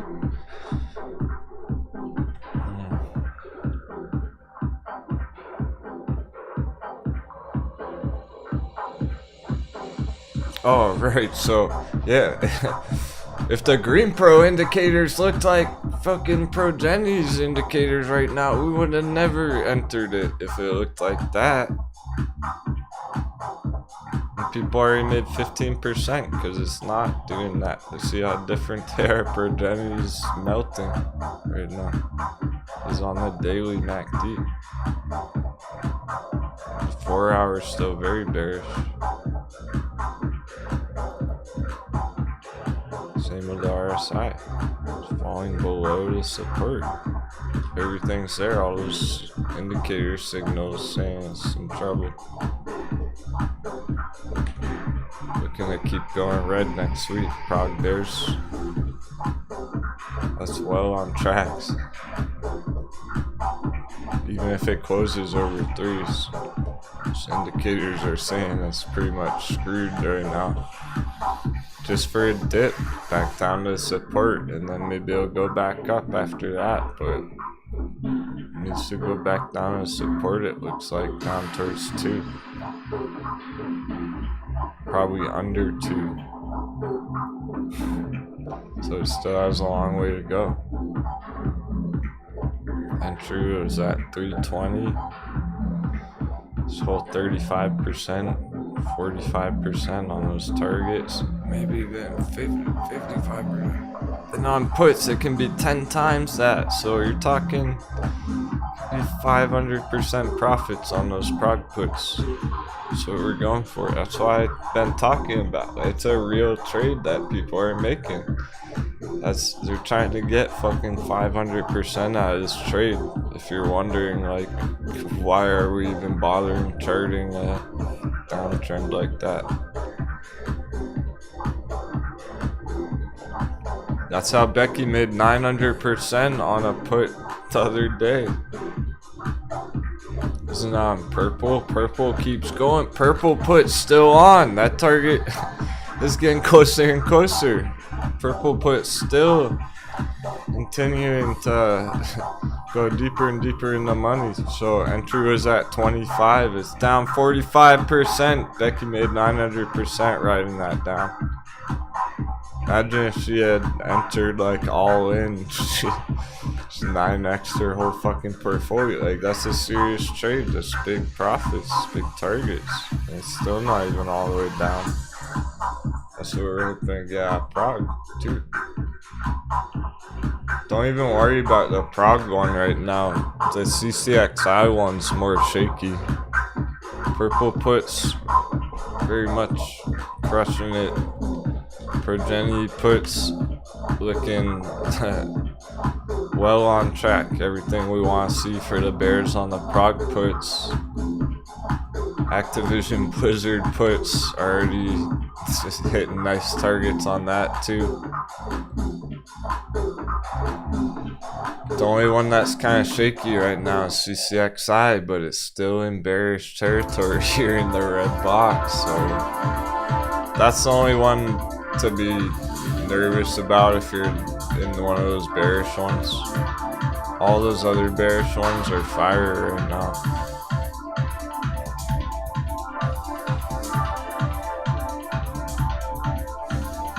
Because the markets are sketch. There's good, bad, and ugly. Not everything's crushing it like Sundial today. Only the undervalued ones are even crypto's not doing too well. Denwo, could you give your opinion on SLA? I have a target for my put of it spread of less than $1,010 by the 11/26. I think can stay down 1,000 by then. Yeah, thanks Mario. Sure thing, man. Now, before I do though, we're not really charting Tesla too much. We just have rough targets and long-term stuff going on here. Let me read. You said there specifically, you have a target for a spread. Okay, he's bearish on it. Oh, we got another bear in the chat. Nice. Another savage trader riding Tesla to the downside by 11/26, end of month, 2 weeks from now.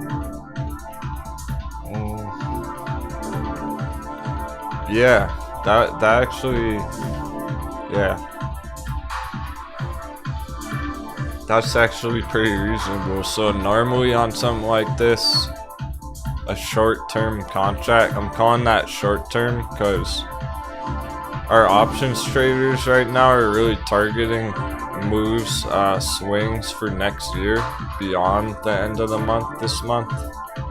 So anything within like weeklies or daily contracts, I'm calling those short-term right now in terms of the whole market conditions and the long-term movements on Tesla. But it sounds like you caught the trend at the right time.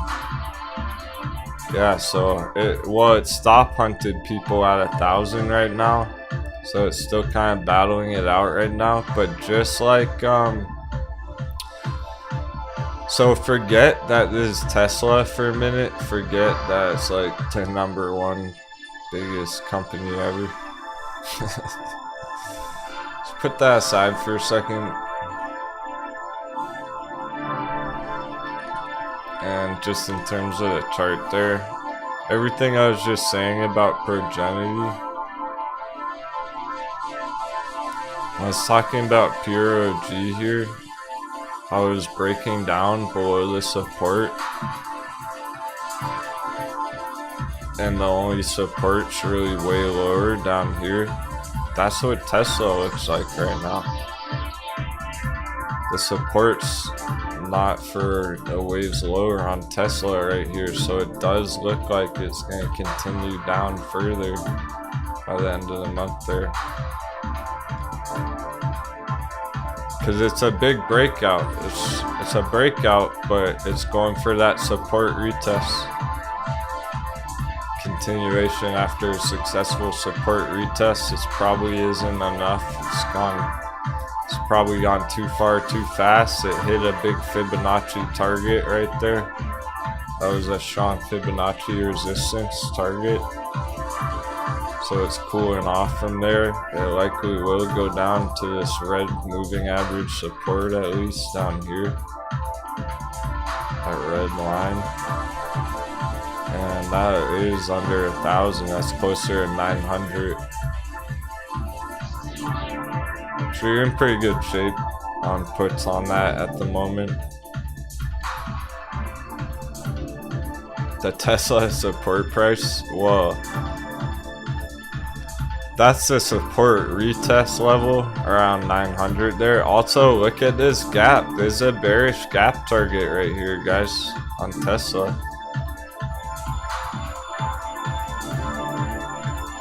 That's where it's trying to retrace to right now. Stop on 900.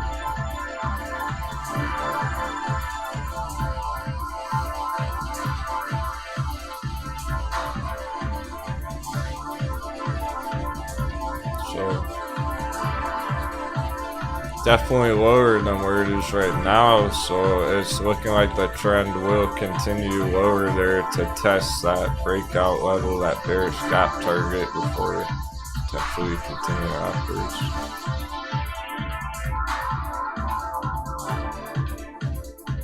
That's what the chart says, but if the FOMO is too strong, just keep going up anyway.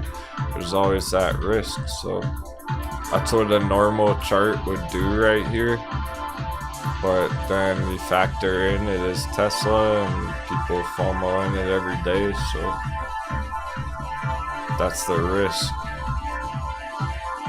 Now, that's just a bearish target there, the support test, breakout support test. The real support is much lower. It's really closer to 750.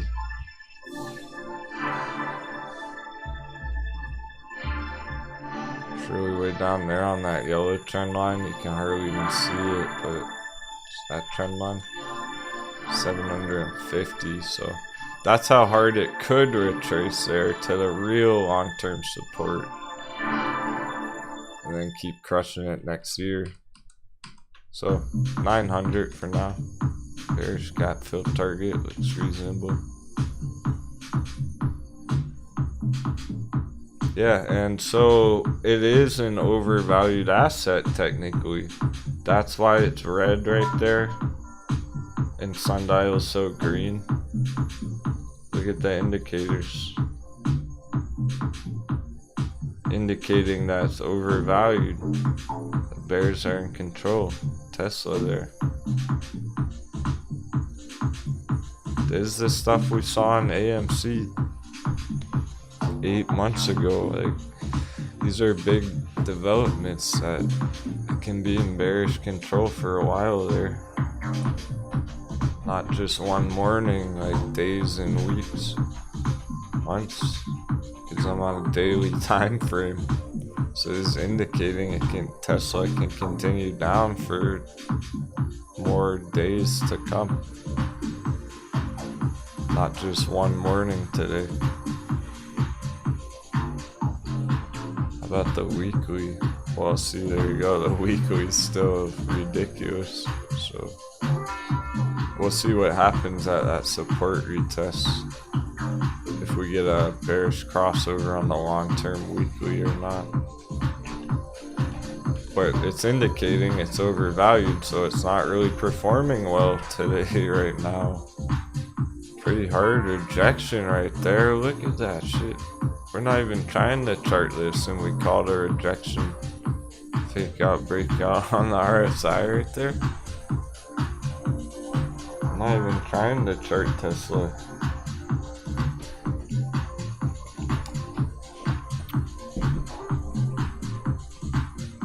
that was a fake out breakout on the RSI. It is bearish at the moment, according to all that.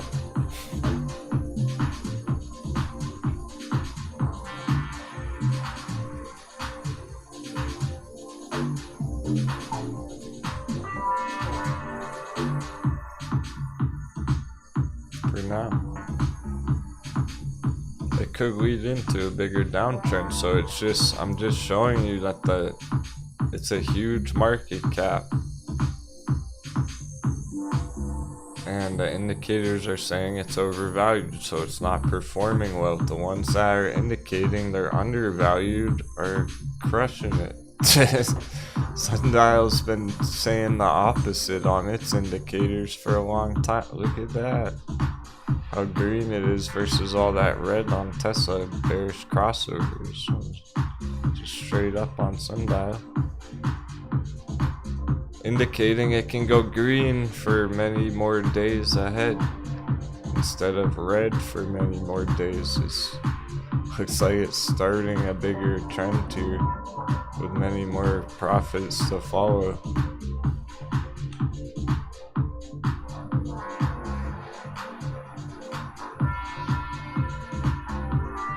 By the way, this January-February squeeze right here earlier the year, beginning of the year, so that's what we're going for next year. That's when it hit like $4. Might be the start of it now.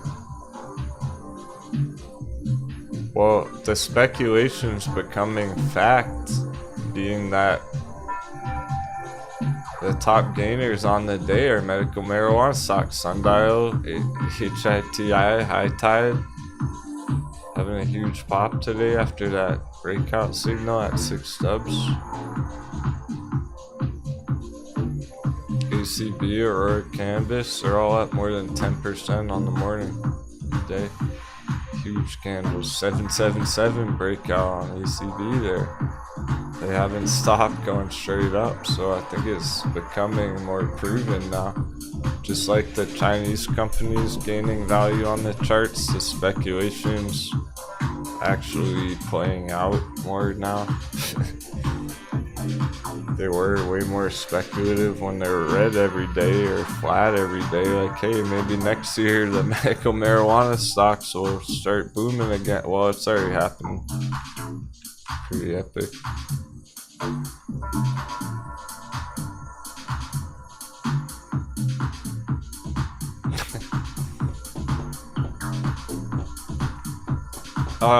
Hey Louis, I don't recommend Tesla puts. I'm not even really trying to chart Tesla or suggest it for a trade, but Mario asked about it. He said he was already riding puts on it, so he's already in it. I was just trying to chart for him who's already in puts, not so much to enter Tesla puts. I just don't like the idea of trading Tesla at all right now either way, because the trade's just already played. The good trade here, the long trade over the past 2 years, already been playing out, so that was the only trade I was interested in on Tesla. Besides that, better off just focusing on other charts, honestly. There's too much money. It's kind of a slow mover. I mean, to double in value, it needs like $2 trillion pumped into it. That's a lot of money. For Metin to double in value, it doesn't take that much. That's why it already happened 2 weeks ago. Oh, MDE, you're Mario? Gotcha.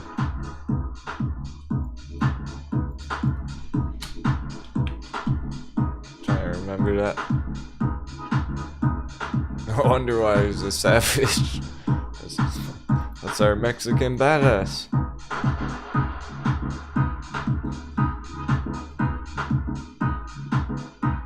Okay, dollar hasn't even broke down really yet.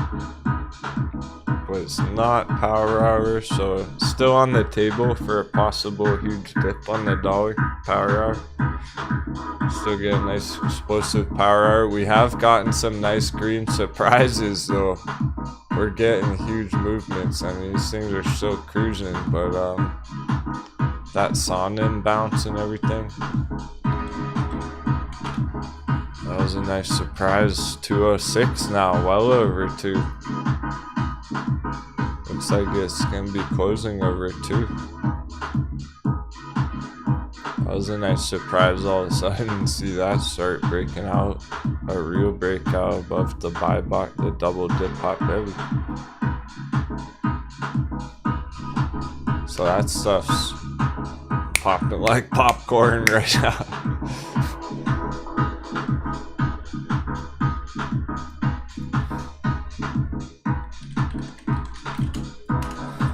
I mean, let's check out this market cap real quick. Here's Sonnen. I don't know how y'all even fucking heard about this.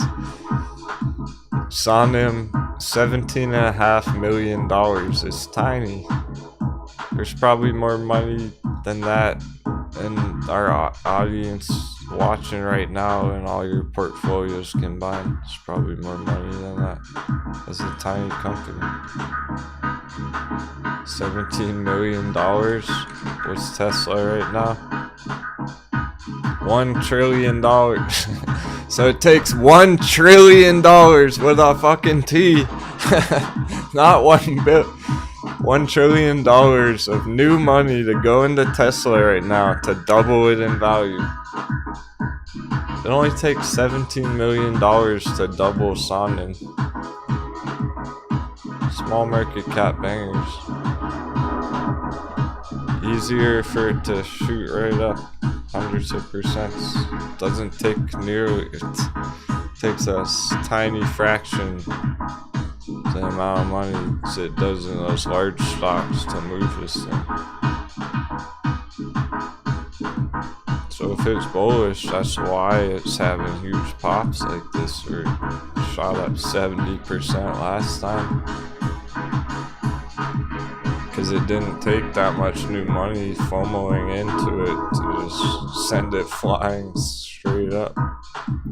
So we're seeing the early indications of that again, after trying to catch a double dip down there. So not only does it look good going forward, but we're excited about it because apparently we caught the double dip perfectly again on it. So that's similar to the Green Pro entry this morning, where people got in at a perfect fucking bottom apparently. It's epic. Way up well over 10%. That bounce sundial hitting 90 cents. Oh yes, going for that major close. Sundial's looking at $1 for power.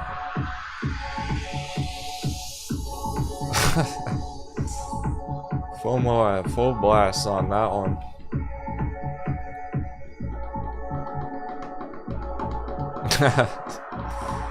Not Rendo, I'm not. Look, I'm not suggesting that our audience has enough power to move a stock like that. I'm just saying it's like, when you compare the market caps, $17 million. There's people like Paperham Portnoy who YOLO into a stock like Sundial today with like $10 million entries all at once. So one whale can fucking move that thing, you know what I'm saying? One whale who just done, oh, surprise ghost ship. Maybe that's what's happening right now. Like if one whale just fucking YOLO's on Sonnen right now. That's why it popped 70% back there. It's probably like one big whale just slamming the buy button that day with a few $1 million all at once. It doesn't take $1 trillion, $1 billion, all this hype, all this news, media attention, fucking earnings catalyst shit. Well, it is getting the earnings catalyst, but still, it doesn't need all that extra talk about it for the chart to go up on stuff like that. Green Pro. Because small market cap, so it's kind of trading like an altcoin or something, where it's just behaving very technical. Doesn't need all the talk about it. These whales loaded up at the bottom, so it's time to go up. We're not whales, we just swim in their waves.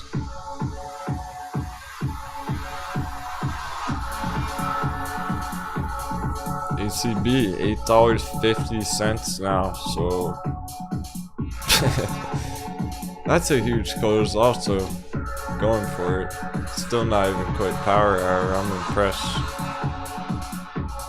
They wasted no time.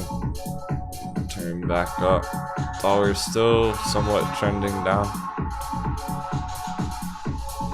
So yeah, we're getting pops like popcorn.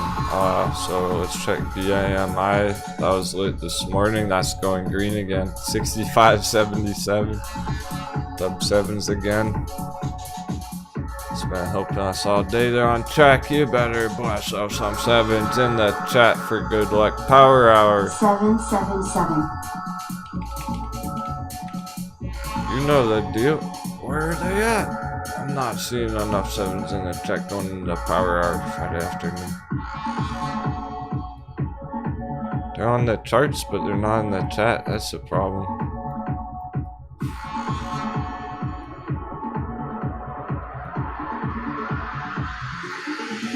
People entered this earlier. Started with a bang. That was another surprise. Just randomly, the middle of the day. Giant green candle on it. For the first time in months. Really. And weeks. So it's finally down at the nice support level. It's looking like anything down here was a bear trap. That's where that bear just got toasted. That's the buy box. It's having a huge bounce reaction off of it going into the earnings where it might break out that giant resistance and keep ripping. Go huge there. So all the early signs are there. The indicators are good.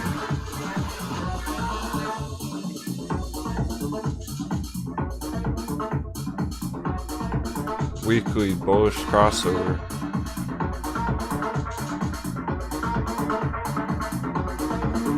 That's the development on it, and then the RSI looks good too. So strong bounce from oversold at the bottom, and I'm on the weekly. Here's your bear trap. So that's the only second time that's ever been that low before. It's only been that low one other time in 2011.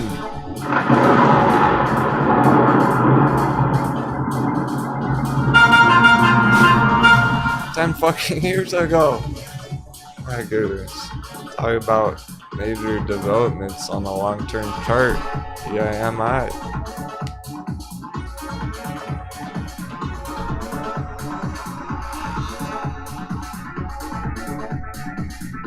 So there's reason to fire cannons at that. See how it goes. The ground. We're comparing the ground versus the moon. Right.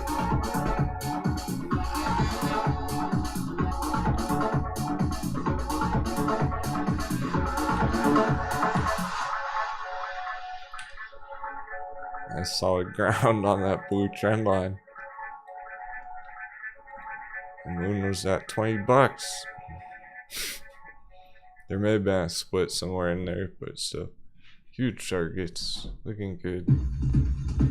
Pretty fresh development. It's fresh. That's what I like about it. It's cool when we have fresh things coming in like that. Which hasn't been moving in a long time.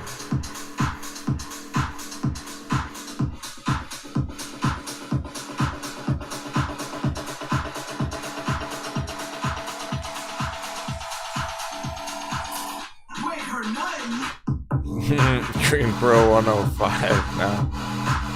Still going. My goodness. So I'm excited about what Green Pro might do next week after you all blasted Moon Boys down there. Shook out all that paper hands. Got the Treasure 105. Huge close on that Green Pro bounce today. So this is what it did 2 weeks ago.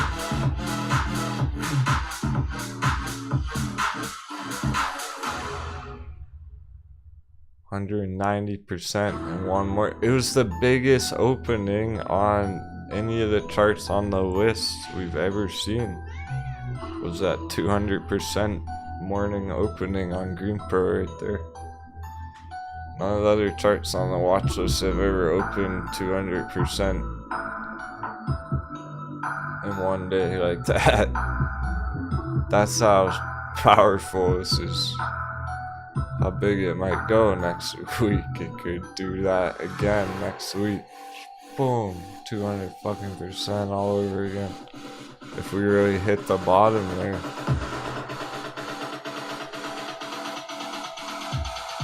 Send it right up to the next target in no time at all. It's already cruising 108. It's already cruising. Get that end of day strength.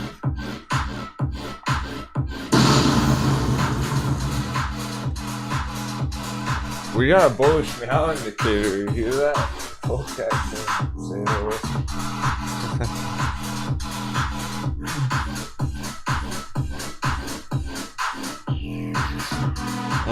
indicator is still going insane. Look how it's almost a bearish crossover. Fake out all the bears. Nope, straight up. Big green candle, Green Pro. RSI going parabolic to the power hour. Holy crap. It couldn't look any better. It's stuff we love about our charts. When we hit a real bottom like that, and it just goes straight up right after. Perfect timing. It's like from the minute people fired cannons, they've been making money on it. It's awesome. Well, I guess we had our long shots on it yesterday afternoon. Those early entries yesterday afternoon. But today it was the real pillaging. So it's safe to say that was a stop hunt under $1.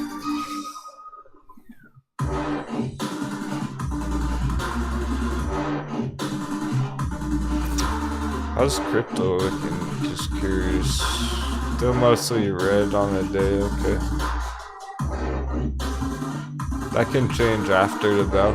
Just making sure not missing anything crazy.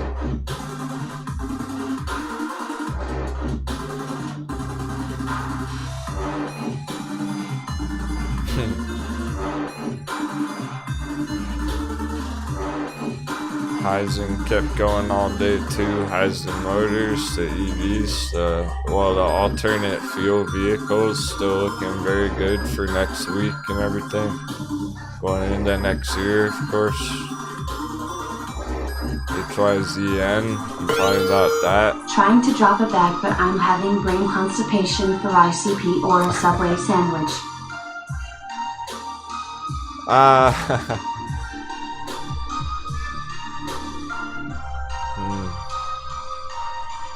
Think you know the answer to that, my friend.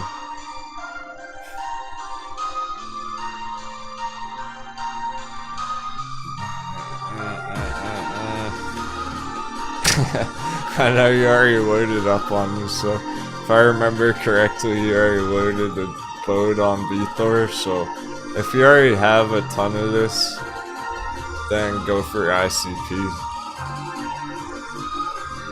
But alright.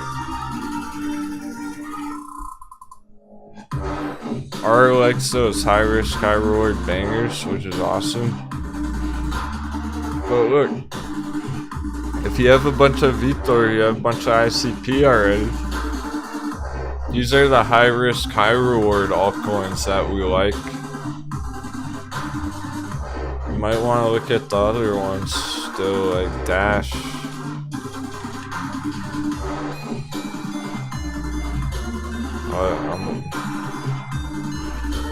I'm attracted to the Dash chart right now.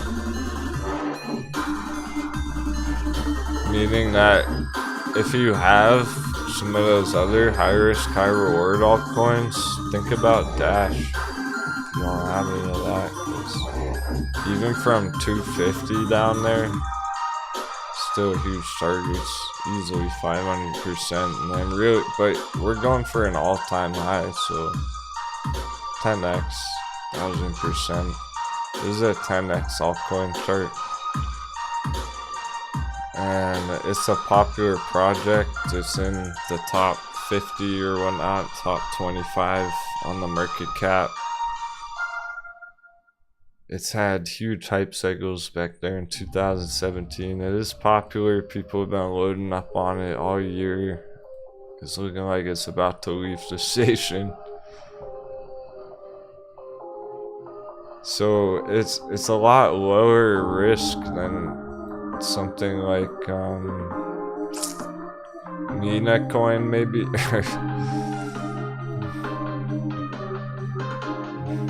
Basic attention token or something. I very much like the risk factor here, the risk reward on this. It's a nice balance here where I'm feeling confident about this run. I am expecting Dash to go on a huge run one day, and it's been developing just on the short term down there quite bullishly, so it might be coming soon. And then the targets are awesome. So because I'm feeling confident about it, more confident about that than some of the other ones. Not even to compare them really, just some of the other ones. It lowers my risk factor on it. I would feel comfortable holding that for well over $1,000 targets one day.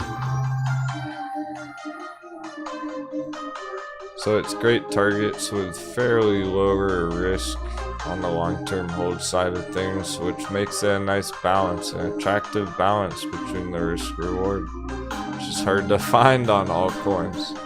That's kind of like Ethereum last year, or Litecoin last week. The risk reward made a lot of sense on Litecoin under 200. Sondim's still going well over 2 for the end of the day. Nice. Yeah, so these developments, these middle day surprises.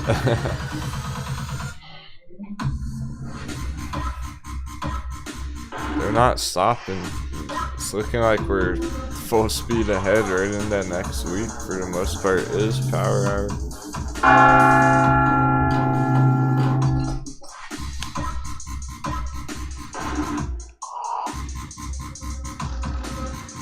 If Dash stays that low, I might accumulate some down there. I'm tempted, it looks good.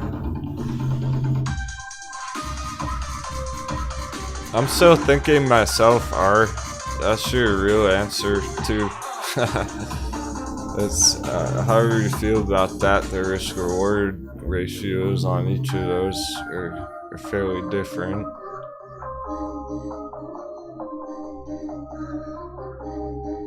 Kind of like the long-term holds on the stock charts. It's like, well, do you like Metin or do you like Ride or Nikola? They're all good choices there. Depends how you feel about them. I'm still deciding myself right now, because now that I'm done accumulating Grayscale Litecoin, by the way, I should probably make that clear, right? I'm I'm not buying Grayscale Litecoin at $23 anymore, guys. $24 closing in the green box. Holy moly. Still ripping. End of day.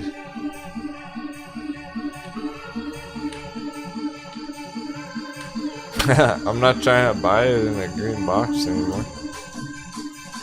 Got it down at 15 bucks. Just to be clear, so you're late if you are getting in here, but it's still, depends how you feel about it. So now that I'm done firing cans at that's what I was accumulating last month. I'm trying to think what I'm gonna accumulate next now too.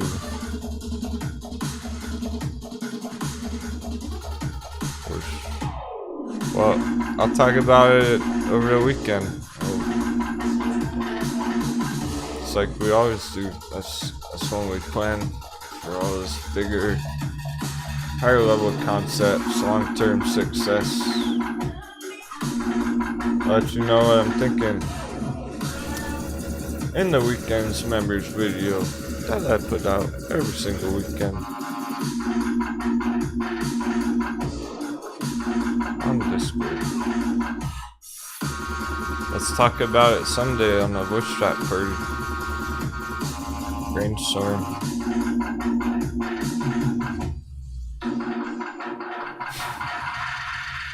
Every single weekend since January.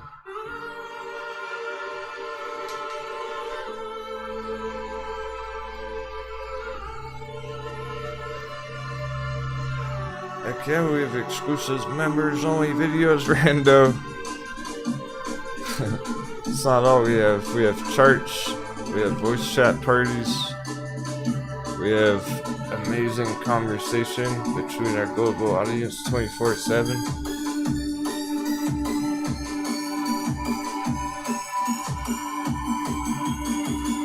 I posted all the watch lists out there yesterday, by the way. If you check the charts, you can see all the watch lists on there. Our stocks and our crypto watch lists.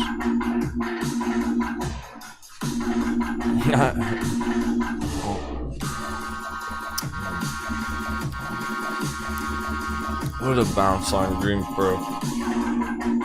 No sign of slowing down. It's up a whole 20% from this morning. Congratulations. Brave Pirates. Smart money versus dumb money. There was no hesitation. You're already getting 20%.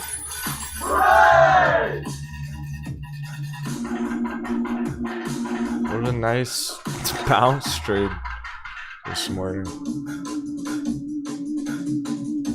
Not even considering SNDL or ACB. AABB, Asia Broadband, going up for the end of the day close too. Finishing with a bang on the week. Asia Broadband, that long-term breakout chart. There's your proof how strong these giant breakouts are. That early breakout development, AABB back there, just like some of our fresh charts, our fresh breakout developments. See how it's just kept going up ever since. That's what these breakouts are doing. Hey Randa, yeah, you've been cool in the chat all day. Congratulations. I'll give you a free VIP membership trial for a month. If you want to come check it out. Thanks for your interest. All you gotta do is send me an email. Send you an invite.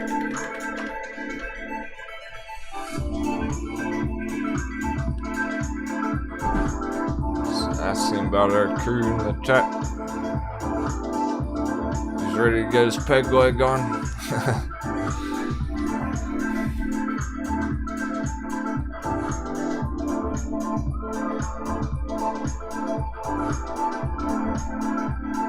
Yeah, so that's not even counting things like Tilray, which have been having a huge bounce from that $10 stop hunt. Those breakouts, they're just not stopping.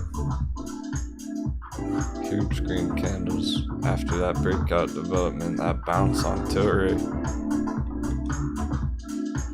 No sign of slowing down going into next year. It doesn't care what the dollar's doing. Dollar's working in our favor for now.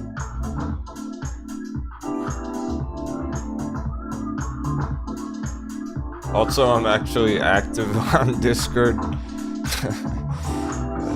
I'm out there reading Discord, talking to people 24/7 myself.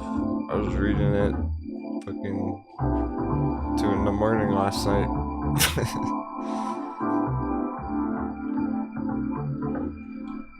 It's really good perspectives, just hashing out everyone's different ideas.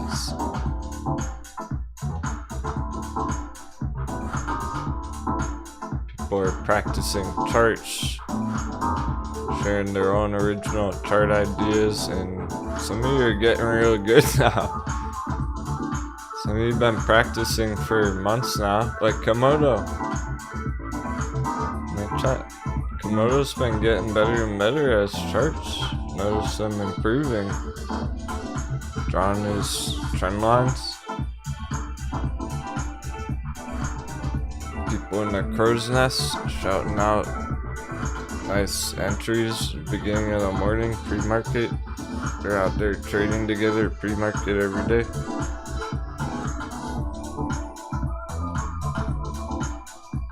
Don't go it alone. You don't want to go it alone. The water's too dangerous. There's krakens out there. We've already fought a few krakens before. That's how we got our fucking ghost ship. This ain't no normal pirate ship. We transcended to the next dimension. We've done battle with krakens before, just over the summer on CCIV Big. AHT, the AHT Kraken. Ashford Hospitality Trust Kraken. How about the Suez Canal? Suez Canal blockage, CTRM Kraken. It's dangerous out there. But don't worry, I've slain many a krakens before. I eat krakens for breakfast. Happy trading, y'all. Thanks for joining me today. We're gonna take our last short intermission on the day. Going into the end of Friday afternoon. It's been an epic day already. Going on this afternoon coffee. Stay tuned for Crypto Crunch. Let's see if we can get that dollar dip. Throw out some more sevens in the chat. If we can get that dollar dip in the day. Doesn't even matter when Sonim's blasting straight from 2. Still at 215 now. Boom. Does the dollar dip even matter? Apparently not.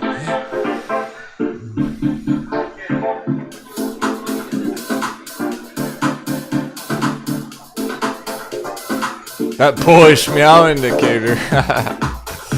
Bullcat stopped by 10 minutes ago for one little meow on that Sonim breakout.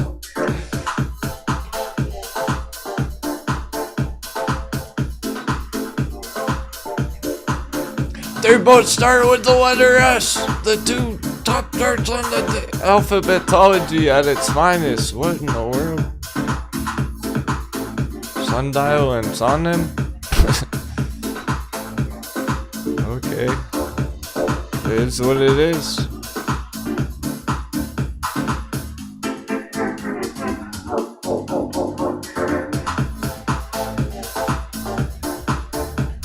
Sundial battling it out 90 cents. That's a huge number for the end of the week.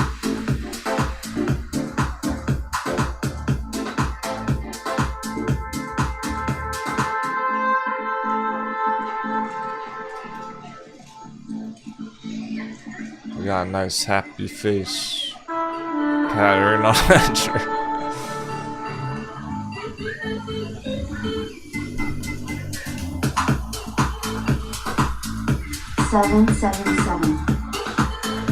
Oh yeah, true, Becky. I forgot to eat today. The charts are so lit.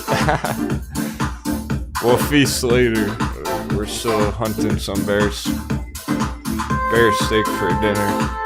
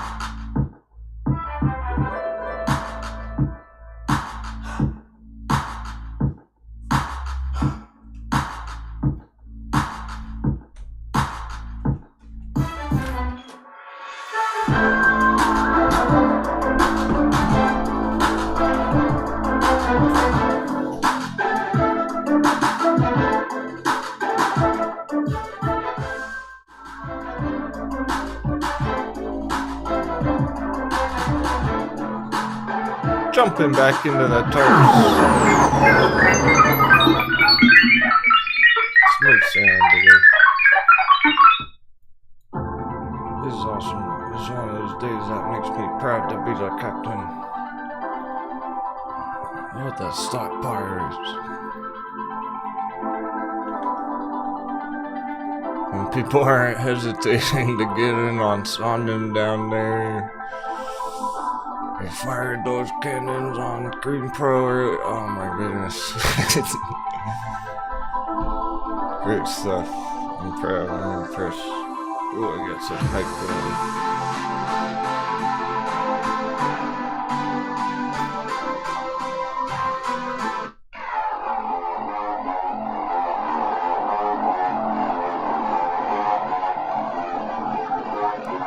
Do you choose the red poo or the green poo?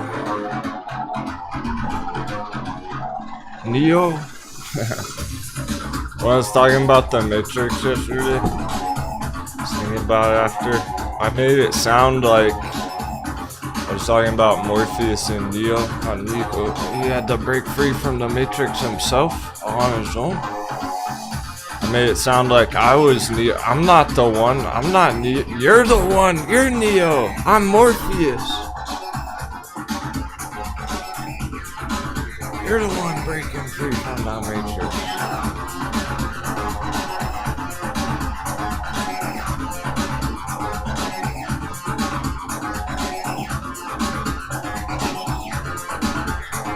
The ladies are Trinity.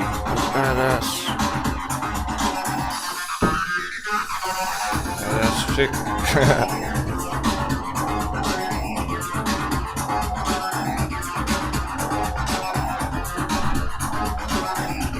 Sundial, it just hit 90 cents. To battle over 90 cents, I mean, battle's won. Battle's already been won. So 30 minutes left. There we go. Grayscale Litecoin still in the green zone too. Sheesh. The bullish ones continue super strong.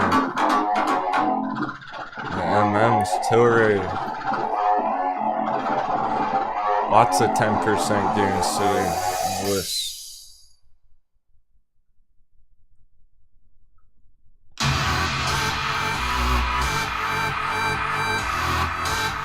CYNE all of a sudden? Sign? Some Zynerba pharmaceutical bulls? 420?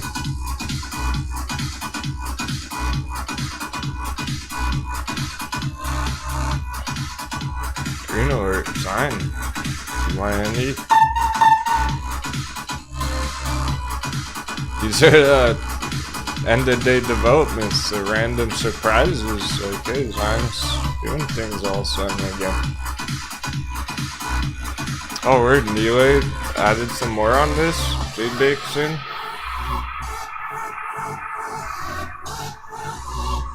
Headstock's buying the red dip. Bunch of savages. However. Yeah, underwater.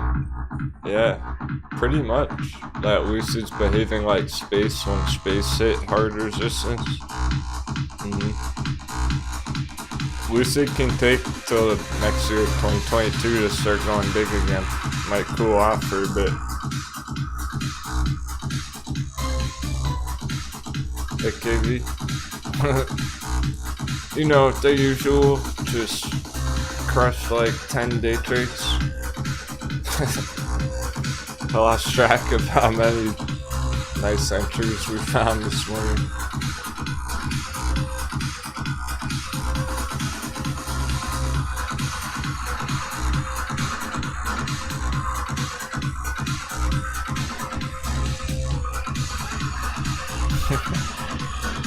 Vitaly, Ride's only down. Why is Ride getting crushed today? Down 19%? Well, partially because the dollar's been going up so strong lately. That's part of it. But it was kind of a buy the rumor, sell the news response to the earnings on Ride. Ride hit the earnings yesterday. So it pumped going into the earnings really crazy. Sure, going huge right before it. So that it went too far too fast. It's back down in the buy box. 550 area. This is a good sign. I like how choppy it's being. It's giving us lots and lots of chances to buy the dip. Lots of chances to get it close to $5 in the gold buy box entry zone. Hasn't quite mooned yet, but damn, it's trying to. That was a great start from that second hot bevy double dip. That's all we could have wanted out of it so far. A nice 50% bounce from the hot bevy already. So let's give it some more time. Another chance to get in the gold entry zone. But yeah, so it went really wild going right into the earnings that day. So that was some earnings FOMO. Now it's evened out. It's balanced out. Just come back to where it should be really, without the earnings FOMO stuff. Everyone who FOMO'd in the earnings getting shaken out. I mean, it's people trading the news getting wrecked. That's what's happening. Technical traders in the audience are buying the dip down here.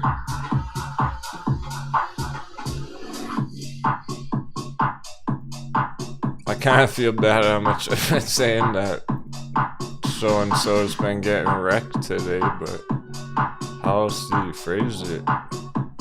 Somebody bought the news on it, whatever the earnings FOMO, and then they're down 20%. Yeah, that's rough, but no FOMO. That's why no FOMO.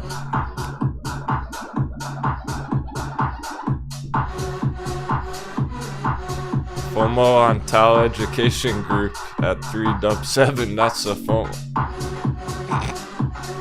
It's like irresistible down there. Look at all these huge bounces been putting in from our bottoms. 17% already TAL. IDEX is holding 2 flat right now. $2 battle on IDEX end of week. Interesting.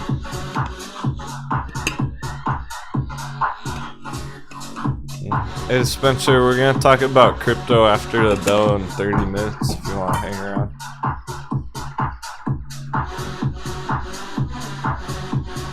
Sometimes that's where the most profits are made, is after hours crypto crew.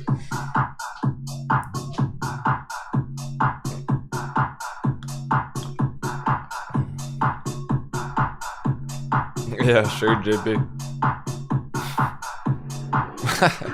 Oh, just so you can brag about it. Let's see if it's still on track. Donkey Kong puts.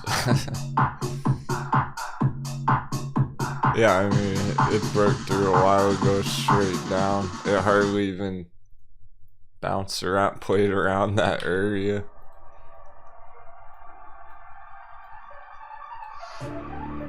So I was going as good as possible, bearish as can be. Just barely holding the... it's looking over the edge right now, looking down.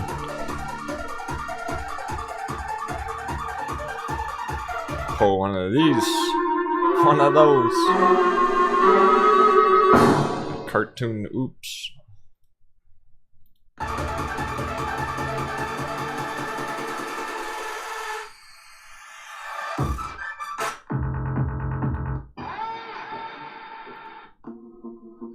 DJ Denwo.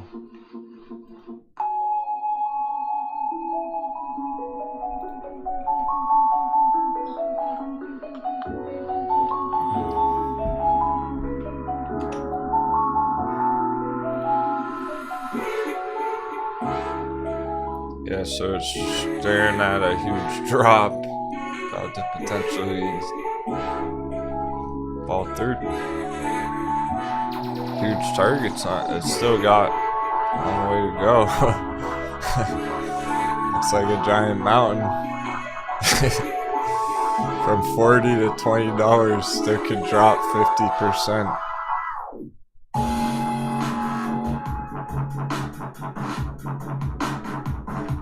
That's very much on track. By the way, purple puts, purple been going down all day. Purple getting melting.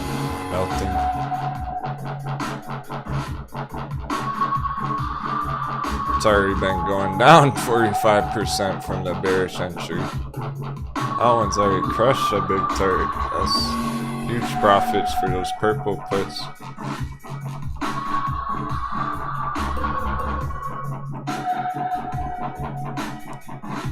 Huh.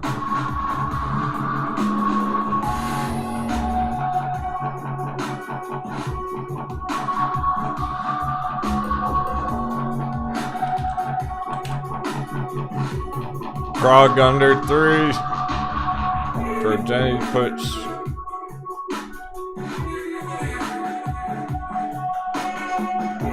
ACB won't stop going up. Talk about power hour.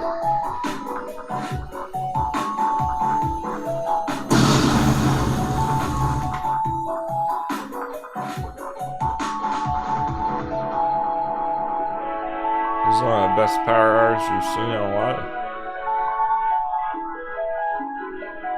At the straight, it's looking like we're gonna get those huge closes in Sundial, 90 cents.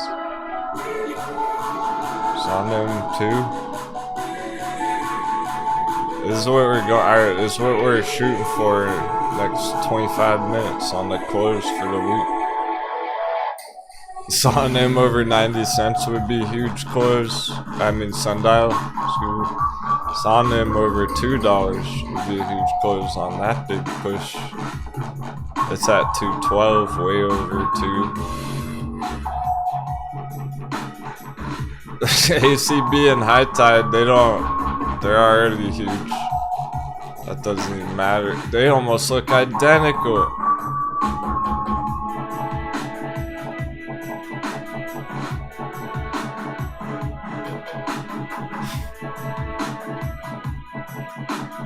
Heisen's already gone huge. Doesn't really need a strong close. Green Pro close over $1 is pretty badass.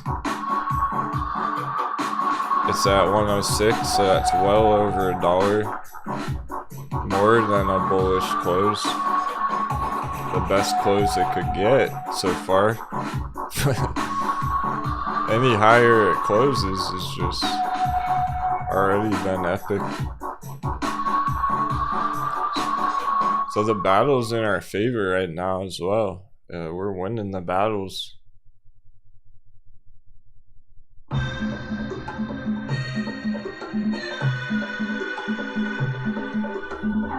Zine's still going big. 8% now, ZYNE. So honestly, just a $4 close on Zine. It's nice. It's at 425 already. Way over. That's not wasting any time going up. Looking good for next week.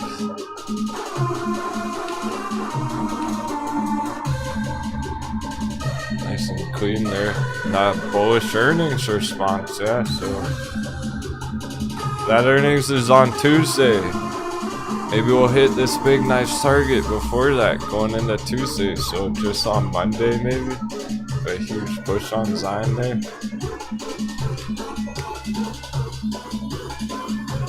The rocket fuel's getting lit.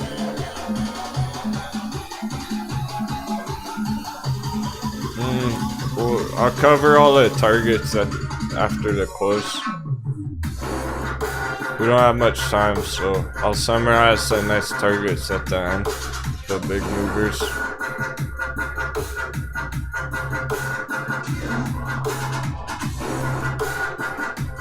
Making sure we're not missing anything for next week. Don't have much time. NXTD, nice and green too. GOM. We're looking at those earlier as potential movers next week. Or just soon. They're heating up. Sphere 3D green. Cool, cool. That doesn't need $7 close. It's fine.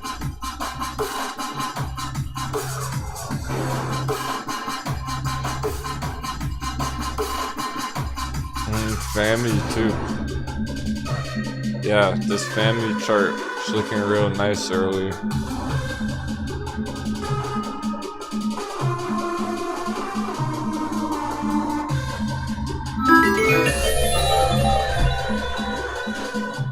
Gotta point that out before the bell, cause this is why if it has huge green next week or end of month would not. It looks very nice right now. So check out these blue boxes that I put on these critical areas. 4 blue boxes there. That's where it is right now, holding that support. And it's the bottom of the gold box as well. After a huge bounce down there at the hot bevy. Maybe some of you got in real low. Some of you in the chat. Let me know in the chat if you got down 20 cents. I'll write your name on the cup. No one's claimed the cup yet. There's no name on the cup. Who got it down at 20 cents? 25 cents. There's been over 30 for weeks, for months. Actually, stop hunted 30 right there as well.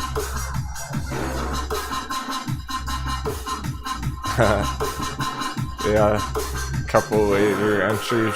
Okay. I've yet to. I mean, I know people did. Somebody did, but you're not watching right now. I'm trying to see who got the lowest entry on it so I can write their name on the cup. I think it was the ladies, honestly. Just one of the ladies was keeping up with this very bottom area. We had some huge bullish divergence coming through down there. And then we got a huge bounce, and it's just continued healthy ever since in the gold box. Still looking to go way higher. It's actually an active gap fill target still. See how there's no candle bars here? It's one of those. Nice giant target up here. What's that number? Magic dub 7. 77-cent target on that gap fill. That's more than double orders now. 33 to 77. That gap target. 135%.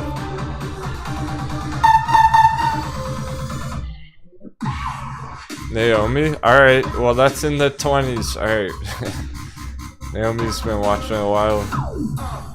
She got in the 20s. 28. It's better than 30.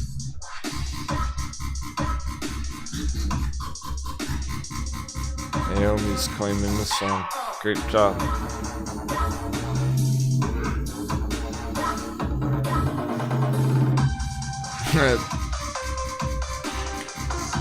We drew that coffee cup quick because it didn't stay down there very long.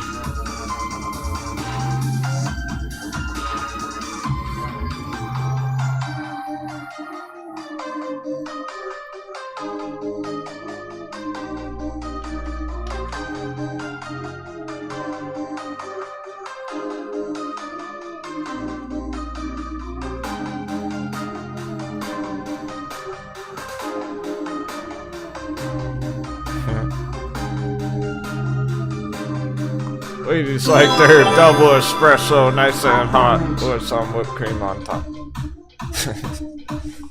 They don't wait for it to cool down. But it's not cooled down, it's still on fire. Still hot AF. Yeah, sure, Tamagato AHT. We can take a peek. See how it's progressed over the week. Ashford Hospitality Trust. So yeah, I was reading the chat on the last break about it. People are confused what it is. It's a REIT, a real estate investment trust. So they invest in real estate to turn a profit.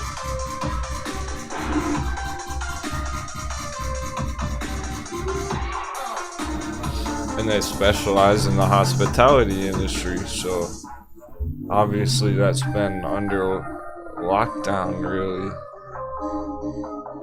Just the whole tourist industry, travel industry has been on slowed down for a long time. Pandemic. It's trap. Shoot out. Speaking of top heavies, Sundial 93 cents, whose name's on this cup. There he is.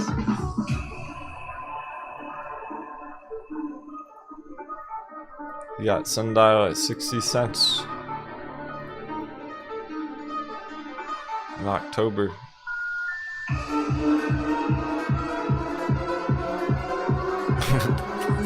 Up and away.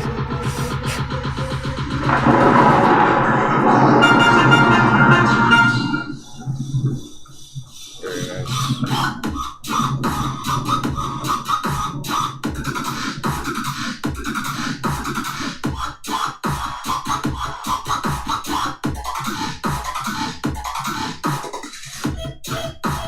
So it might not hit $1 in the next 16 minutes, but maybe after. It doesn't matter. It's so late, it doesn't matter. Nice, bro. He's up $61,000. Congratulations. Just another day at the office for Mr. Trout.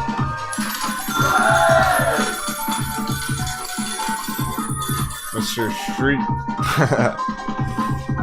Everyone prefers prefers Mr. Street.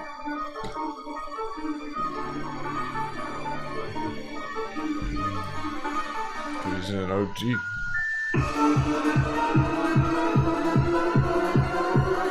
Now he's on the up and up. Start from the bottom, now we're here.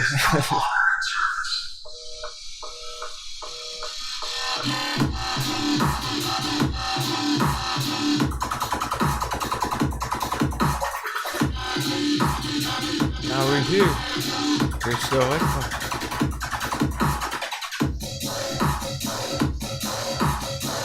And the material holder's gonna get it. Your turn's coming.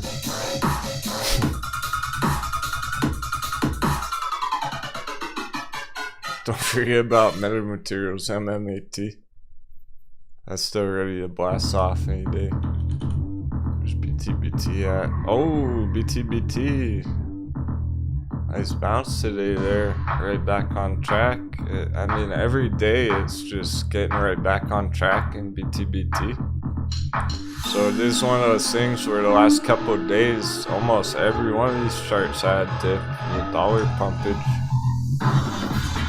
It's not BTBT's fault. Yeah, hey, mama. As a matter of fact, I'd love to check GRNQ Green Pro. Cause half our audience fired cannons and made an entry on it the minute the bell hit this morning. Second the market opened, we had an alert trigger for an entry on Green Pro down here at 90 cents. So it says it's up 10% on the day, but truly from that bottom barrel entry, we're up 17% already. That's awesome. What a start to the trade, to the new entry on it. So it's basically like even if you miss that whole last 200% banger, it's starting for round 2 all over again. We're going for the next one. It's like a whole brand new trade on it all over again. Yeah, so we're excited about this one. Well, it's been going green all day. It only dipped the first second of the morning. Ever since, it's been turning up the heat. Check out the indicators, very bullish, very strong.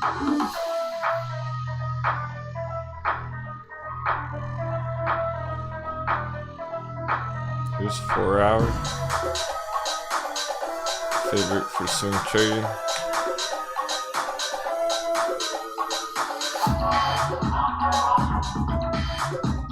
But it's looking pretty epic. This might be a big one. Everything's there on it, set up so nice.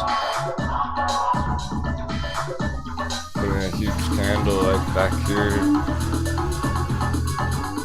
Or back here. And the next one could be even bigger. Next one could be even bigger, to a bigger target.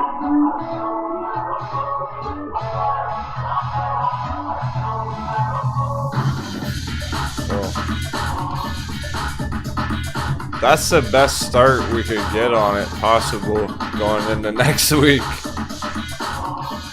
Can't wait to see how it goes. It filled that bearish gap target right there perfectly on the green line. It's a bit tricky to see it through all my trend lines, but there's a gap for the bears on the green line. So that's the bounce spot. It really filled it. It's close enough, so that's why it bounced huge off that moving average in pink. It's back bullish, full strength at the moment. It was going down for a few days there, but full strength right now on that. Let's check the dollar going in. Okay, still rolling over on the dollar. But we're out of time. We have 11 minutes on the bell, but it is looking good for crypto. Dollar keeps going after the bell.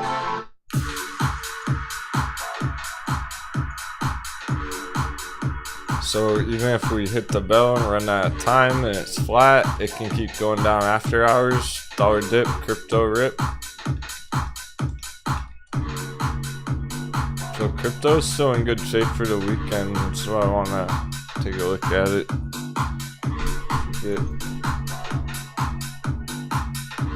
I'll be live for like a whole nother hour probably. I don't know if there's enough hype in the chat. Throw out some pirate flags in the chat. Need some pirate flags in the chat if you want crypto crunch. I'm willing to stay extra overtime. It's Friday. It could be big things over the weekend, especially with this dollar chart. Oh, that's a lot of hype. Alright, we have to now. Captain goes for the cruise.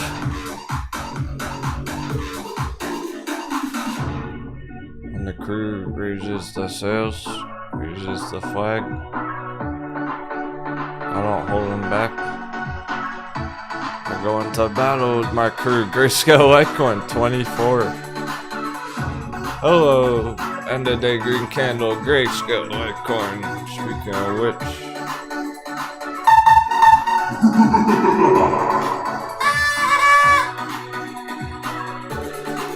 There's that strong end of day close on it in the green box for next week.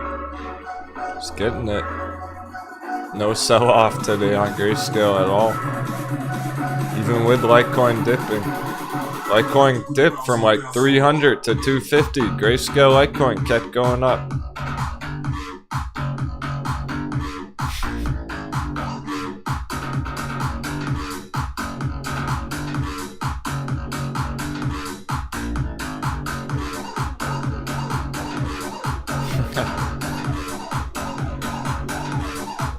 All those big house bounces still going. Tilray trying to close over 13. Big round number as well. It's 13 flat right now. Very end of the day. So these are big developments, big numbers that these charts are going for on Friday afternoon.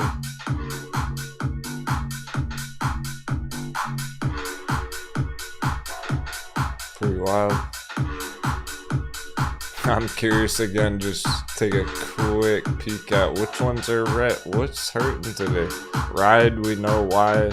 GXLM is fine. CPANG. Okay, netting, but you know. Long-term hold, Diamond Hands Metin. That's not a big deal either. Progenity 299, Camber Energies. Out of steam for a long time. VXX red, but it's still over 20. Cavo red, but it's $1.77. And it went huge yesterday. Cavo looking nice too. Great shape for next week. KBO having a huge bounce from the bottom of that box there after a shakeout. It was a bit iffy there for a day. But that's why we kept an eye on it. We got that bear trap, huge bounce right back up, straight to the top of our bull box. Ready to blast off. Go through the box, send it flying. Still have a huge gap fill target on Cavo too at 477.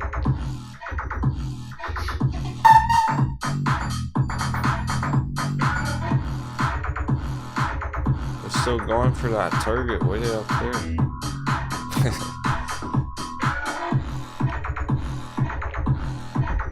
Lucid's red because it's just cooling off.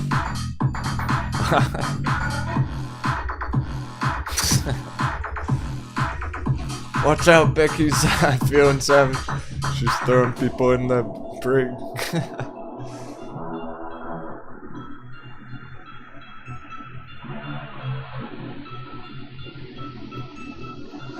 Putting people on timeout. She's feeling so wild. Oh man, high tide might even close over 8. That's a giant number on high tide after we got that breakout alert, 677 just yesterday. Look what it's done since then. If you were watching yesterday when we got that alert. My goodness.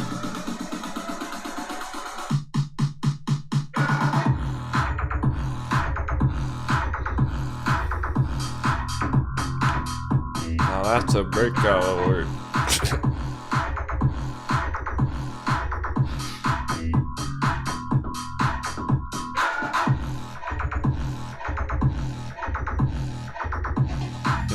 Nine mid. Nice. Alright, our long-term holds kicking ass. 3D might even close over 7. 690? Okay. That's not fucking around either. The earnings coming up. 3D next week. Remember what happened to Ride going right into the earnings?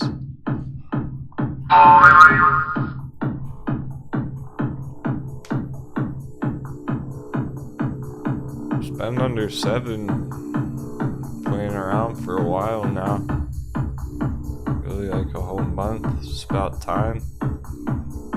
The earnings catalyst. As long as it goes smooth. As long as it's not terrible sell-off for whatever reason with the earnings. But I don't expect that. There's nothing anticipating that. All the other earnings have gone very well. I mean, these earnings are helping us nowadays, not hurting us. Before they were hurting us. The last ones, maybe not so much last quarter. These earnings are helping. Wind blowing in our sails for real. The earnings.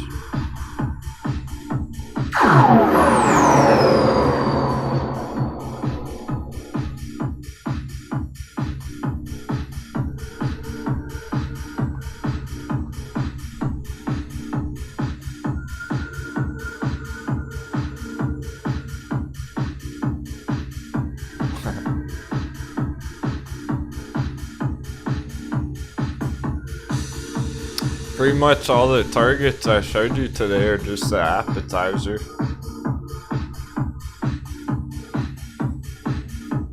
We're looking at this like, wow, okay, it might have a nice pop to the earnings. It's not about that, it's about this.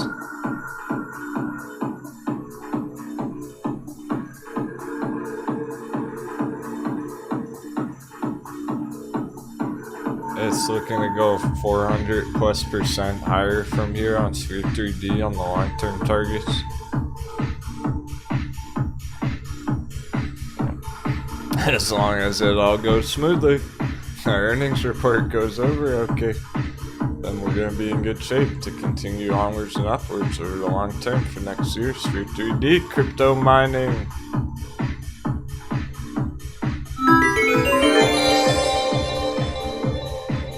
You know what's been crushing it on the long-term charts? Blockchain companies. Sphere 3D, Metin. Grayscale.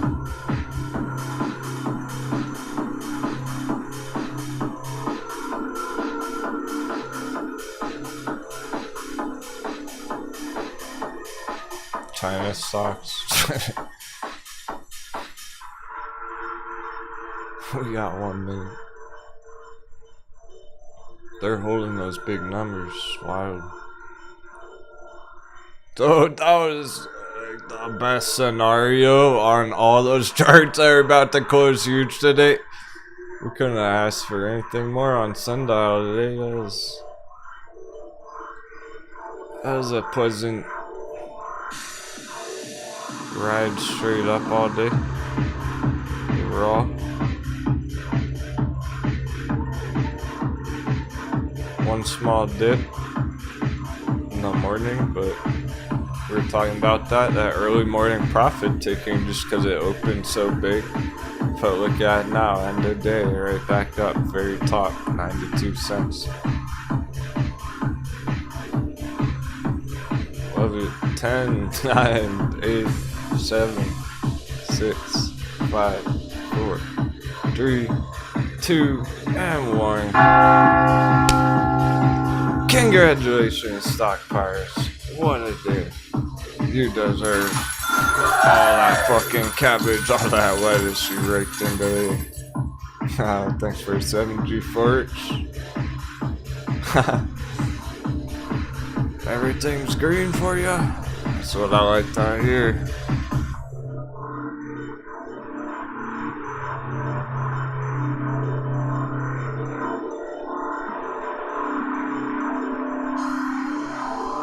Frog, except for progeny, frog bears. Denwo, share my profits because everything's green. Except for progeny.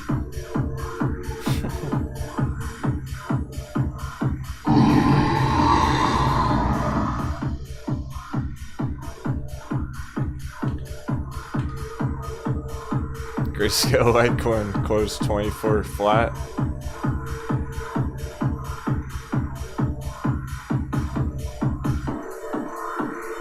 Let's go, G-Forks. Yacht was hot down at 13, 14 bucks. Sure, double his money. Congrats, doing awesome. If your name's on a cup, you're doing awesome.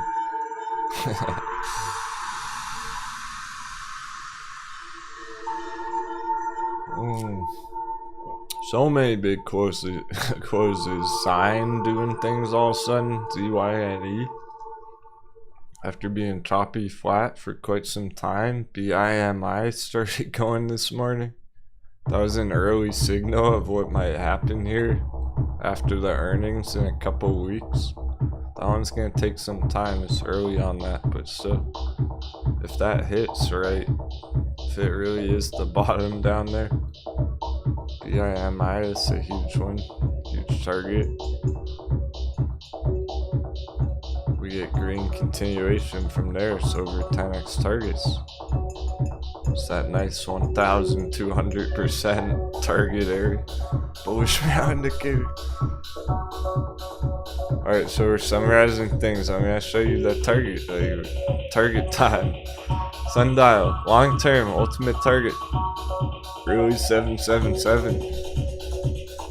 777. You know what to do in the chat if you had a good day. That's your huge sundial long-term target from under $1, $7 Be a huge win right there. That's the over 10. That's the 1,200% exact same. That number keeps showing up again and again and again on our long-term targets. It's here on sundial. 1,200% long-term targets. We're just fucking getting started. $1's nothing. It's undervalued until it goes over $1. Hasn't even returned to fair value yet.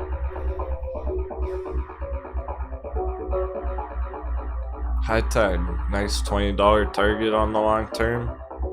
So if you got in on a nice area, maybe on that 6-7 breakout signal yesterday, it hasn't stopped going straight up. That's well over 100%, so that's looking good. ACB, and a huge green day as well. Breakout in action, perfect look on that candle, that huge bounce from the hot bevy down there. It's so beautiful. Hot beverage. This chart should be in a museum. I might have to put this one on a fucking mouse pad if it goes 10x, cause she's PCB, just like sundial. Under 10 to potentially as high as fucking 77. 1,200% right now to go to 77. Same number, same target number on the profit. Similar targets as sundial, maybe triple digits if you get lucky. But they're all huge.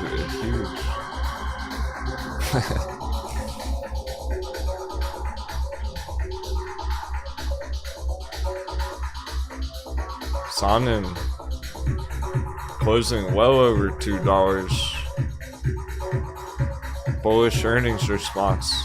If this is a bottom, then also nice targets. But for now, keeping it more conservative on this. See how it develops over time. 200% $6 area.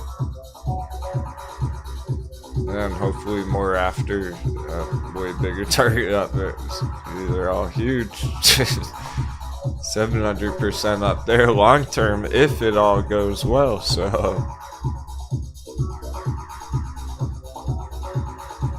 don't lower the sales yet.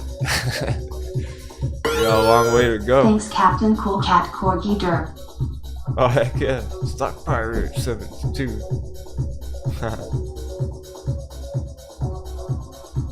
Well, cat, I heard him meow.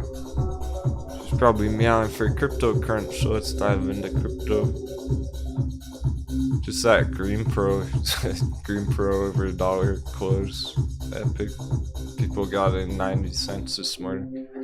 Second, the market opened, no hesitation. Fired the cannons, it went up a lot already. Throughout the day, 20% off that bounce. Everything else cruising, but we covered most of it. Heck, so I mean, I could just go on and on about them all, so we'll move on to crypto.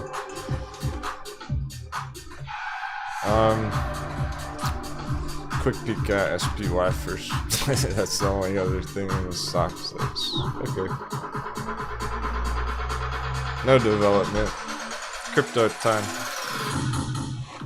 So, if you are heading out, stock traders for the day, thanks so much for all the kind words, support in that chat. That was epic. I can't wait to see where these stocks go next week.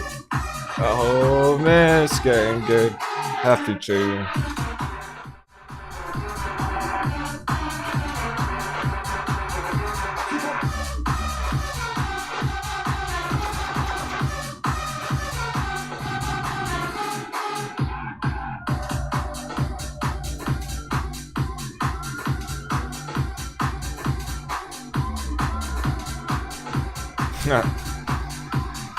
Mana and Nina.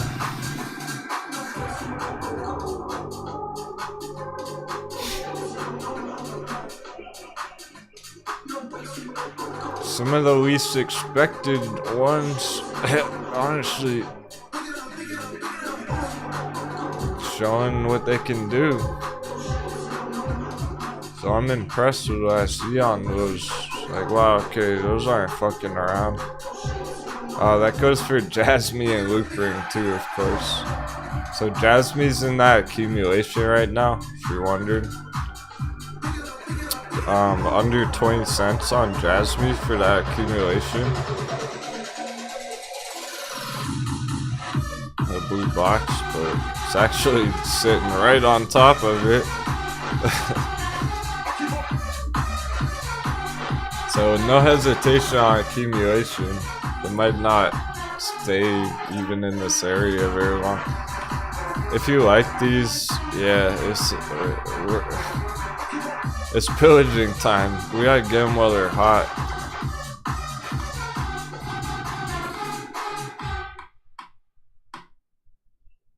Cause they really can keep pushing all weekend.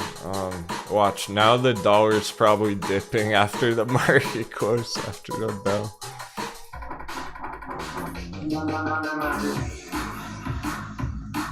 Dollar's probably gonna finally start dipping. So, crypto's still on fire for the weekend. I mean, even with these retracements, that's what I want to talk about. These look like short-term dips at the moment. So let's take this short-term price action on Jasmine here, for instance. And we have a huge breakout leaving the buy box. It's coming back to retest the support, and it's perfectly holding right on top right now of the support. So as far as we can tell right now, that's a breakout retest success. It can bounce huge right there.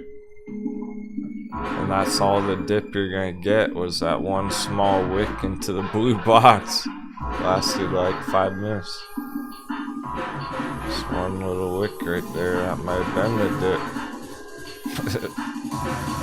You see how technical it is? Just right on top of our box.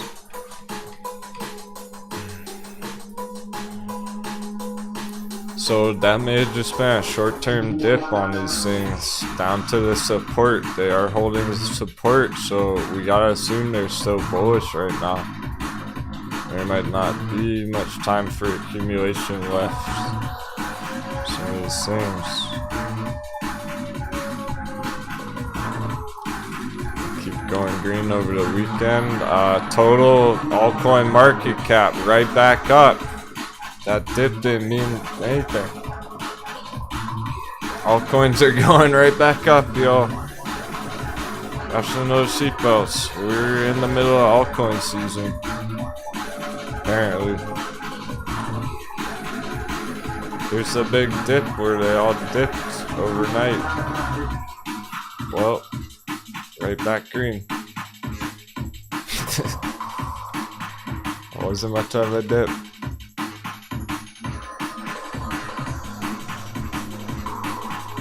We gotta assume this is gonna continue bullishly until it doesn't.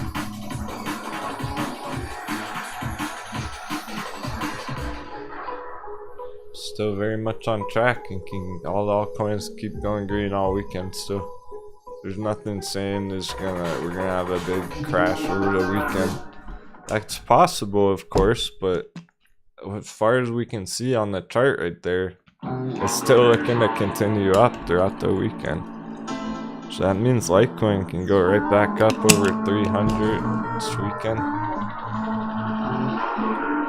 That's why people are still loading up on Grayscale Litecoin, why it closed bullishly today at 24 or whatnot. Nice strong green day on Grayscale Litecoin, because investors, traders are speculating that, hey, over the weekend Litecoin's gonna keep going. These altcoins all-time high.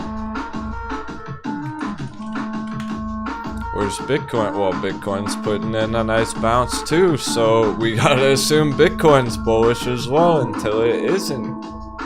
It's holding our support line and it is bouncing.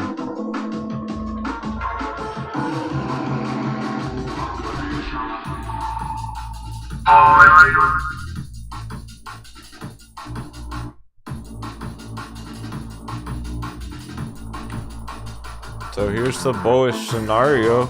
It hit $77,000 over the weekend.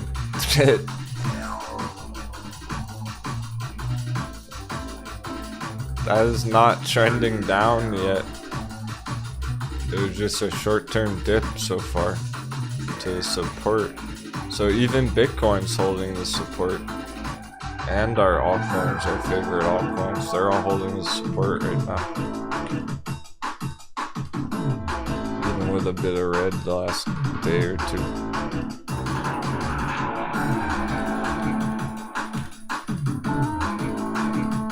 The dominance going down. Alright, so as Bitcoin is losing dominance here, that means our altcoins are gaining dominance. So altcoins are outperforming Bitcoin according to this chart. Currently, and potentially going forward for a bit.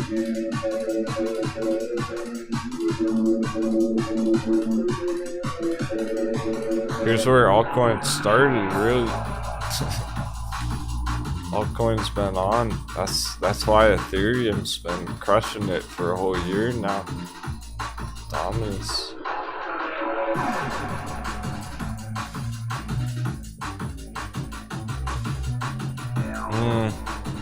Careful not to FOMO into things that are already going crazy though.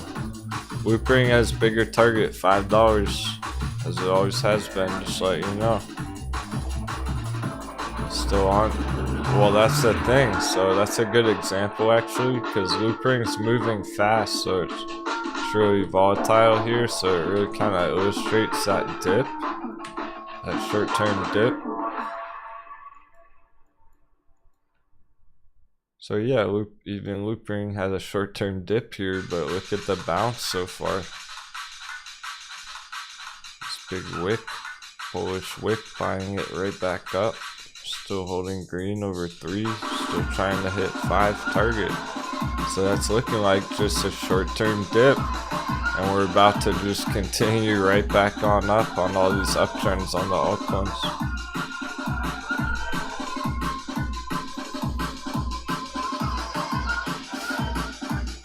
That goes for things like VeChain. Ooh, there's the dip. There's that little short-term dip on VeChain there. Starting to hold green again, so. So here's the risk. We might get. There's the risk that might come all the way back down to the real support level way down there. But with the total market, altcoin market cap that we were just looking at, mooning, and then you add the dominance in there, the dominance chart, we gotta assume it's just gonna keep trending up from here. You can't count on that dip. It's too strong right now. That might have been the dip right there, the only dip that's gonna have for now. Just a small dip and then boom. Crush an even bigger target right after, so that's all still in great shape. Don't worry about some of that small red on these charts. Well look, now more are going green after the bell.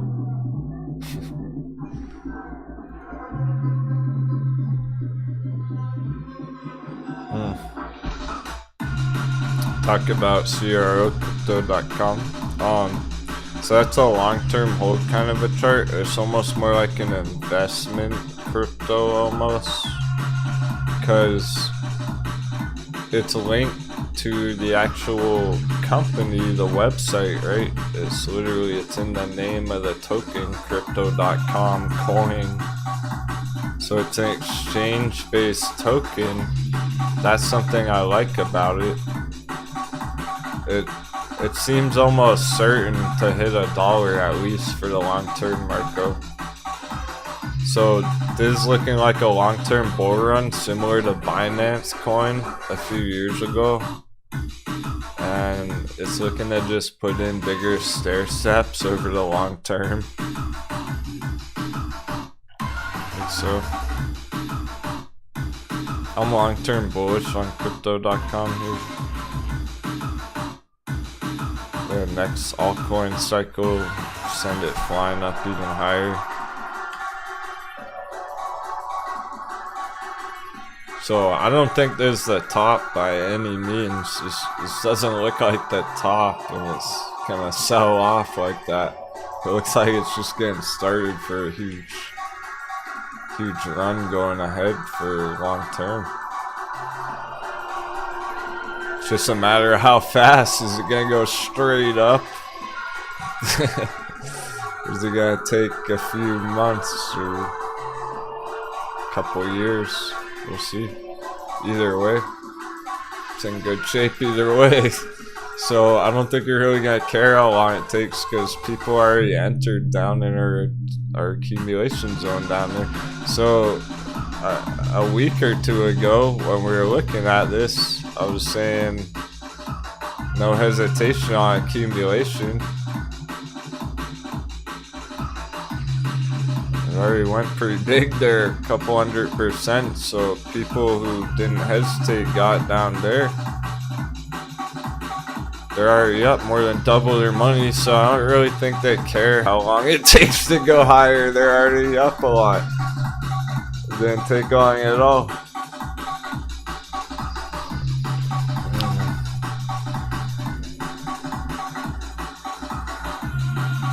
CryptoCur's getting it good already. It's awesome. We're pillaging crypto at a perfect fucking time in August there. That was a perfect time to be looking at it in retrospect. So since we're excited about Litecoin, Grayscale, let's check out Litecoin's looking. So where was Litecoin in August? $100.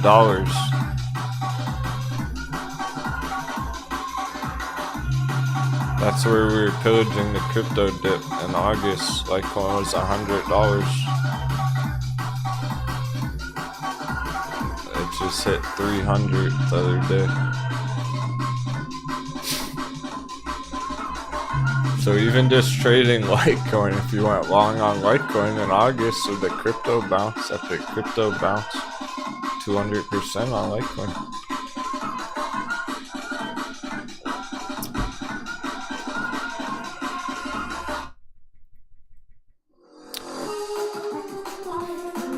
Okay, so so XRP, Dogecoin, Bitcoin. I'm not gonna pull up the charts right now. There's too much bigger, better stuff going on. They are gonna follow the rest of the trend. That's why I'm showing you the whole trend, like the whole altcoin market cap booming. This chart, they're gonna go up with the rest of the altcoins. As long as the altcoins are going up, those are gonna go up. They're all going up when the altcoins are going up. That means even the shitty ones. Not to say that those are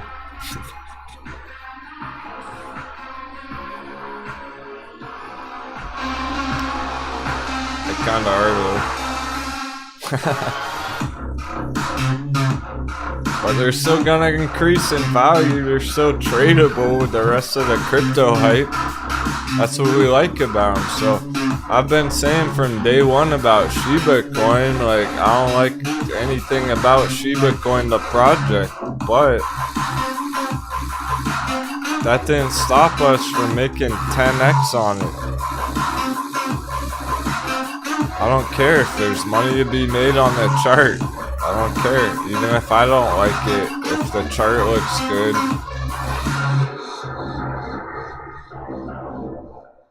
It's tradable. I don't like the project, but it's tradable and somebody made 10 times your money on it, so I like that about it.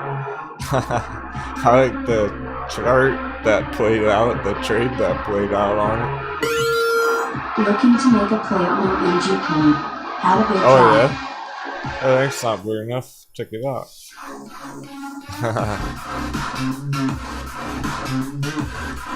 Sounds familiar.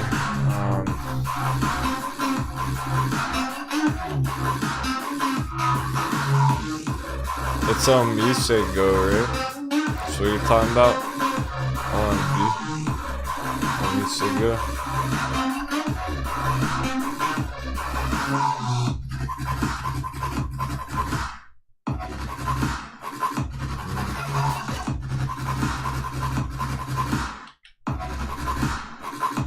Here we go. Now you can see the real history of it.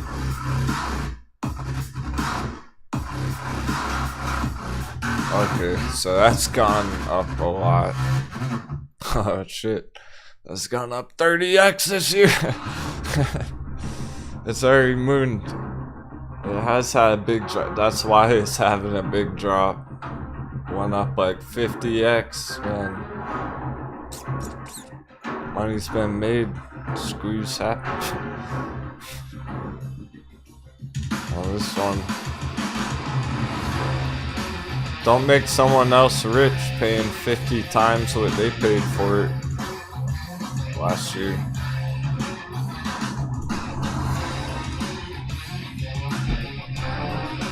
That's already mooned. OMG. OMG is right. OMG, it's crashing on the moon.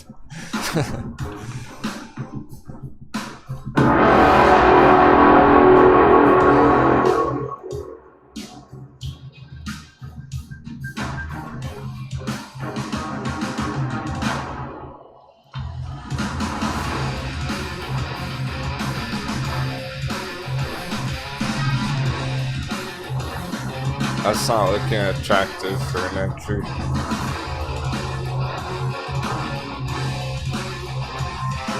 I'll check the vote. Let's see if we got any votes coming in Discord. I added a bunch of suggestions there. Because you know the good ones. I've shown you the good ones on this list, and we're actively developing this list. That's why I do Crypto Crunch, because there's a lot that we still need to figure out here. We're not really giving our crypto the proper attention as we should because we're busy with our stocks all day. So we're gonna keep working on this list as time goes on.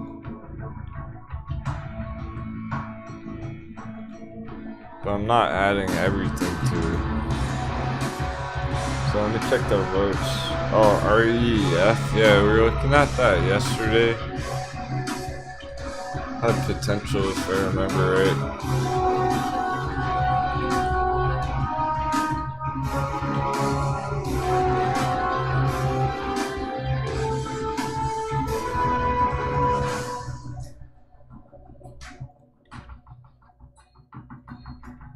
But we lost our chart.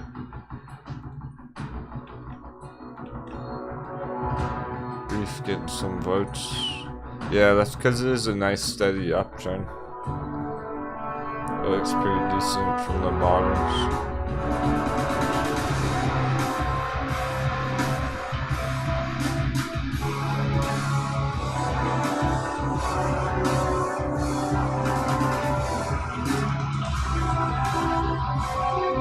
Breakout, retest, work.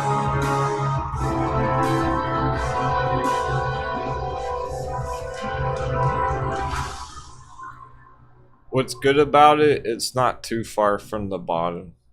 It's still down near the bottom. It's up a few 100% from the very bottom, so that's not too bad.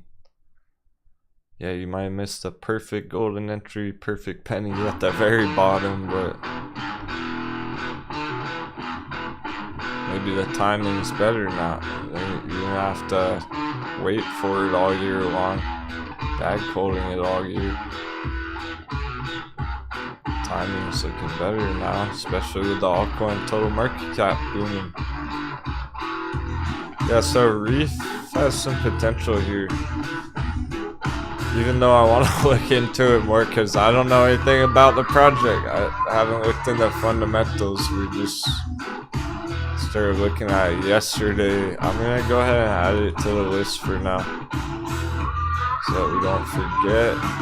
And if it starts going huge, we'll notice. If it keeps trending up, we'll notice.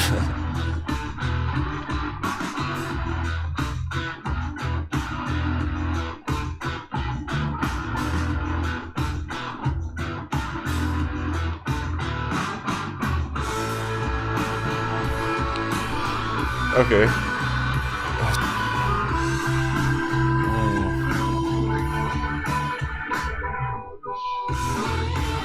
Yes.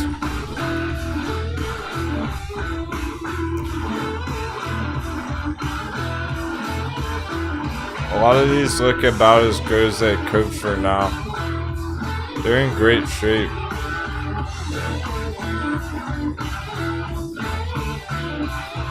I'm really not worried about them right now at all. I don't think we're gonna get much of a dip over the weekend. The dip might be over and we just have a green weekend on altcoins. It's more likely we're gonna get continuation upwards on these soon.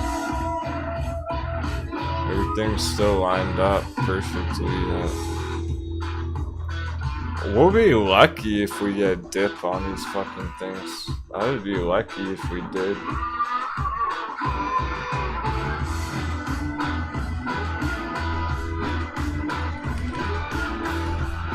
Just keep in mind, they've been going up since August, really.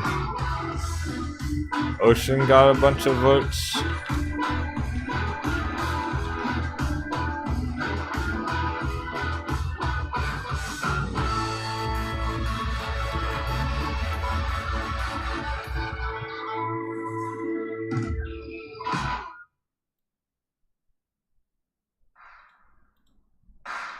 Here we go. Just kind of hard to find a real chart on that one. To look at a bunch of different exchanges.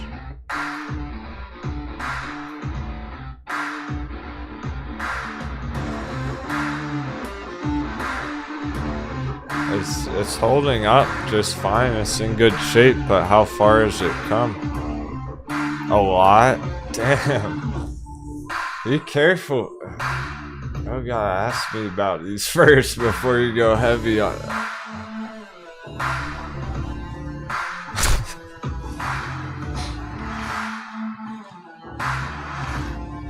OMG and Ocean. Those ones have gone up a shit ton all year.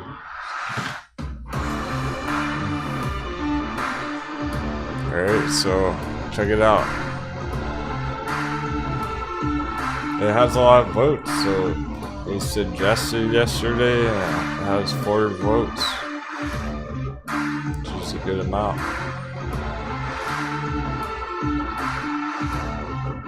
So there's more than a couple of you who like it, and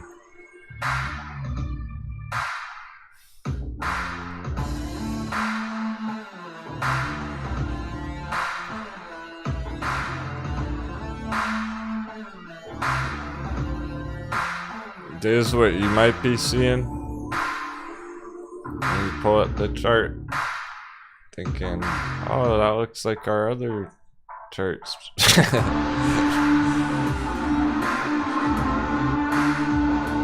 Right? That's what the beginners are seeing on their charts. Here's what Captain sees.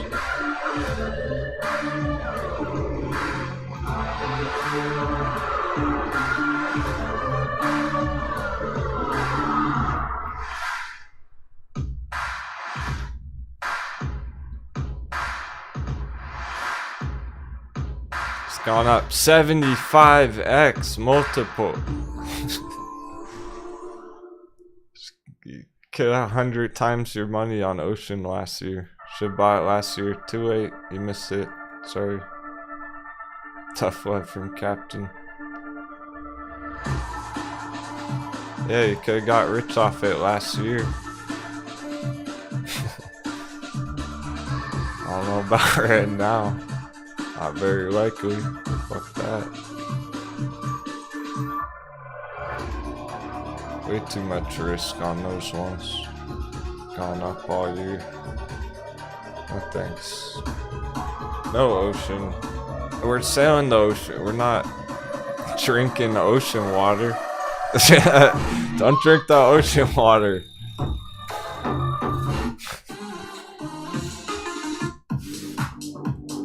That's ugly.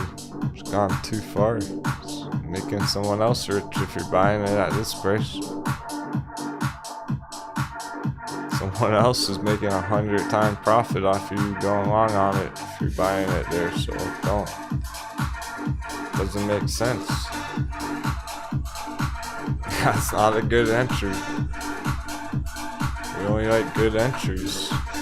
Okay, so I'm gonna do it one more time. We've been talking about the good entries all week, but I'm gonna run through the good ones on the watch list one more time. We'll call it a day. Been a long, epic day, so trying to keep it short and sweet to crunch. Alright, so what actually, this entry, the risk rewards through the roof is. I like risk reward, but not that shit. Not when it's 100x risk reward. In the wrong direction. Usually the charts we're looking at, guys, usually our bottom entry charts when we're catching up, it's this. This looks like our charts that we like. This looks like Ride. This looks like Nikola. This looks like Sundial now. At the bottom's down there. It's upside down. So what are still decent ones for now that we know are looking attractive? Nano. And yeah, no. One at a time. holding the support line in orange bullishly for a potential huge move from there. Altcoin season. From here, 700% to the old all-time high, over $40. Going for a new all-time high, can go 10x. 10 ANO. So this one's looking to go 10x still in the future. It hasn't really done that yet this year. I mean, like it has, but it's a bigger cycle there. Still wants to keep going way higher long term. It was forgotten about for like 4 years. It's finally doing things this year. I've been watching the chart on it that whole time. For 4 years, 5 years. It's time. This is what altcoin season is. We're going back to those old all-time highs. We're going to new all-time highs. Let's go, crypto crew. There are some last minute sevens in the chat for Endo weekend. Good luck for crypto. I want to see them go up now. I'm ready. I mean, the dips, yeah. More accumulation was nice, but I'm not gonna fight it. I'm ready to ride to the moon on some of these.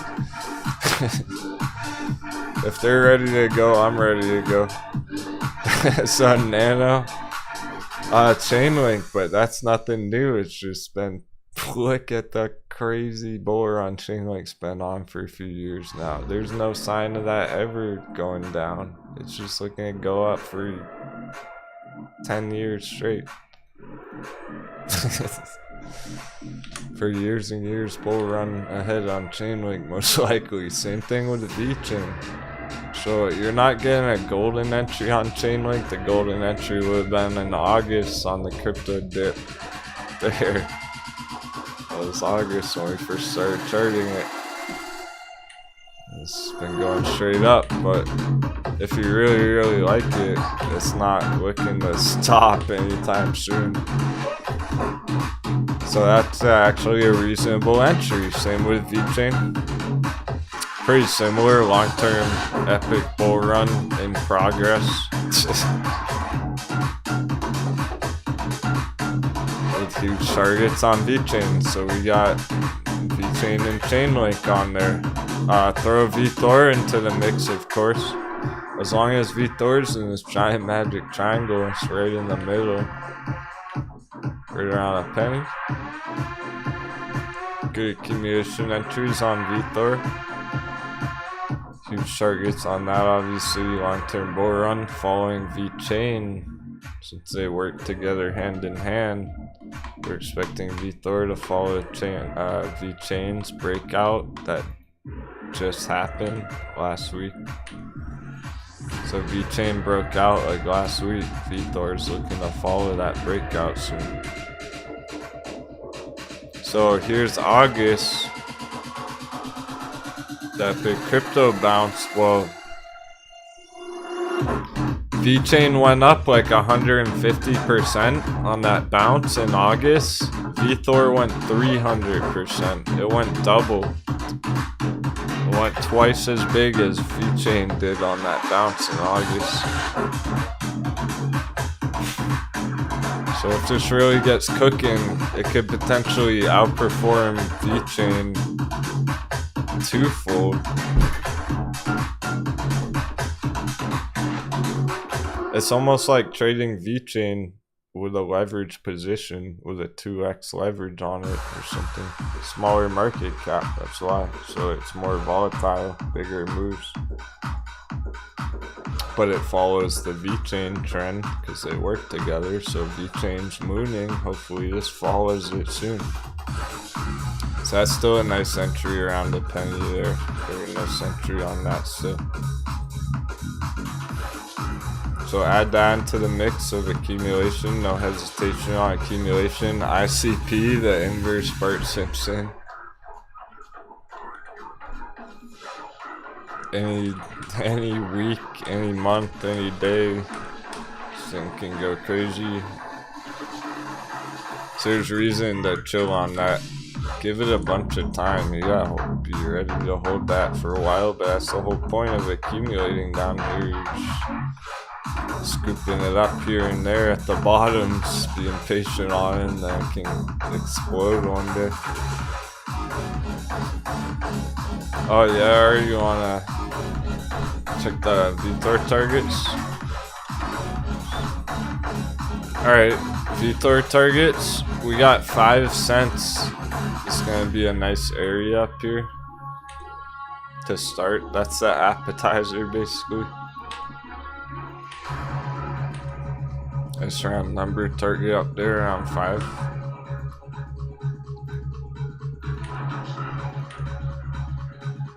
Chart hacks. Action that.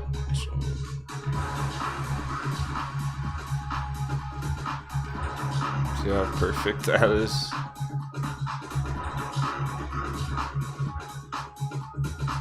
Chart hatch. Sniped it.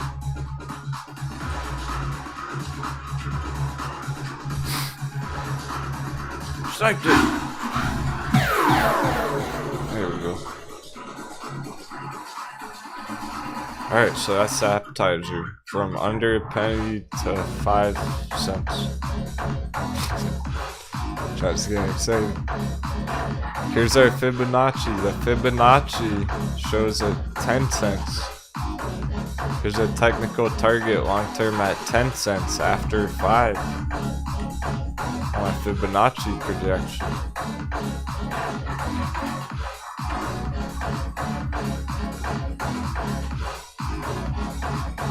So 5 cents the appetizer, it keeps going through 5 long term, then 10's the next stop there. Nice round numbers, isn't that interesting?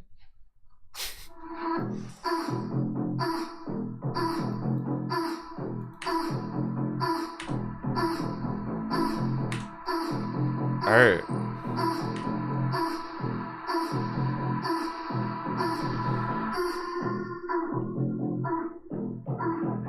If it hits 10 cents, it can hit $1.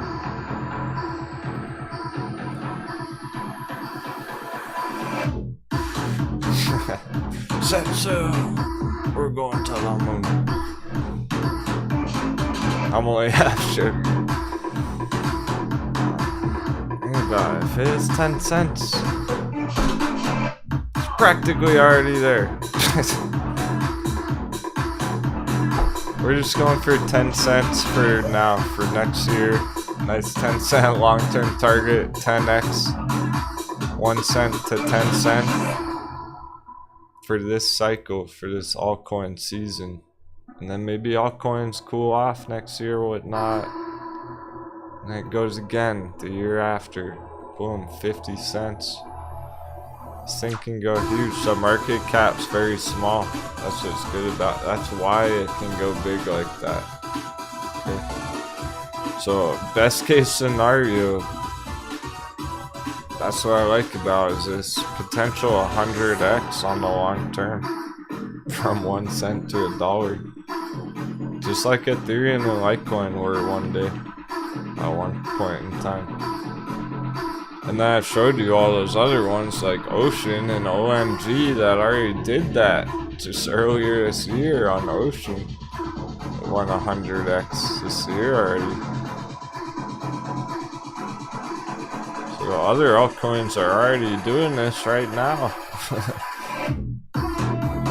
Getting huge 100x targets like that. So don't doubt the bullishness of these charts, but I'm talking long term. That's ultimate. That's money. You gotta be ready to diamond hands that thing for years to hit a target like that.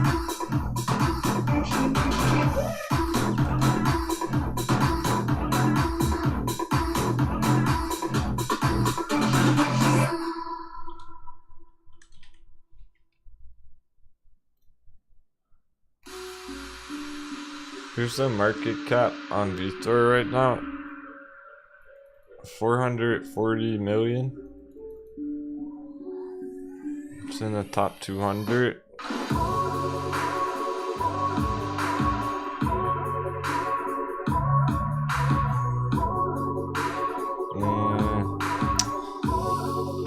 Okay, let's say it were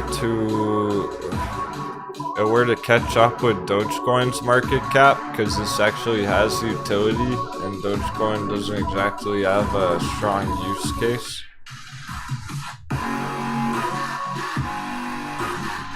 Oh, what the fuck is Dogecoin market cap? Oh, that's the other crazy.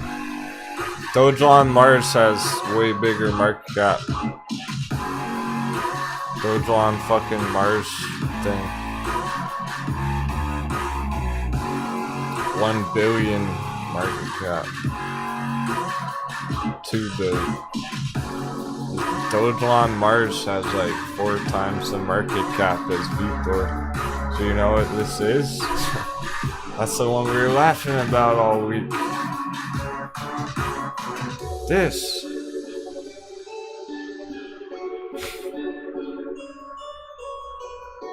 If that can get a market cap like that, we got a long way to go.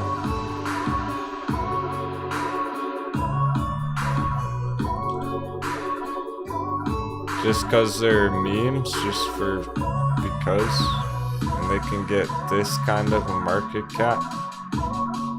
There's your Dogecoin market cap. Let's do a number crunch. Alright, so 35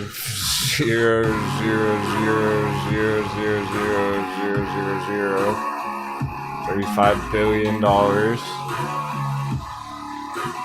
440 million. Dogecoin's 80 times bigger market cap than Vitor today, right now, with no use case. That's how Vitor can go 80x multiple. Because it's gonna stay around. It's not going anywhere. It's gonna survive the test of time because it's a solid project.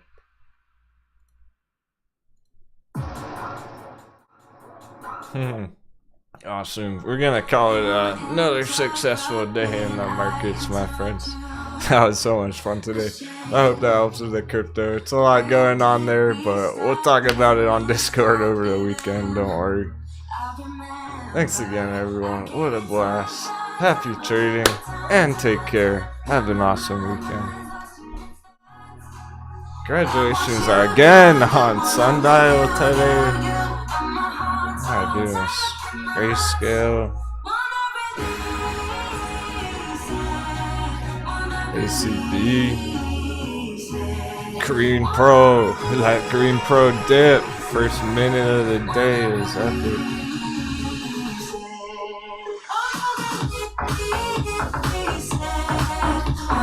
Party doesn't stop when the show's over. I'll see you on Discord. Take care, everyone.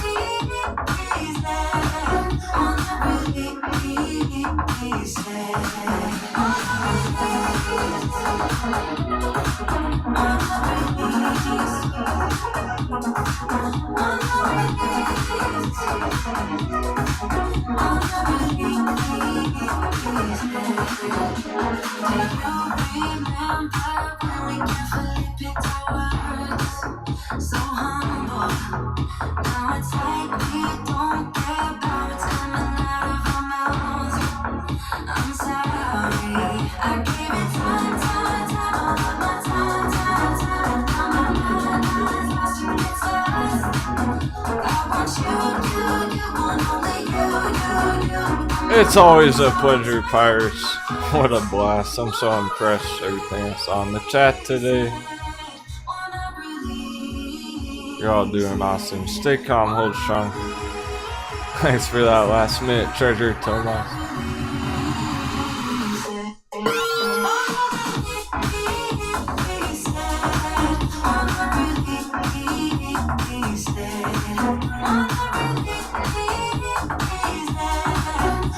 Prepare the cannons for next week.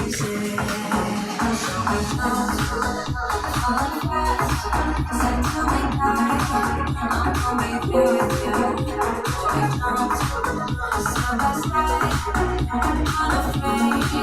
what we did.